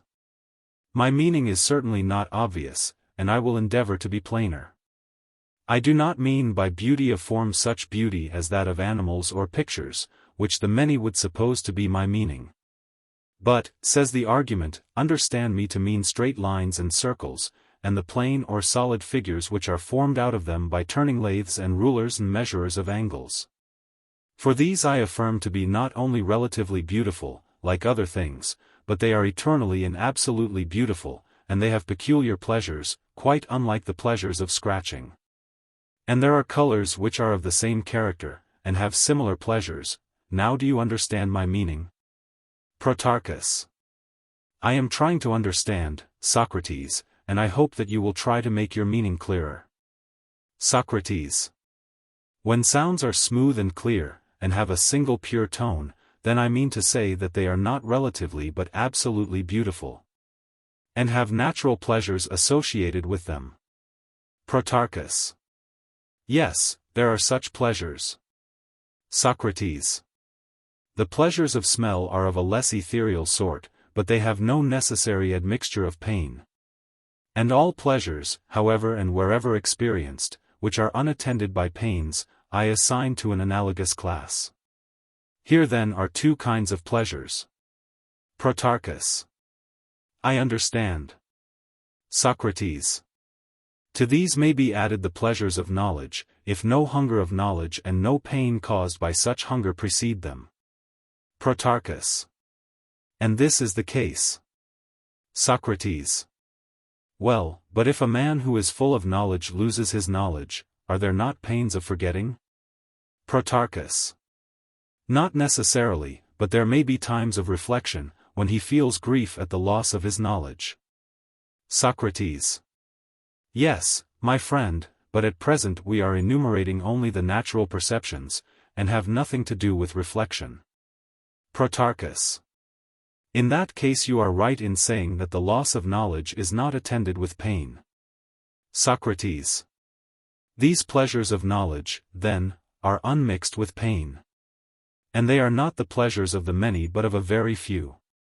Protarchus. Quite true. Socrates. And now, having fairly separated the pure pleasures and those which may be rightly termed impure, let us further add to our description of them. That the pleasures which are in excess have no measure, but that those which are not in excess have measure. The great, the excessive, whether more or less frequent, we shall be right in referring to the class of the infinite, and of the more and less, which pours through body and soul alike. And the others we shall refer to the class which has measure. Protarchus. Quite right, Socrates. Socrates. Still there is something more to be considered about pleasures. Protarchus. What is it? Socrates. When you speak of purity and clearness, or of excess, abundance, greatness and sufficiency, in what relation do these terms stand to truth? Protarchus. Why do you ask, Socrates? Socrates. Because, Protarchus, I should wish to test pleasure and knowledge in every possible way, in order that if there be a pure and impure element in either of them, I may present the pure element for judgment, and then they will be more easily judged of by you and by me and by all of us. Protarchus. Most true. Socrates. Let us investigate all the pure kinds, first selecting for consideration a single instance. Protarchus. What instance shall we select? Socrates. Suppose that we first of all take whiteness. Protarchus. Very good. Socrates. How can there be purity in whiteness, and what purity? Is that purest which is greatest or most in quantity, or that which is most unadulterated and freest from any admixture of other colors? Protarchus. Clearly that which is most unadulterated. Socrates. True, Protarchus, and so the purest white, and not the greatest or largest in quantity, is to be deemed truest and most beautiful? Protarchus. Right. Socrates. And we shall be quite right in saying that a little pure white is whiter and fairer and truer than a great deal that is mixed. Protarchus. Perfectly right. Socrates. There is no need of adducing many similar examples in illustration of the argument about pleasure. One such is sufficient to prove to us that a small pleasure or a small amount of pleasure, if pure or unalloyed with pain, is always pleasanter and truer and fairer than a great pleasure or a great amount of pleasure of another kind. Protarchus. Assuredly, and the instance you have given is quite sufficient. Socrates.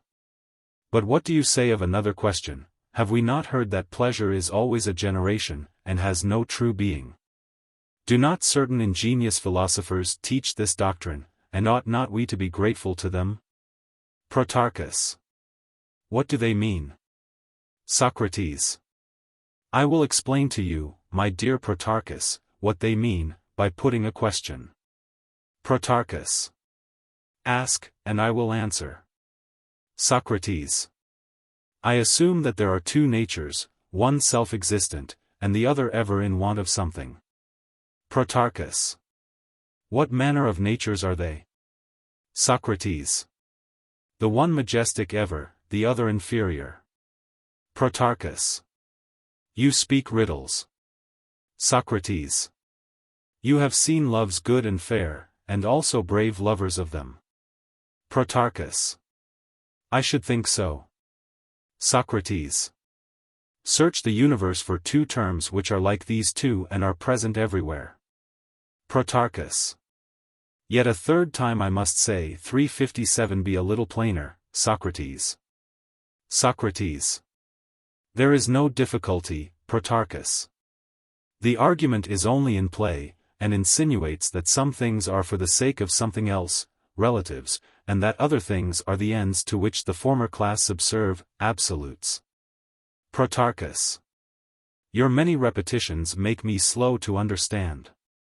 Socrates. As the argument proceeds, my boy, I dare say that the meaning will become clearer. Protarchus. Very likely. Socrates. Here are two new principles. Protarchus. What are they? Socrates. One is the generation of all things, and the other is essence. Protarchus. I readily accept from you both generation and essence. Socrates. Very right, and would you say that generation is for the sake of essence, or essence for the sake of generation? Protarchus. You want to know whether that which is called essence is, properly speaking, for the sake of generation? Socrates. Yes. Protarchus. By the gods, I wish that you would repeat your question. Socrates. I mean, O my Protarchus, to ask whether you would tell me that shipbuilding is for the sake of ships, or ships for the sake of shipbuilding? And in all similar cases I should ask the same question. Protarchus. Why do you not answer yourself, Socrates? Socrates. I have no objection, but you must take your part. Protarchus. Certainly. Socrates. My answer is, that all things instrumental, remedial, material, are given to us with a view to generation, and that each generation is relative to, or for the sake of, some being or essence, and that the whole of generation is relative to the whole of essence. Protarchus. Assuredly. Socrates. Then pleasure, being a generation, must surely be for the sake of some essence? Protarchus. True. Socrates. And that for the sake of which something else is done must be placed in the class of good, and that which is done for the sake of something else, in some other class, my good friend. Protarchus. Most certainly. Socrates. Then pleasure, being a generation, will be rightly placed in some other class than that of good? Protarchus. Quite right. Socrates. Then, as I said at first, we ought to be very grateful to him who first pointed out that pleasure was a generation only, and had no true being at all. For he is clearly one who laughs at the notion of pleasure being a good. Protarchus. Assuredly. Socrates. And he would surely laugh also at those who make generation their highest end. Protarchus. Of whom are you speaking, and what do they mean? Socrates. I am speaking of those who when they are cured of hunger or thirst or any other defect by some process of generation are delighted at the process as if it were pleasure. And they say that they would not wish to live without these and other feelings of a like kind which might be mentioned. Protarchus. That is certainly what they appear to think. Socrates. And is not destruction universally admitted to be the opposite of generation? Protarchus. Certainly. Socrates. Then he who chooses thus, would choose generation and destruction rather than that third sort of life, in which, as we were saying, was neither pleasure nor pain, but only the purest possible thought. Protarchus. He who would make us believe pleasure to be a good is involved in great absurdities, Socrates. Socrates. Great, indeed, and there is yet another of them. Protarchus. What is it? Socrates. Is there not an absurdity in arguing that there is nothing good or noble in the body, or in anything else, but that good is in the soul only? And that the only good of the soul is pleasure? And that courage or temperance or understanding, or any other good of the soul, is not really a good? And is there not yet a further absurdity in our being compelled to say that he who has a feeling of pain and not of pleasure is bad at the time when he is suffering pain, even though he be the best of men? And again, that he who has a feeling of pleasure, in so far as he is pleased at the time when he is pleased, in that degree excels in virtue? Protarchus. Nothing, Socrates, can be more irrational than all this. Socrates. And now, having subjected pleasure to every sort of test, let us not appear to be too sparing of mind and knowledge, let us ring their metal bravely. and see if there be unsoundness in any part, until we have found out what in them is of the purest nature. And then the truest elements both of pleasure and knowledge may be brought up for judgment. Protarchus. Right. Socrates. Knowledge has two parts, the one productive, and the other educational? Protarchus. True. Socrates. And in the productive or handicraft arts, is not one part more akin to knowledge, and the other less, and may not the one part be regarded as the pure, and the other as the impure? Protarchus. Certainly. Socrates. Let us separate the superior or dominant elements in each of them. Protarchus. What are they, and how do you separate them? Socrates. I mean to say, that if arithmetic, mensuration, and weighing be taken away from any art, that which remains will not be much. Protarchus. Not much, certainly. Socrates. The rest will be only conjecture, and the better use of the senses which is given by experience and practice, in addition to a certain power of guessing, which is commonly called art, and is perfected by attention and pains. Protarchus. Nothing more, assuredly. Socrates. Music, for instance, is full of this empiricism, for sounds are harmonized, not by measure, but by skillful conjecture. The music of the flute is always trying to guess the pitch of each vibrating note, and is therefore mixed up with much that is doubtful and has little which is certain. Protarchus. Most true. Socrates. And the same will be found to hold good of medicine and husbandry and piloting and generalship. Protarchus. Very true. Socrates. The art of the builder, on the other hand, which uses a number of measures and instruments, attains by their help to a greater degree of accuracy than the other arts. Protarchus. How is that? Socrates. In shipbuilding and house-building, and in other branches of the art of carpentering, the builder has his rule, lathe, compass, line, and a most ingenious machine for straightening wood. Protarchus. Very true, Socrates. Socrates. Then now let us divide the arts of which we were speaking into two kinds, the arts which, like music, are less exact in their results, and those which, like carpentering, are more exact. Protarchus. Let us make that division. Socrates. Of the latter class, the most exact of all are those which we just now spoke of as primary. Protarchus. I see that you mean arithmetic, and the kindred arts of weighing and measuring. Socrates. Certainly, Protarchus, but are not these also distinguishable into two kinds? Protarchus. What are the two kinds? Socrates. In the first place, arithmetic is of two kinds, one of which is popular, and the other philosophical. Protarchus. How would you distinguish them? Socrates. There is a wide difference between them, Protarchus. Some arithmeticians reckon unequal units. As for example, 2 armies, 2 oxen, 2 very large things or 2 very small things. The party who are opposed to them insist that every unit in 10,000 must be the same as every other unit. Protarchus. Undoubtedly there is, as you say, a great difference among the votaries of the science, and there may be reasonably supposed to be 2 sorts of arithmetic. Socrates. And when we compare the art of mensuration which is used in building with philosophical geometry, or the art of computation which is used in trading with exact calculation, shall we say of either of the pairs that it is 1 or 2? Protarchus. On the analogy of what has preceded, I should be of opinion that they were severally 2. Socrates.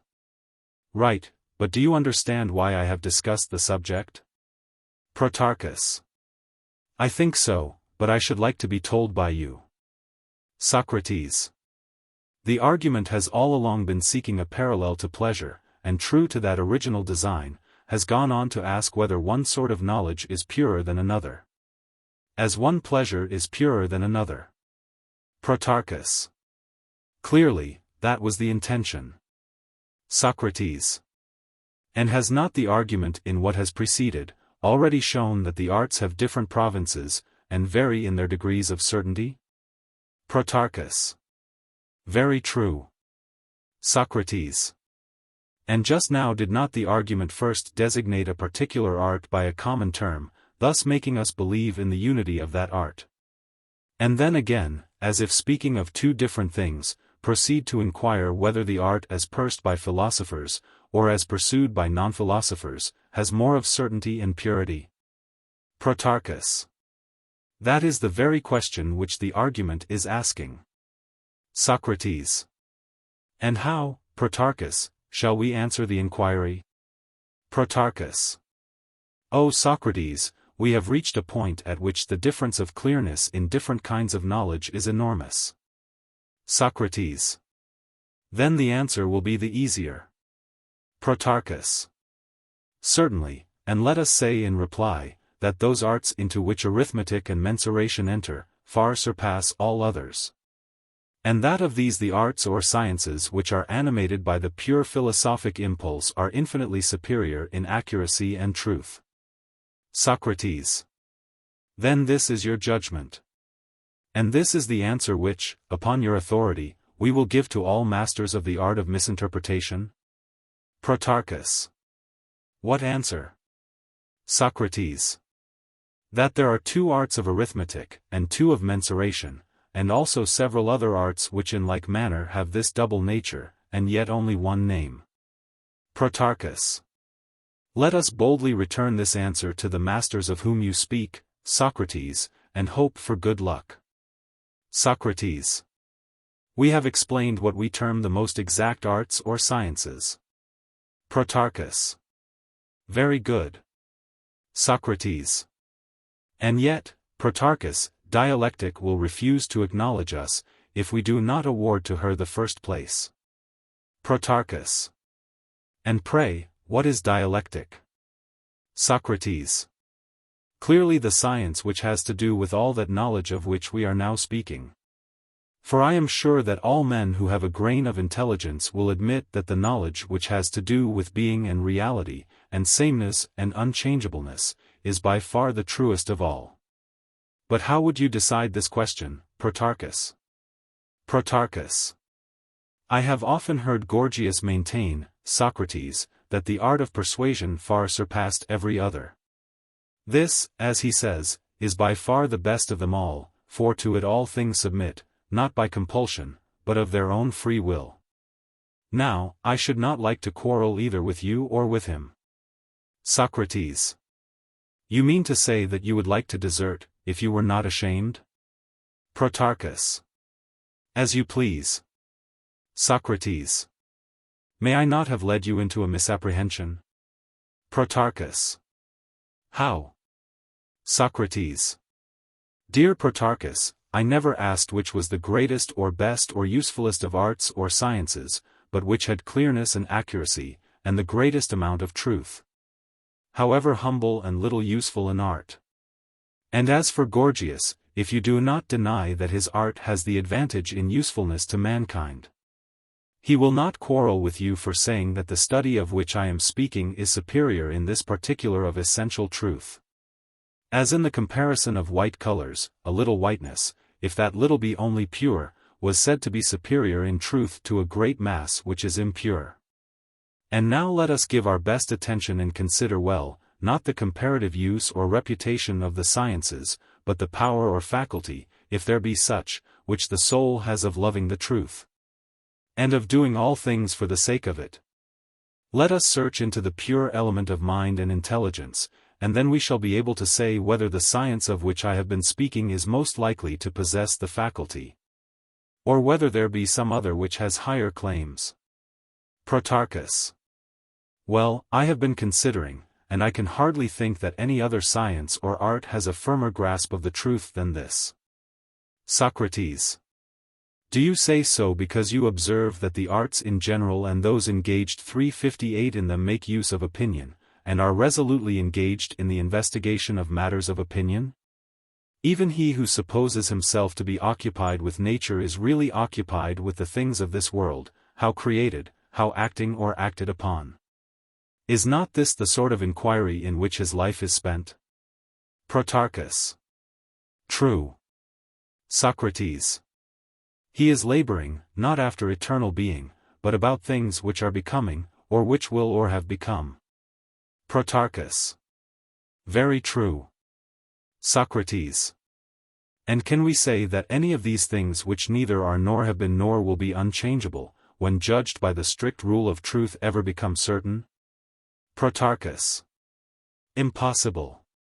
Socrates. How can anything fixed be concerned with that which has no fixedness? Protarchus. How indeed? Socrates. Then mind and science when employed about such changing things do not attain the highest truth? Protarchus. I should imagine not. Socrates. And now let us bid farewell, a long farewell, to you or me or Philebus or Gorgias, and urge on behalf of the argument a single point. Protarchus. What point? Socrates. Let us say that the stable and pure and true and unalloyed has to do with the things which are eternal and unchangeable and unmixed, or if not, at any rate what is most akin to them has. And that all other things are to be placed in a second or inferior class. Protarchus. Very true. Socrates. And of the names expressing cognition, ought not the fairest to be given to the fairest things? Protarchus. That is natural. Socrates. And are not mind and wisdom the names which are to be honored most? Protarchus. Yes. Socrates.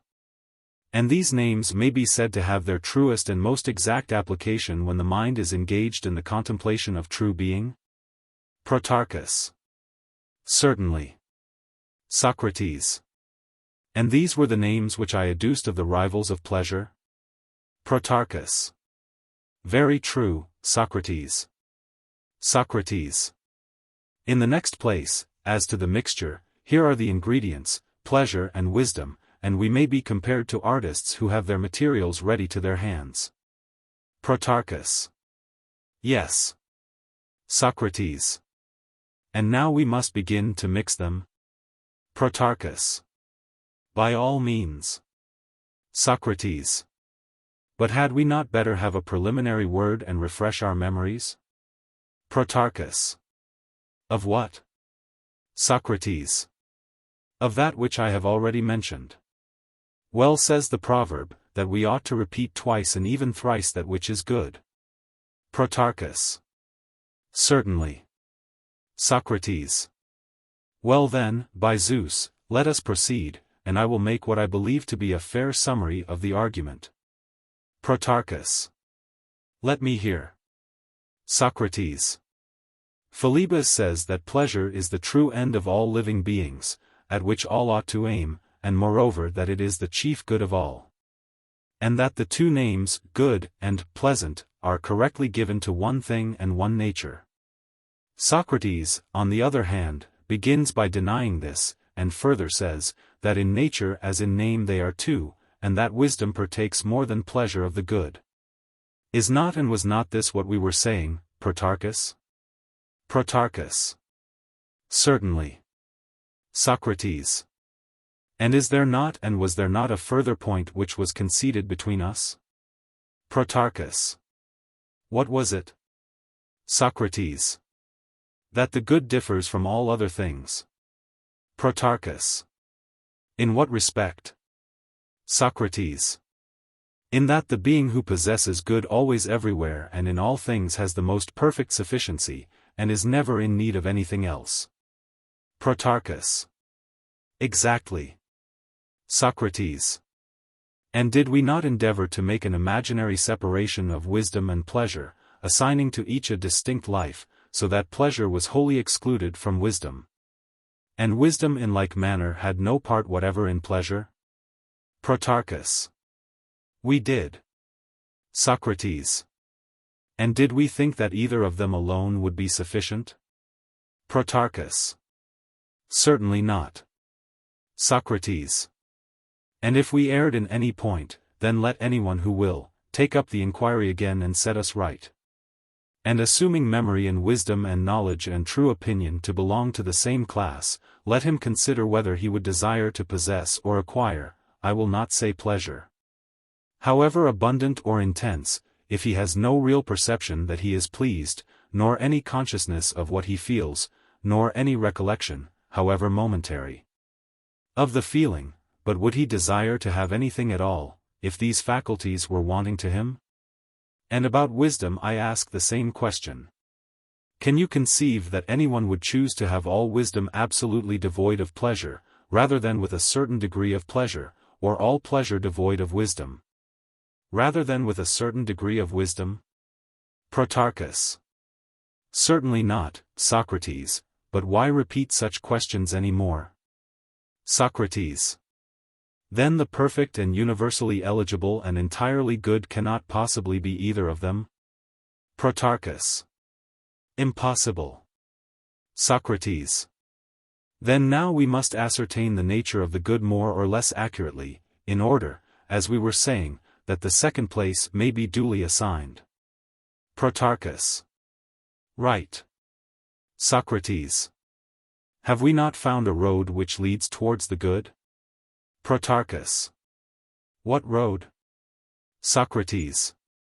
Supposing that a man had to be found, and you could discover in what house he lived, would not that be a great step towards the discovery of the man himself?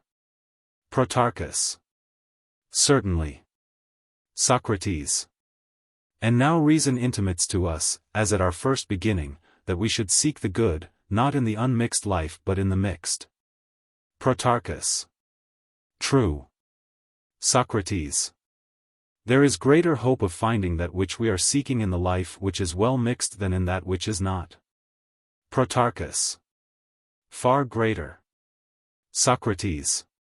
Then now let us mingle, Protarchus, at the same time offering up a prayer to Dionysus or Hephaestus, or whoever is the god who presides over the ceremony of mingling. Protarchus. By all means. Socrates. Are not we the cupbearers? And here are two fountains which are flowing at our side, one, which is pleasure, may be likened to a fountain of honey. The other, wisdom, a sober draught in which no wine mingles, is of water unpleasant but healthful. Out of these we must seek to make the fairest of all possible mixtures. Protarchus. Certainly. Socrates. Tell me first, should we be most likely to succeed if we mingled every sort of pleasure with every sort of wisdom? Protarchus. Perhaps we might. Socrates. But I should be afraid of the risk, and I think that I can show a safer plan. Protarchus. What is it? Socrates. One pleasure was supposed by us to be truer than another, and one art to be more exact than another. Protarchus. Certainly. Socrates.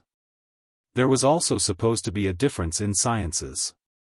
Some of them regarding only the transient and perishing, and others the permanent and imperishable and everlasting and immutable. And when judged by the standard of truth, the latter, as we thought, were truer than the former. Protarchus. Very good and right. Socrates.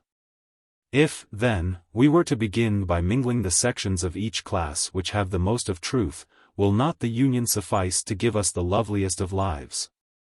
Or shall we still want some elements of another kind? Protarchus. I think that we ought to do what you suggest. Socrates. Let us suppose a man who understands justice, and has reason as well as understanding about the true nature of this and of all other things. Protarchus. We will suppose such a man. Socrates.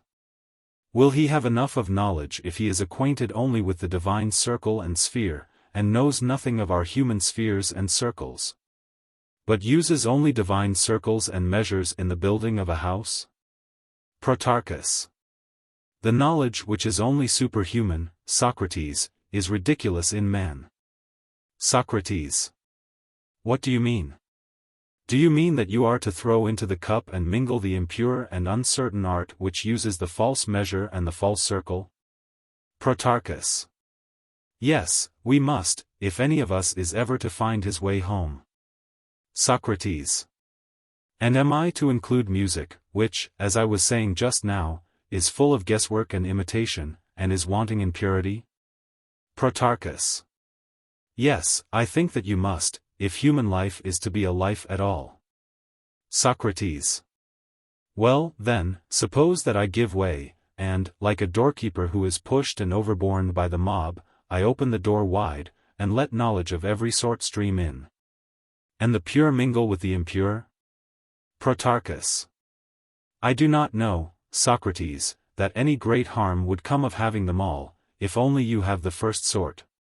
Socrates. Well, then, shall I let them all flow into what Homer poetically terms, a meeting of the waters? Protarchus. By all means. Socrates. There, I have let them in, and now I must return to the fountain of pleasure.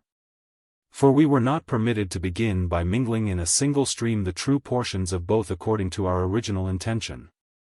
But the love of all knowledge constrained us to let all the sciences flow in together before the pleasures. Protarchus. Quite true. Socrates. And now the time has come for us to consider about the pleasures also, whether we shall in like manner let them go all at once, or at first only the true ones. Protarchus. It will be by far the safer course to let flow the true ones first. Socrates. Let them flow, then. And now, if there are any necessary pleasures, as there were arts and sciences necessary, must we not mingle them? Protarchus. Yes, the necessary pleasures should certainly be allowed to mingle. Socrates. The knowledge of the arts has been admitted to be innocent and useful always. And if we say of pleasures in like manner that all of them are good and innocent for all of us at all times, we must let them all mingle? Protarchus. What shall we say about them, and what course shall we take? Socrates. Do not ask me, Protarchus, but ask the daughters of pleasure and wisdom to answer for themselves. Protarchus. How? Socrates.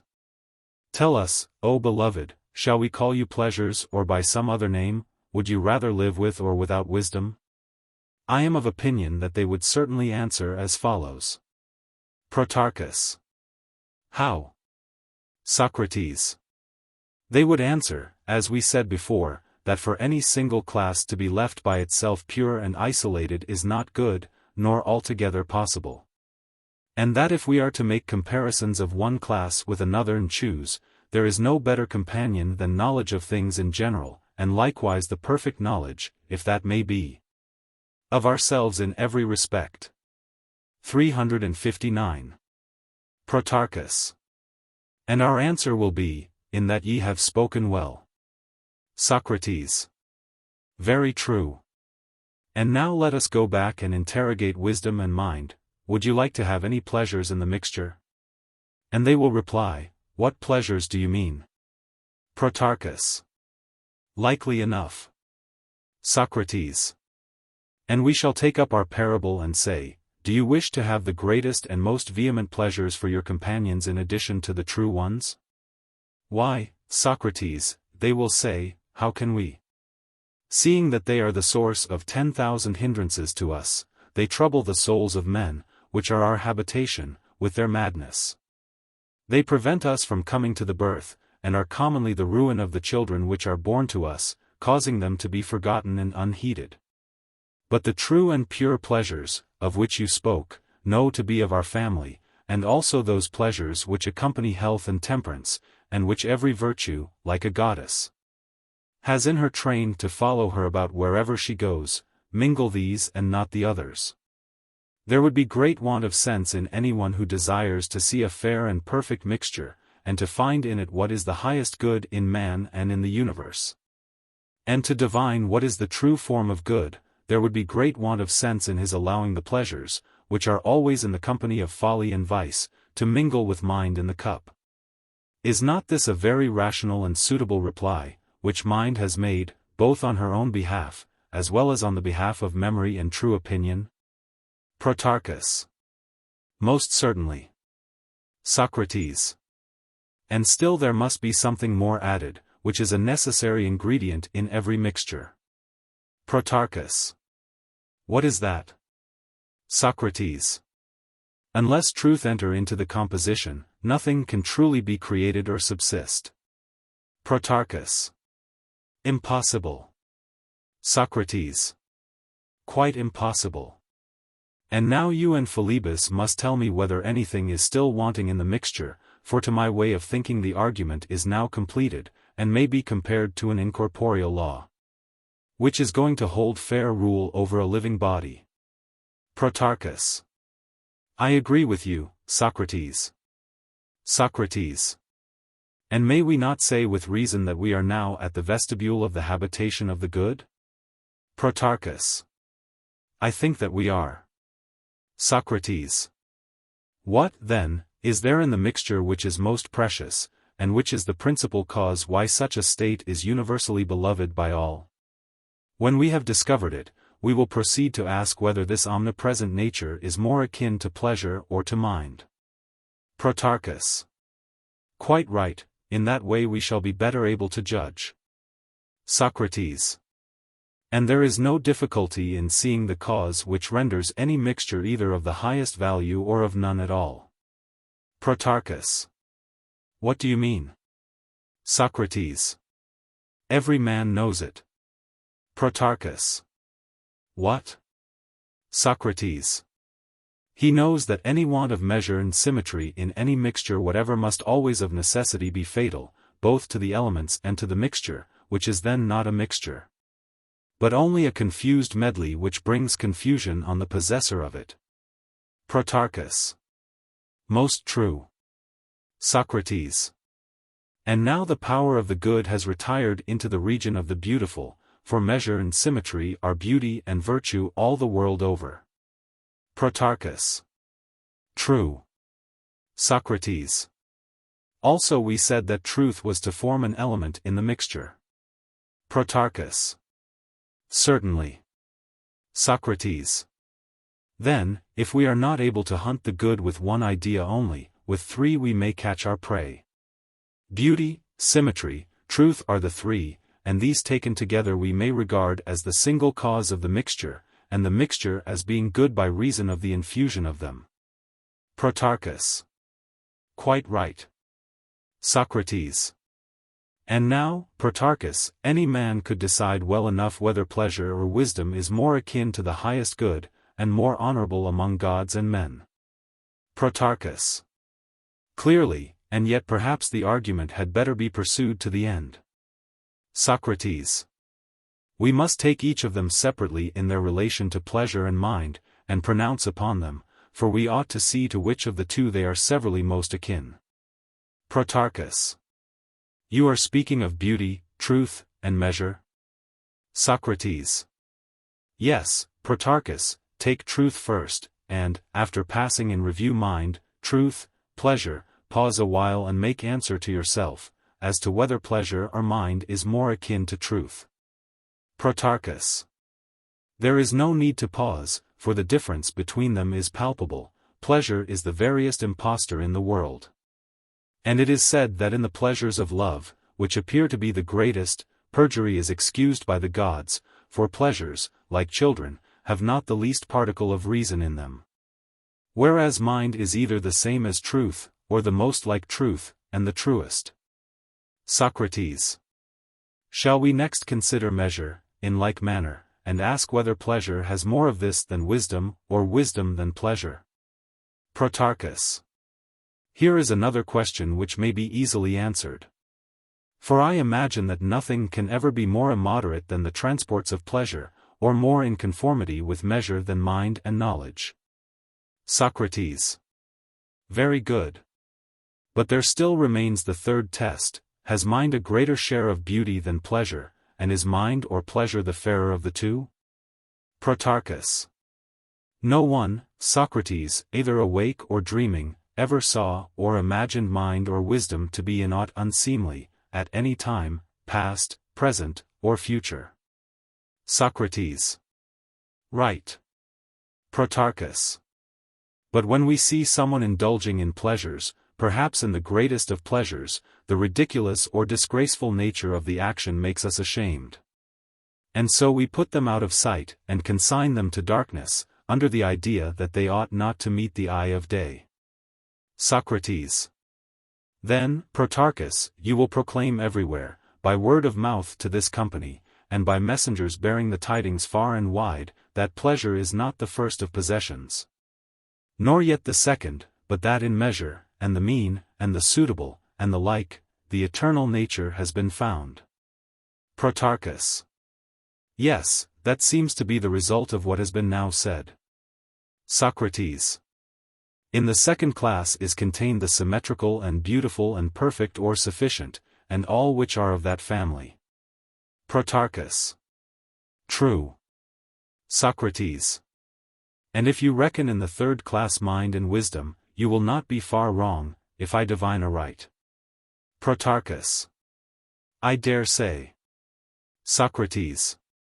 And would you not put in the fourth class the goods which we were affirming to appertain specially to the soul, sciences and arts and true opinions as we called them? These come after the third class, and form the fourth, as they are certainly more akin to good than pleasure is. Protarchus. Surely. Socrates. The fifth class are the pleasures which were defined by us as painless, being the pure pleasures of the soul herself, as we term them, which accompany, some the sciences, and some the senses. 360. Protarchus. Perhaps. Socrates. And now, as Orpheus says, with the sixth generation ceased the glory of my song. Here, at the sixth award, let us make an end. All that remains is to set the crown on our discourse. Protarchus. True. Socrates. Then let us sum up and reassert what has been said, thus offering the third libation to the Saviour Zeus. Protarchus. How? Socrates. Philebus affirmed that pleasure was always and absolutely the good. Protarchus. I understand, this third libation, Socrates, of which you spoke, meant a recapitulation. Socrates. Yes, but listen to the sequel. Convinced of what I have just been saying, and feeling indignant at the doctrine, which is maintained, not by Philebus only, but by thousands of others, I affirmed that mind was far better and far more excellent, as an element of human life, than pleasure. Protarchus. True. Socrates. But, suspecting that there were other things which were also better, I went on to say that if there was anything better than either, then I would claim the second place for mind over pleasure, and pleasure would lose the second place as well as the first. Protarchus. You did. Socrates. Nothing could be more satisfactorily shown than the unsatisfactory nature of both of them. Protarchus. Very true. Socrates. The claims both of pleasure and mind to be the absolute good have been entirely disproven in this argument, because they are both wanting in self-sufficiency and also in adequacy and perfection. Protarchus. Most true. Socrates. But, though they must both resign in favor of another, mind is 10,000 times nearer and more akin to the nature of the conqueror than pleasure. Protarchus.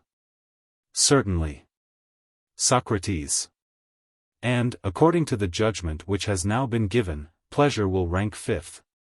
Protarchus. True. Socrates. But not first.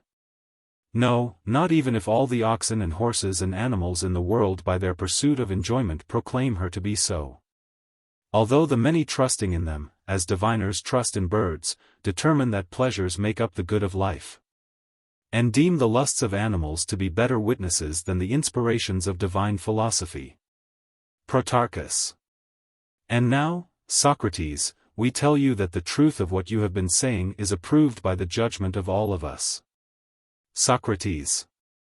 And will you let me go? Protarchus. There is a little which yet remains, and I will remind you of it, for I am sure that you will not be the first to go away from an argument.